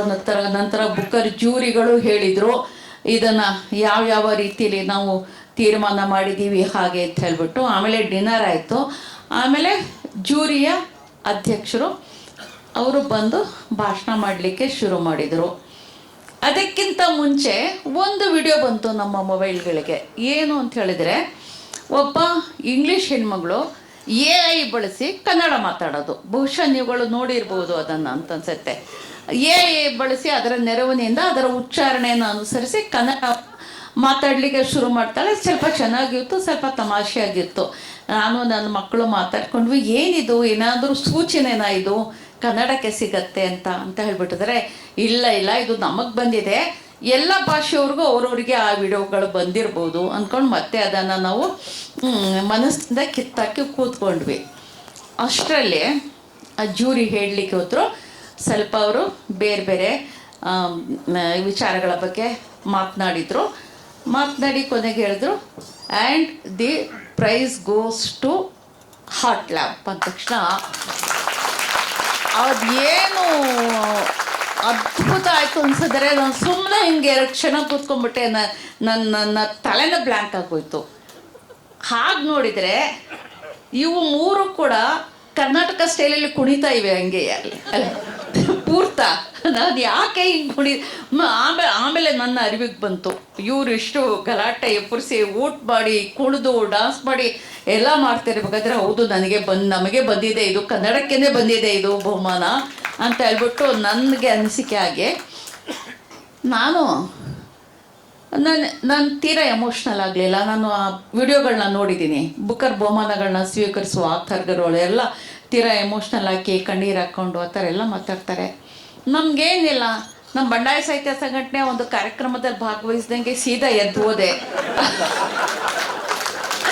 ಅಲ್ಲಿ ನಿಂತ್ಕೊಂಡು ನಾನು ನನ್ನ ಮೊಬೈಲ್ನ ಇದು ಮಾಡ್ಕೊಂಡು ನನ್ನ ಭಾಷಣ ನಾನೇನು ರೆಡಿ ಮಾಡ್ಕೊಂಡಿದ್ದೆ ಅದು ಎಷ್ಟು ಕಾಕತಾಳೀಯ ಅಂತ ಹೇಳಿದರೆ, ನಾನು ಆಡಿದಂಥ ಅರ್ಧಕ್ಕಿಂತ ಹೆಚ್ಚು ಮಾತುಗಳು ಆ ಜೂರಿಯ ಅಧ್ಯಕ್ಷರಾದ ಮ್ಯಾಕ್ಸ್ ಪೋರ್ಟರ್ ಅವರು ಆಡಿದಂಥ ಮಾತಿಗೆ ಸಮಾನವಾಗಿದ್ವು. ಅದಕ್ಕೆ ಹೊಂದಾಣಿಕೆ ಆಗುವಂಥದ್ದು ಇದ್ವು. ಅದಕ್ಕೆ ಅದನ್ನು ಎಷ್ಟು ಜಾಗತಿಕ ಮಟ್ಟದಲ್ಲಿ ಎಷ್ಟು ಇಷ್ಟಪಟ್ಟರು ಅಂತ ಹೇಳಿದರೆ, ಅನೇಕ ದೊಡ್ಡ ಆಥರ್ಸು, ಅನೇಕ ಮೀಡಿಯಾ ಹೌಸ್ಗಳು, ಅನೇಕ ಜನ ಜರ್ನಲಿಸ್ಟ್ಗಳು ಎಲ್ಲರೂ ಕೂಡ ಅದರ ಒಂದೊಂದು ಭಾಗವನ್ನು ಅನೇಕ ಕಡೆಗಳಲ್ಲಿ ಉದ್ಧರಿಸಿದ್ದಾರೆ, ಹೇಳಿದ್ದಾರೆ. ಅದನ್ನು ನಮಗೆ ಹೊಸದೇನು ಅನ್ಸೋದಿಲ್ಲ. ನಾವು ಬಂಡಾಯ ಸಾಹಿತ್ಯ ಸಂಘಟನೆಯಲ್ಲಿ ಆಡ್ಕೊಂಡು ಬಂದಂಥ ಮಾತುಗಳೇ ಅವುಗಳನ್ನ ಸ್ವಲ್ಪ ಇಂಗ್ಲೀಷ್ಗೆ ಸ್ವಲ್ಪ ಚಮತ್ಕಾರವಾಗಿ ಹೇಳಿದ್ದೀನಿ ಅಷ್ಟೇ, ಹೊಸದೇನು ಕೂಡ ಹೇಳಿಲ್ಲ. ನಮ್ಮ ಮಾತುಗಳಲ್ಲ, ನಿಮ್ಮ ಮಾತುಗಳು ಕೂಡ ಅಷ್ಟೇ ಅದು. ಹೀಗಾಗಿ ಆ ಸಂದರ್ಭ, ಆ ಅನುಭವ ನಿಜವಾಗಿಯೂ ಕನ್ನಡಕ್ಕೆ ಬೇಕಿತ್ತು. ನಾವು ಅದನ್ನು ಬುಕ್ಕರ್ ವಿಷಯದಲ್ಲಿ ಹೇಳಿದರೆ, ಅದು ಮೊದಲು ಏಕಸ್ವಾಮ್ಯದ ಒಡೆತನದ ಒಂದು ಅಧೀನದಲ್ಲಿತ್ತು. ನಂತರ ಅದು ಒಂದು NGO ಆಗಿದೆ. ಅದಕ್ಕೆ ಅನೇಕ ಜನ ಸದಸ್ಯರಿದ್ದಾರೆ. ಆದರೆ ಅವರು ಮಾಡ್ತಾ ಇರೋ ಬಹಳ ಮುಖ್ಯ ಕೆಲಸ ಅಂತ ಹೇಳಿದರೆ, ಒಂದು ಪುಸ್ತಕ ಪ್ರೀತಿಯನ್ನು ಹೆಚ್ಚು ಮಾಡುವಂಥದ್ದು, ರೀಡರ್ಶಿಪ್ಪನ್ನು ಹೆಚ್ಚು ಮಾಡುವಂಥದ್ದು, ಮತ್ತು ಜಗತ್ತಿನ ಅನೇಕ ಭಾಗಗಳಿಂದ ಬಂದಂತಹ ಕಥೆಗಳಿಗೆ, ಫಿಕ್ಷನ್ ಒಂದು ಕಾದಂಬರಿಗಳಿಗೆ ಅವಕಾಶಗಳನ್ನು ಕೊಡ್ತಕ್ಕಂಥದ್ದು. ಮಾರ್ಜಿನಲೈಸ್ಡ್ ಪದ ಅಲ್ಲಿ ಬಳಸೋದೇ ಇಲ್ಲ, ಅದು ಅವ್ರಿಗೆ ಗೊತ್ತೂ ಇಲ್ಲ. ಯಾಕೆ ಅಂತ ಹೇಳಿದರೆ ಅವರು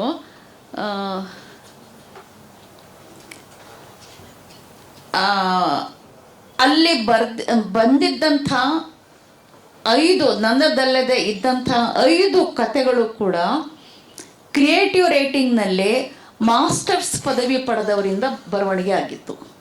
ಅಲ್ಲಿ ನಮ್ಮ ಹಾಗೆ ಗ್ರಾಸ್ ರೂಟಿಂದ ಬರೆಯೋದಿಲ್ಲ, ನಮಗೆ ಬೇಕು ಅಂತ ಬರೆಯೋದಿಲ್ಲ, ಹೆಂಗೆ ಬೇಕು ಹಂಗೆ ಬರೆಯೋದಿಲ್ಲ. ಆದರೆ ಬಹಳ ರೆಗ್ಯುಲರ್ ಆಗಿ ಕಾಲೇಜ್ಗೆ ಹೋಗಿ ಇಲ್ಲಿ ಆರ್ಟ್ಸ್, ಸೈನ್ಸ್, ಕಂಪ್ಯೂಟರ್ ಕಲಿತಾರಲ್ಲ, ಹಾಗೆ ಕ್ರಿಯೇಟಿವ್ ರೈಟಿಂಗ್ ಕಾಲೇಜನ್ನು ಸೇರ್ತಾರೆ. ಆ ಕ್ರಿಯೇಟಿವ್ ರೈಟಿಂಗ್ನಲ್ಲಿ ಮಾಸ್ಟರ್ಸ್ ಪದವಿಯನ್ನು ಪಡೆದಂಥವರು ಆ ಕಾದಂಬರಿಗಳನ್ನ ಬರೆದಿದ್ರು. ಅವುಗಳು ಅಲ್ಲಿ ಸಬ್ಮಿಟ್ ಆಗಿದ್ದಂಥವು. ಅವ್ರು ಹೇಳ್ತಾ ಇದ್ರು ಚರ್ಚೆಗಳಲ್ಲಿ, ಮ್ಯಾಕ್ಸ್ ಪೋರ್ಟರ್ ನನಗೆ ಹೇಳಿದರು, ಅವ್ರುಗಳಿಗೆಲ್ಲ ಕಲಿಸ್ತಕ್ಕಂಥ ಮೂಲಭೂತ ಪಾಠ ಅಂತ ಹೇಳಿದರೆ, ಜಡ್ಜ್ಮೆಂಟಲ್ಲಿ ಆಗಬೇಡಿ, ನಿಮ್ಮ ಕಥೆಗಳಲ್ಲಿ ಪಾತ್ರಗಳ ಬಗ್ಗೆ ಜಡ್ಜ್ಮೆಂಟಲ್ಲಿ ಆಗಬೇಡಿ, ಯಾರ ಪರವಾಗಿಯೂ ನೀವು ಬದ್ಧತೆಯಿಂದ ನಿಲ್ಲಬೇಡಿ ಅಂತ. ನಾನು ತಲೆ ಚಚ್ಕೊಂಡೆ, ಎಲ್ಲ ಕಡ್ರಪ್ಪ ನಮ್ಮದು ಎಲ್ಲದಕ್ಕಿಂತ ಉಲ್ಟಾ, ನಾವು ಮೊದಲೇ ಬದ್ಧತೆಯಿಂದ ಒಂದು ಕಡೆ ನಿಂತ್ಬಿಟ್ಟಿರ್ತೀವಿ. ನಮಗೆ ಕಮಿಟ್ ಆಗಬೇಕು, ನಮಗೆ ಒಂದು ಬದ್ಧತೆ ಇದೆ. ಈ ಮಾರ್ಜಿನಲೈಸ್ಡ್, ಶೋಷಿತರ ಪರವಾಗಿ ಮತ್ತು ಇಲ್ಲದವರ ಪರವಾಗಿ ನಾವು ನಿಲ್ಲಲೇಬೇಕು ಅನ್ನೋದು ಮೊದಲಿನಿಂದಲೇ ನಾವು ಶತಾಯಗತಾಯ ತೀರ್ಮಾನ ಮಾಡ್ಕೊಂಡು ಹೋಗುವಂಥದ್ದು. ಇವರು ಜಡ್ಜ್ಮೆಂಟಲ್ಲಿ ಆಗಬಾರ್ದು, ಇಂಥ ಜನಗಳ ಬಗ್ಗೆ ಅವರ ಪರವಾಗಿ ನಿಲ್ಲಕೂಡ್ದು ಅನ್ನುವಂಥ ಪಾಠ ಇವು ಹೇಳ್ತಾ ಇದ್ದಾವಲ್ಲ, ಇವ್ರಿಗೆ ಏನಾಗಿದೆ ಇದು ಅಂತ ನನಗನ್ನಿಸ್ಬಿಡ್ತು. ಅನ್ನಿಸಿದ ಮೇಲೆ ಯಾವತ್ತೂ ಕೂಡ ನನಗೆ ಯಾಕೆ ಕನ್ನಡ ಬಹಳ ಪ್ರಸ್ತುತ ಆಗುತ್ತೆ, ಬರೀ ಕನ್ನಡ ಭಾಷೆಯಾಗಿ ಅಲ್ಲ, ಕನ್ನಡ ಒಂದು ಆಲೋಚನೆಯಾಗಿ, ಕನ್ನಡ ಒಂದು ಜೀವನ ಕ್ರಮವಾಗಿ, ಕನ್ನಡ ಒಂದು ಕೊಳ್ಳುವಿಕೆಯ ವ್ಯವಹಾರದ ಭಾಷೆಯಾಗಿ, ಕನ್ನಡ ಒಂದು ರಾಜಕಾರಣವಾಗಿ ಕೂಡ ಯಾಕೆ ನಮಗೆ ಮುಖ್ಯ ಆಗತ್ತೆ ಅಂತ ಆ ಗಳಿಗೆಯಲ್ಲಿ ನನಗೆ ಅನ್ನಿಸ್ಬಿಡ್ತು. ಹಾಗನ್ನಿಸಿದ ಮೇಲೆ ನಾನು ಅವ್ರಿಗೆ ಪಾಠ ಮಾಡೋಕ್ಕೆ ಶುರು ಮಾಡಿದೆ. ಪ್ಯಾನೆಲ್ ಡಿಸ್ಕಷನ್ಗಳಲ್ಲಿ ಎಲ್ಲ ಕಡೆಗಳಲ್ಲೂ ನಮ್ಮ ಸಾಮಾಜಿಕ ಚಳುವಳಿಗಳ ಬಗ್ಗೆ ಹೇಳಿದೆ, ದಲಿತ ಚಳುವಳಿ ಬಗ್ಗೆ, ರೈತ ಚಳುವಳಿ ಬಗ್ಗೆ, ಭಾಷೆಯ ಚಳುವಳಿಯ ಬಗ್ಗೆ, ಬಂಡಾಯ ಸಾಹಿತ್ಯ. ಇವತ್ತು ಅವ್ರ ಬಾಯಿಗಳಲ್ಲೆಲ್ಲ ಬರೀ ಬಂಡಾಯ ಸಾಹಿತ್ಯ ಸಂಘಟನೆನೇ ಇದೆ. ಎಲ್ಲದ್ರ ಬಗ್ಗೆ ಹೇಳಲಿಕ್ಕೆ ಶುರು ಮಾಡಿದೆ. ಮತ್ತು ನಮಗೆ ಹೇಗೆ ಬದ್ಧತೆ ಅನ್ನೋದು, ಕಮಿಟ್ಮೆಂಟ್ ಅನ್ನೋದು ನಮ್ಮ ಕರ್ನಾಟಕದ ಲೇಖಕರ ಮೂಲಭೂತ ಗುಣ. ಅದನ್ನು ನಾವು ಹೇಗೆ ಇಂಬೈಬ್ ಮಾಡ್ಕೊಂಡಿದ್ದೀವಿ, ಅದು ಯಾಕೆ ಅಗತ್ಯ ಅನ್ನೋದನ್ನು ಮನವರಿಕೆ ಮಾಡಿಕೊಟ್ಮೇಲೆ ಸರಿ ನಿಮ್ಮ ಮಾತು ಕೂಡ ಸರಿ. ನಾವು ಕಾಲೇಜ್ಗಳಲ್ಲಿ ಓದ್ತಾ ಇರೋದು, ಕಲಿಸ್ತಾ ಇರೋದು, ನಾವು ಯಾವುದೇ ಬದ್ಧತೆ ಇರಬಾರ್ದು, ಯಾವುದೇ ಜಡ್ಜ್ಮೆಂಟಲ್ ಆಗಿ ಇರಬಾರ್ದು ಅನ್ನುವಂಥದ್ದು. ನಾವು ಇದು ಚರ್ಚಾಸ್ಪದ ವಿಷಯ ಆಗ್ಬಿಡ್ತು ಇನ್ಮೇಲೆ ಅಂತ ಹೇಳಿದ್ರು. ಕನ್ನಡ ಸಾಹಿತ್ಯ ಚರಿತ್ರೆಯ ಬಗ್ಗೆ ಹೇಳಿದೆ ಅವ್ರಿಗೆ. ಕನ್ನಡ ಸಾಹಿತ್ಯ ಚರಿತ್ರೆಯಿಂದ ಹೇಗೆ ಒಂದೇ ಸರಿಗೆ 3 ಕವಲುಗಳು ಒಡೆದ್ವು, ದಲಿತ ಸಾಹಿತ್ಯ, ಸ್ತ್ರೀವಾದಿ ಸಾಹಿತ್ಯ ಮತ್ತು ಮುಸ್ಲಿಂ ಸಂವೇದನೆಯ ಸಾಹಿತ್ಯಗಳು ಅನ್ನೋದ್ರ ಬಗ್ಗೆ ಪಾಠ ಮಾಡಿ ಬಂದವರಿಗೆ. ಏಕೆಂದರೆ ನಮಗೆ ಒಂದು ಗ್ರಿಪ್ ಮಾತ್ರ ಬೇಕು, ಒಂದು ತಿಳುವಳಿಕೆ ಕೂಡ ಬೇಕು, ಆಮೇಲೆ ನಾವು ಅವ್ರನ್ನ ಆವರಿಸ್ಬಿಡ್ತೀವಿ, ಬಿಡಂಗಿಲ್ಲ ಅದು. ಹೀಗೆ ಬುಕ್ಕರ್ ಬಂತು, ಬುಕ್ಕರ್ ಪ್ರಶಸ್ತಿನೂ ಬಂತು, ಮತ್ತು ಅವ್ರಗಳಿಗೆ ಪಾಠ ಕೂಡ ನಾನು ಮಾಡಿ ಬಂದೆ ಅಂತಕ್ಕಂಥ ವಿಷಯವನ್ನು ನಿಮ್ಮೆದುರಿಗೆ ಹೇಳಿ,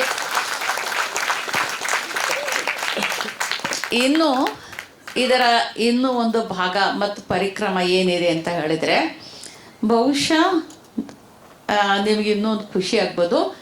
ಕನ್ನಡದ ಈ ಕೃತಿ ಜಗತ್ತಿನ 35 ಭಾಷೆಗಳಿಗೆ ಅನುವಾದ ಆಗ್ತಾ ಇದೆ.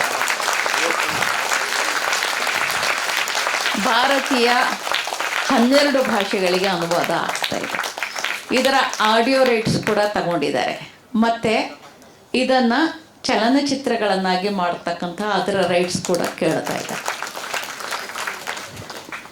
ಇಷ್ಟೆಲ್ಲ ಸತ್ವ ನಮ್ಮಲ್ಲಿ ಇದೆಯಲ್ಲ, ಇಷ್ಟೆಲ್ಲ ನಮ್ಮ ಸತ್ವವನ್ನು ನಾವು ಅವ್ರುಗಳಿಗೆ ಪರಿಚಯ ಮಾಡಿಸ್ಲಿಕ್ಕೆ, ನಾವು ಅವರ ಕತೆ ಕಾದಂಬರಿಗಳನ್ನ ಓದಿದ್ವಿ, ನಾವು ಅವರ ಜೀವನ ಕ್ರಮವನ್ನು ಅಭ್ಯಾಸ ಮಾಡಿದ್ವಿ.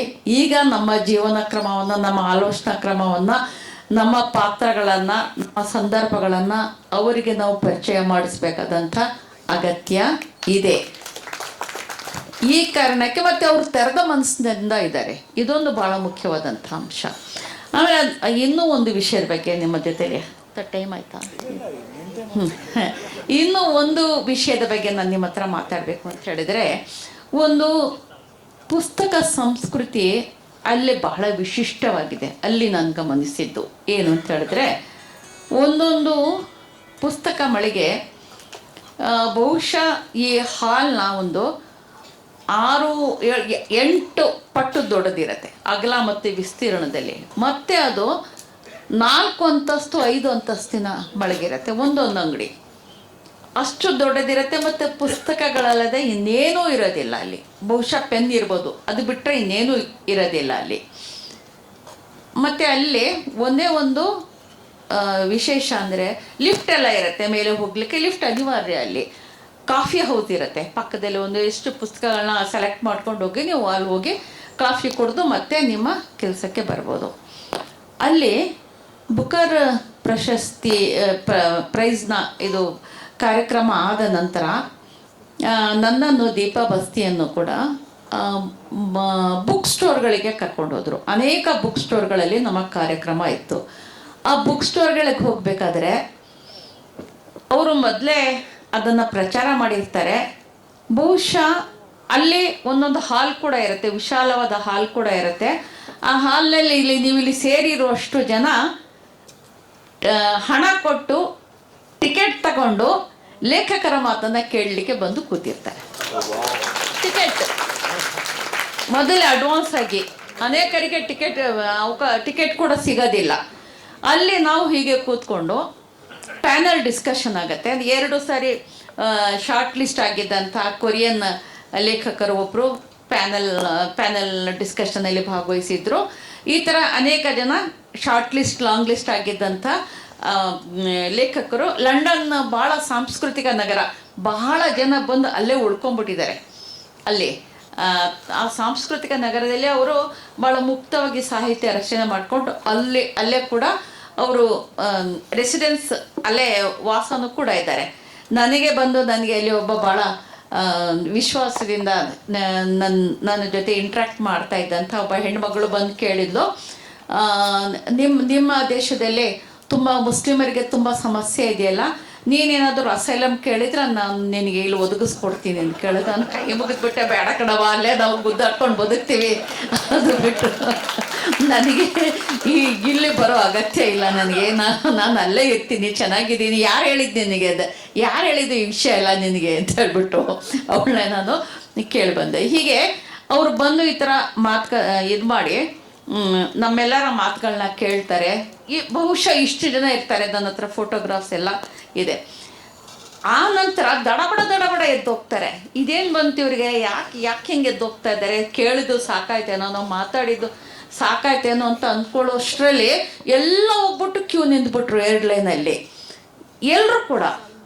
ಮತ್ತು ಇದೇನು ನಮಗೆ ಅನುಭವ ಇಲ್ವಲ್ಲ, ಇದೇನಾಗ್ತಾ ಇದೆ ಅಂದರೆ ಅವರೆಲ್ಲ ಬುಕ್ ಸೈನಿಗೆ ನಿಂತಿರೋರು.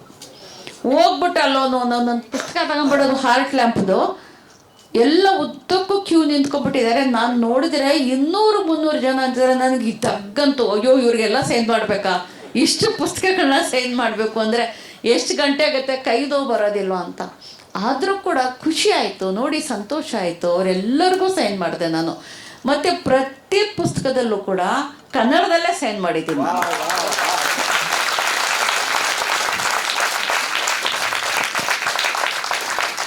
ಸೊ ಹೀಗೆ ಅಲ್ಲಿ ತುಂಬ ಫೆಸ್ಟಿವಲ್ಗಳು ನಡೆಯುತ್ತವೆ. ಅಲ್ಲಿ ನಮಗೆ ವೇಲ್ಸ್ ಪ್ರಾಂತದ್ದು ಒಂದು ಫೆಸ್ಟಿವಲ್ನಲ್ಲಿ ಭಾಗವಹಿಸಬೇಕು ಅಂತ ನನ್ನನ್ನು ಕೇಳಿದರು. ಆಯಿತು ಅಂತ ಹೇಳಿದೆ. ಅದು ಲಂಡನ್ನಿನ 4 ಗಂಟೆಗಳ ಪ್ರಯಾಣ ಕೂಡ ತುಂಬ ಚೆನ್ನಾಗಿದೆ. ಆಮೇಲೆ ನಾವು ಅಲ್ಲಿಂದ ಹಳ್ಳಿಗಡನಲ್ಲಿ ಹೋಗ್ತಿದ್ರೆ ನನಗನ್ನಿಸ್ತು, ನನಗೇನಾದರೂ ಕಣ್ಣು ಮುಚ್ಚಿಲ್ಲಿ ಕರ್ಕೊಂಡು ಬಂದು ಎಲ್ಲಿದ್ದೀರಿ ನೋಡಿ ಹೇಳಿ ಅಂದರೆ ನಾನು ಹೇಳ್ತೀನಿ ಇದು ಸಕಲೇಶ್ಪುರ, ಇಲ್ಲ ಕೊಡಗು, ಅಥವಾ ಇದು ಕೇರಳ ಅಂತ. ಸೇಮ್ ತದ್ರೂಪಿ ವಾತಾವರಣ ಅಲ್ಲಿದೆ. ಅದೇ ರೀತಿ ಬೆಟ್ಟಗುಡ್ಡಗಳು, ಅದೇ ರೀತಿ ಒಂದು ರೀತಿಯಲ್ಲಿ ಪ್ಲಾಂಟೇಶನ್ಗಳು, ಹಸುಗಳು, ಕರುಗಳು ಎಲ್ಲ ಮೇಯ್ತಿರೋದು, ಮತ್ತು ತಣ್ಣನೆ ವಾತಾವರಣ, ತಂಪಿಂದು ಎಲ್ಲ ಅದೇ ಥರ ಇತ್ತು. ಅಲ್ಲಿ ಒಂದು ಪುಟ್ಟ ಗ್ರಾಮ, ಅದು ದೊಡ್ಡ ಗ್ರಾಮ ಏನೂ ಅಲ್ಲ, ಪುಟ್ಟ ಗ್ರಾಮ. ಅಲ್ಲಿದ್ದಂಥ ಎಲ್ಲ ಮನೆಗಳನ್ನು ಕೂಡ ಒಂದು ರೂಮ್ ಏನೋ ಅವರು ಉಳ್ಕೊಂಡು ಬಾಕಿದೆಲ್ಲವನ್ನು ಕೂಡ ಬಾಡಿಗೆಗೆ ಕೊಟ್ಬಿಡ್ತಾರೆ ಫೆಸ್ಟಿವಲ್ ಕಮಿಟಿಗೆ. 11 ದಿನ ನಡೆಯುತ್ತೆ ಅದು ಫೆಸ್ಟಿವಲ್. ಹಾಗೆ ನಡೆದಾಗ ಸುಮಾರು ಒಂದು ದೊಡ್ಡ ಆ ಮನೆಗಳಂತೂ ಇವೆ. ಆದರೆ ಆ್ಯಕ್ಚುಲಿ ಕಾರ್ಯಕ್ರಮ ನಡೆಯುವಂಥ ಜಾಗದಲ್ಲಿ ಜರ್ಮನ್ ಟೆಂಟ್ ಮೂಲಕ ದೊಡ್ಡ ಏರಿಯಾದಲ್ಲಿ ಜರ್ಮನ್ ಟೆಂಟ್ ಹಾಕಿರ್ತಾರೆ. ಅಲ್ಲಿ 40 ಪುಸ್ತಕದ ಅಂಗಡಿಗಳಿವೆ. ಆ 40 ಪುಸ್ತಕದ ಅಂಗಡಿಗಳಲ್ಲಿ ಪುಸ್ತಕ ತಗೊಳ್ಳಿಕ್ಕೆ ಪ್ರತಿದಿನ 25,000 ಜನ ಅಲ್ಲಿಗೆ ವಿಸಿಟ್ ಮಾಡ್ತಾರೆ, ಆ ಪುಟ್ಟ ಹಳ್ಳಿಗೆ. ಈಗ ಹೇ ಫೆಸ್ಟಿವಲ್ಗೆ ಬಂದು ಹೋಗಿದ್ದೀನಿ ನಾನು. ಈಗ ಮತ್ತೆ ಜೂನ್ 13ಕ್ಕೆ ಲಂಡನ್ಗೆ ಹೋಗ್ತಾ ಇದ್ದೀನಿ. ಮತ್ತು ಆಗಸ್ಟ್ನಲ್ಲಿ ಎಡಿನ್ಬರಾ ಫೆಸ್ಟಿವಲ್ಲು. ಹೀಗಾಗಿ ಮುಂದಿನ ವರ್ಷದ ಆಗಸ್ಟ್ ತಿಂಗಳವರೆಗೂ ಕೂಡ ಸಿಲೋನ್, ಆಸ್ಟ್ರೇಲಿಯಾ, ನ್ಯೂಯಾರ್ಕ್, ಬಾಲಿ ಮತ್ತು ಇನ್ಯಾವುದು ಊರುಗಳ ನನಗೆ ಹೆಸರು ನೆನಪಿಲ್ಲ, ಅಲ್ಲಿಗೆಲ್ಲ ಟೂರ್ ಪ್ರೋಗ್ರಾಮ್ ಈಗಾಗಲೇ ಫಿಕ್ಸ್ ಆಗಿಬಿಟ್ಟಿದೆ ನಂದು. ಅಷ್ಟು ವ್ಯಾಪಕವಾದಂಥ ರೀತಿಯಲ್ಲಿ ಪ್ರವಾಸ ಕೂಡ ಮಾಡಬೇಕಾಗಿದೆ. ಏಕೆಂದರೆ ಅದು ಒಂಥರ ಪ್ರಮೋಷನ್ ಆಗುತ್ತೆ, ನನ್ನ ವರ್ಕ್ಸ್ ಪ್ರಮೋಷನ್ ಆಗುತ್ತೆ. ಲೇಖಕಿಯಾಗಿ ನಾನು ಅಲ್ಲಿದ್ದು ನನ್ನ ಮಾತುಗಳನ್ನ ಆಡಿದರೆ, ಬರೀ ಪುಸ್ತಕದ ಬಗ್ಗೆ ನಾನು ಆ ಥರದ ಒಂದು ಮಾತನಾಡಿದರೆ ಆಸಕ್ತರು ಬಂದು ನನ್ನ ಮಾತುಗಳನ್ನ ಕೇಳಿ ಅಲ್ಲಿ ಪುಸ್ತಕಗಳನ್ನ ಕೊಂಡು ಸಹಿ ಹಾಕಿಸ್ಕೊಂಡು ಹೋಗ್ತಾರೆ. ಮತ್ತು ಸಹಿ ಹಾಕಿಸದ ಪುಸ್ತಕ ಅವ್ರು ತಗೊಳ್ಳೋದೇ ಇಲ್ಲ, ಬಹಳ ಹೆಚ್ಚಿನ ಜನ. ಆಮೇಲೆ 3-4 ಪುಸ್ತಕ ತಗೊಳ್ತಾರೆ. ಇದು ನನ್ನ ಅಮ್ಮನಿಗೆ, ನನ್ನ ಅಕ್ಕನಿಗೆ, ನನ್ನ ಹೆಂಡತಿಗೆ ಸೈನ್ ಮಾಡಿಕೊಡಿ, ಇಂಥ ಹೆಸರು ಬರೆದು ಸೈನ್ ಮಾಡಿಕೊಡಿ ಅಂತ.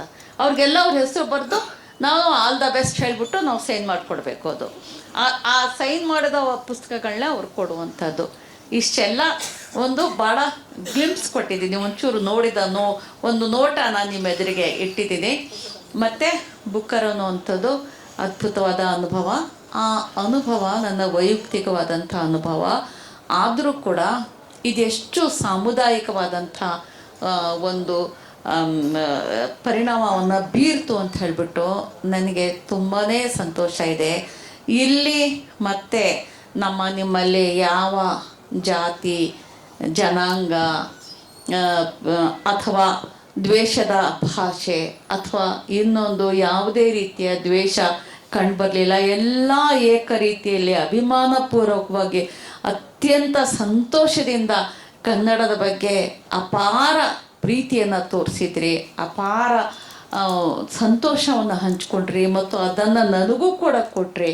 ನಾನು ನಿಮ್ಮಗಳ ಬಗ್ಗೆ ತುಂಬ ಆಭಾರಿಯಾಗಿದ್ದೀನಿ, ತುಂಬ ಸಂತೋಷದಿಂದ ಇದ್ದೀನಿ. ತುಂಬ ವಂದನೆಗಳು. ನನ್ನನ್ನು ಇಲ್ಲಿ ಕರೆದು ನಿಮ್ಮ ಜೊತೆಯಲ್ಲಿ ಮಾತನಾಡಲಿಕ್ಕೆ ಅವಕಾಶ ಕೊಟ್ಟಂತ ನಿಮಗೆಲ್ಲ ನಮಸ್ಕಾರ.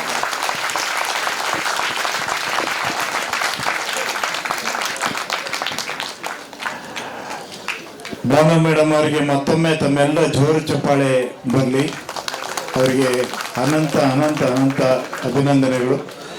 ಈಗ ನಮ್ಮ ಭಾನು ಮೇಡಮ್ ಅವರ ಮಡಿಲನ್ನು ತುಂಬುವ ಹೊತ್ತು ಜಯಶ್ರೀ ಮೇಡಮ್ ಅವರು ಇಲ್ಲಿ ಬಂದಿದ್ದಾರೆ. ದಯಮಾಡಿ ಅವರು ಬಂದು ಬಾಗಿನವನ್ನು ಅರ್ಪಿಸಬೇಕು ಅಂತೇಳಿ ನಾನು ವಿನಂತಿ ಮಾಡ್ತೇನೆ. ದಯಮಾಡಿ ಯಾರೇ ಅಭಿನಂದನೆ ಮಾಡುವವರು ಈ ಭಾಗದಲ್ಲಿ ಬನ್ನಿ, ನಮಗೆ ಅವರ ಹೆಸರನ್ನು ಹೇಳಿ ಈ ವೇದಿಕೆಯಲ್ಲಿ ನಂತರ ಅವರಿಗೆ ಅಭಿನಂದನೆ ಸಲ್ಲಿಸಬೇಕು. ಒಂದು 10 ನಿಮಿಷದಲ್ಲಿ ಈ ಕಾರ್ಯಕ್ರಮ ಮುಗಿಯುತ್ತೆ. ದಯಮಾಡಿ ಎಲ್ಲರೂ ಕೂಡ ಸಹಕರಿಸಬೇಕು. ನಮ್ಮ ಆ್ಯಂಕರ್ ಹತ್ರ ಅವರ ಹೆಸರನ್ನು ಹೇಳಿ ಮುಂದೆ ಹೋಗಬೇಕು ಅಂತ ವಿನಂತಿ. ಈ ಬಲಭಾಗದಿಂದ ಬನ್ನಿ, ಈ ಬಲಭಾಗದಿಂದ ಬನ್ನಿ, ಎಡಭಾಗದಿಂದ ತೆರಳಿ. ಕರ್ನಾಟಕ ಪತ್ರಕರ್ತೆಯರ ಸಂಘ, ಕರ್ನಾಟಕ ಪತ್ರಕರ್ತೆಯರ ಸಂಘದಿಂದ ಗೌರವಾರ್ಪಣೆ.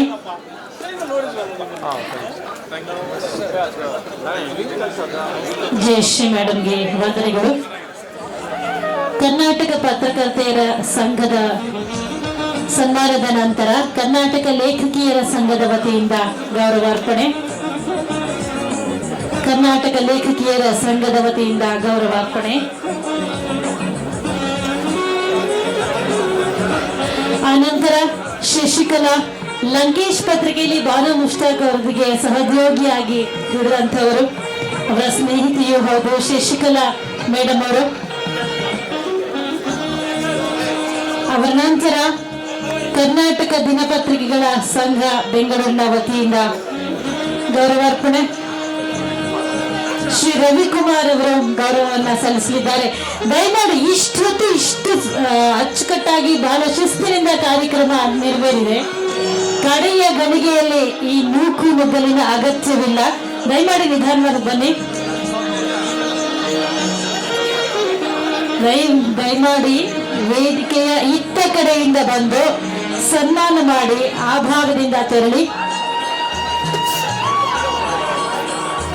ಅಧ್ಯಕ್ಷರು ಶ್ರೀಮತಿ ರೋಶಿನಿ ಗೌಡ, ಅಖಿಲ ಕರ್ನಾಟಕ ರಾಜ್ಯ ಅಖಿಲ ಕರ್ನಾಟಕ ರಾಜ್ಯ ಸರ್ಕಾರಿ ನೌಕರರ ಮಹಿಳಾ ಸಂಘದ ವತಿಯಿಂದ ಬರ್ತಾ ಇದ್ದಾರೆ.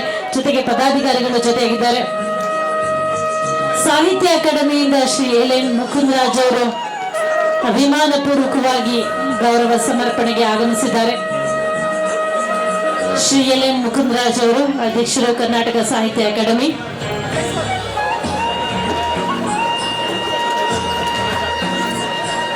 ಇಷ್ಟು ಹೊತ್ತು ಇದ್ದಂತಹ ಅದೇ ಸಂಯಮ, ಅದೇ ಶಿಸ್ತಿನಿಂದ ನಾವು ಸನ್ಮಾನವನ್ನು ಕೂಡ ನೆರವೇರಿಸೋಣ. ಕರ್ನಾಟಕ ಸಾಹಿತ್ಯ ಅಕಾಡೆಮಿಯ ರಿಜಿಸ್ಟ್ರಾರ್ ಕರಿಯಪ್ಪ ಅವರು ಕೂಡ ಅಧ್ಯಕ್ಷರಾದಂತ ಶ್ರೀ ಎಲ್.ಎನ್. ಮುಕುಂದರಾಜ್ ಅವರ ಜೊತೆಯಾಗಿ ಬಂದಿದ್ದಾರೆ. ಸುಜಾತ್ ಅವರು ಬಂದಿದ್ದಾರೆ.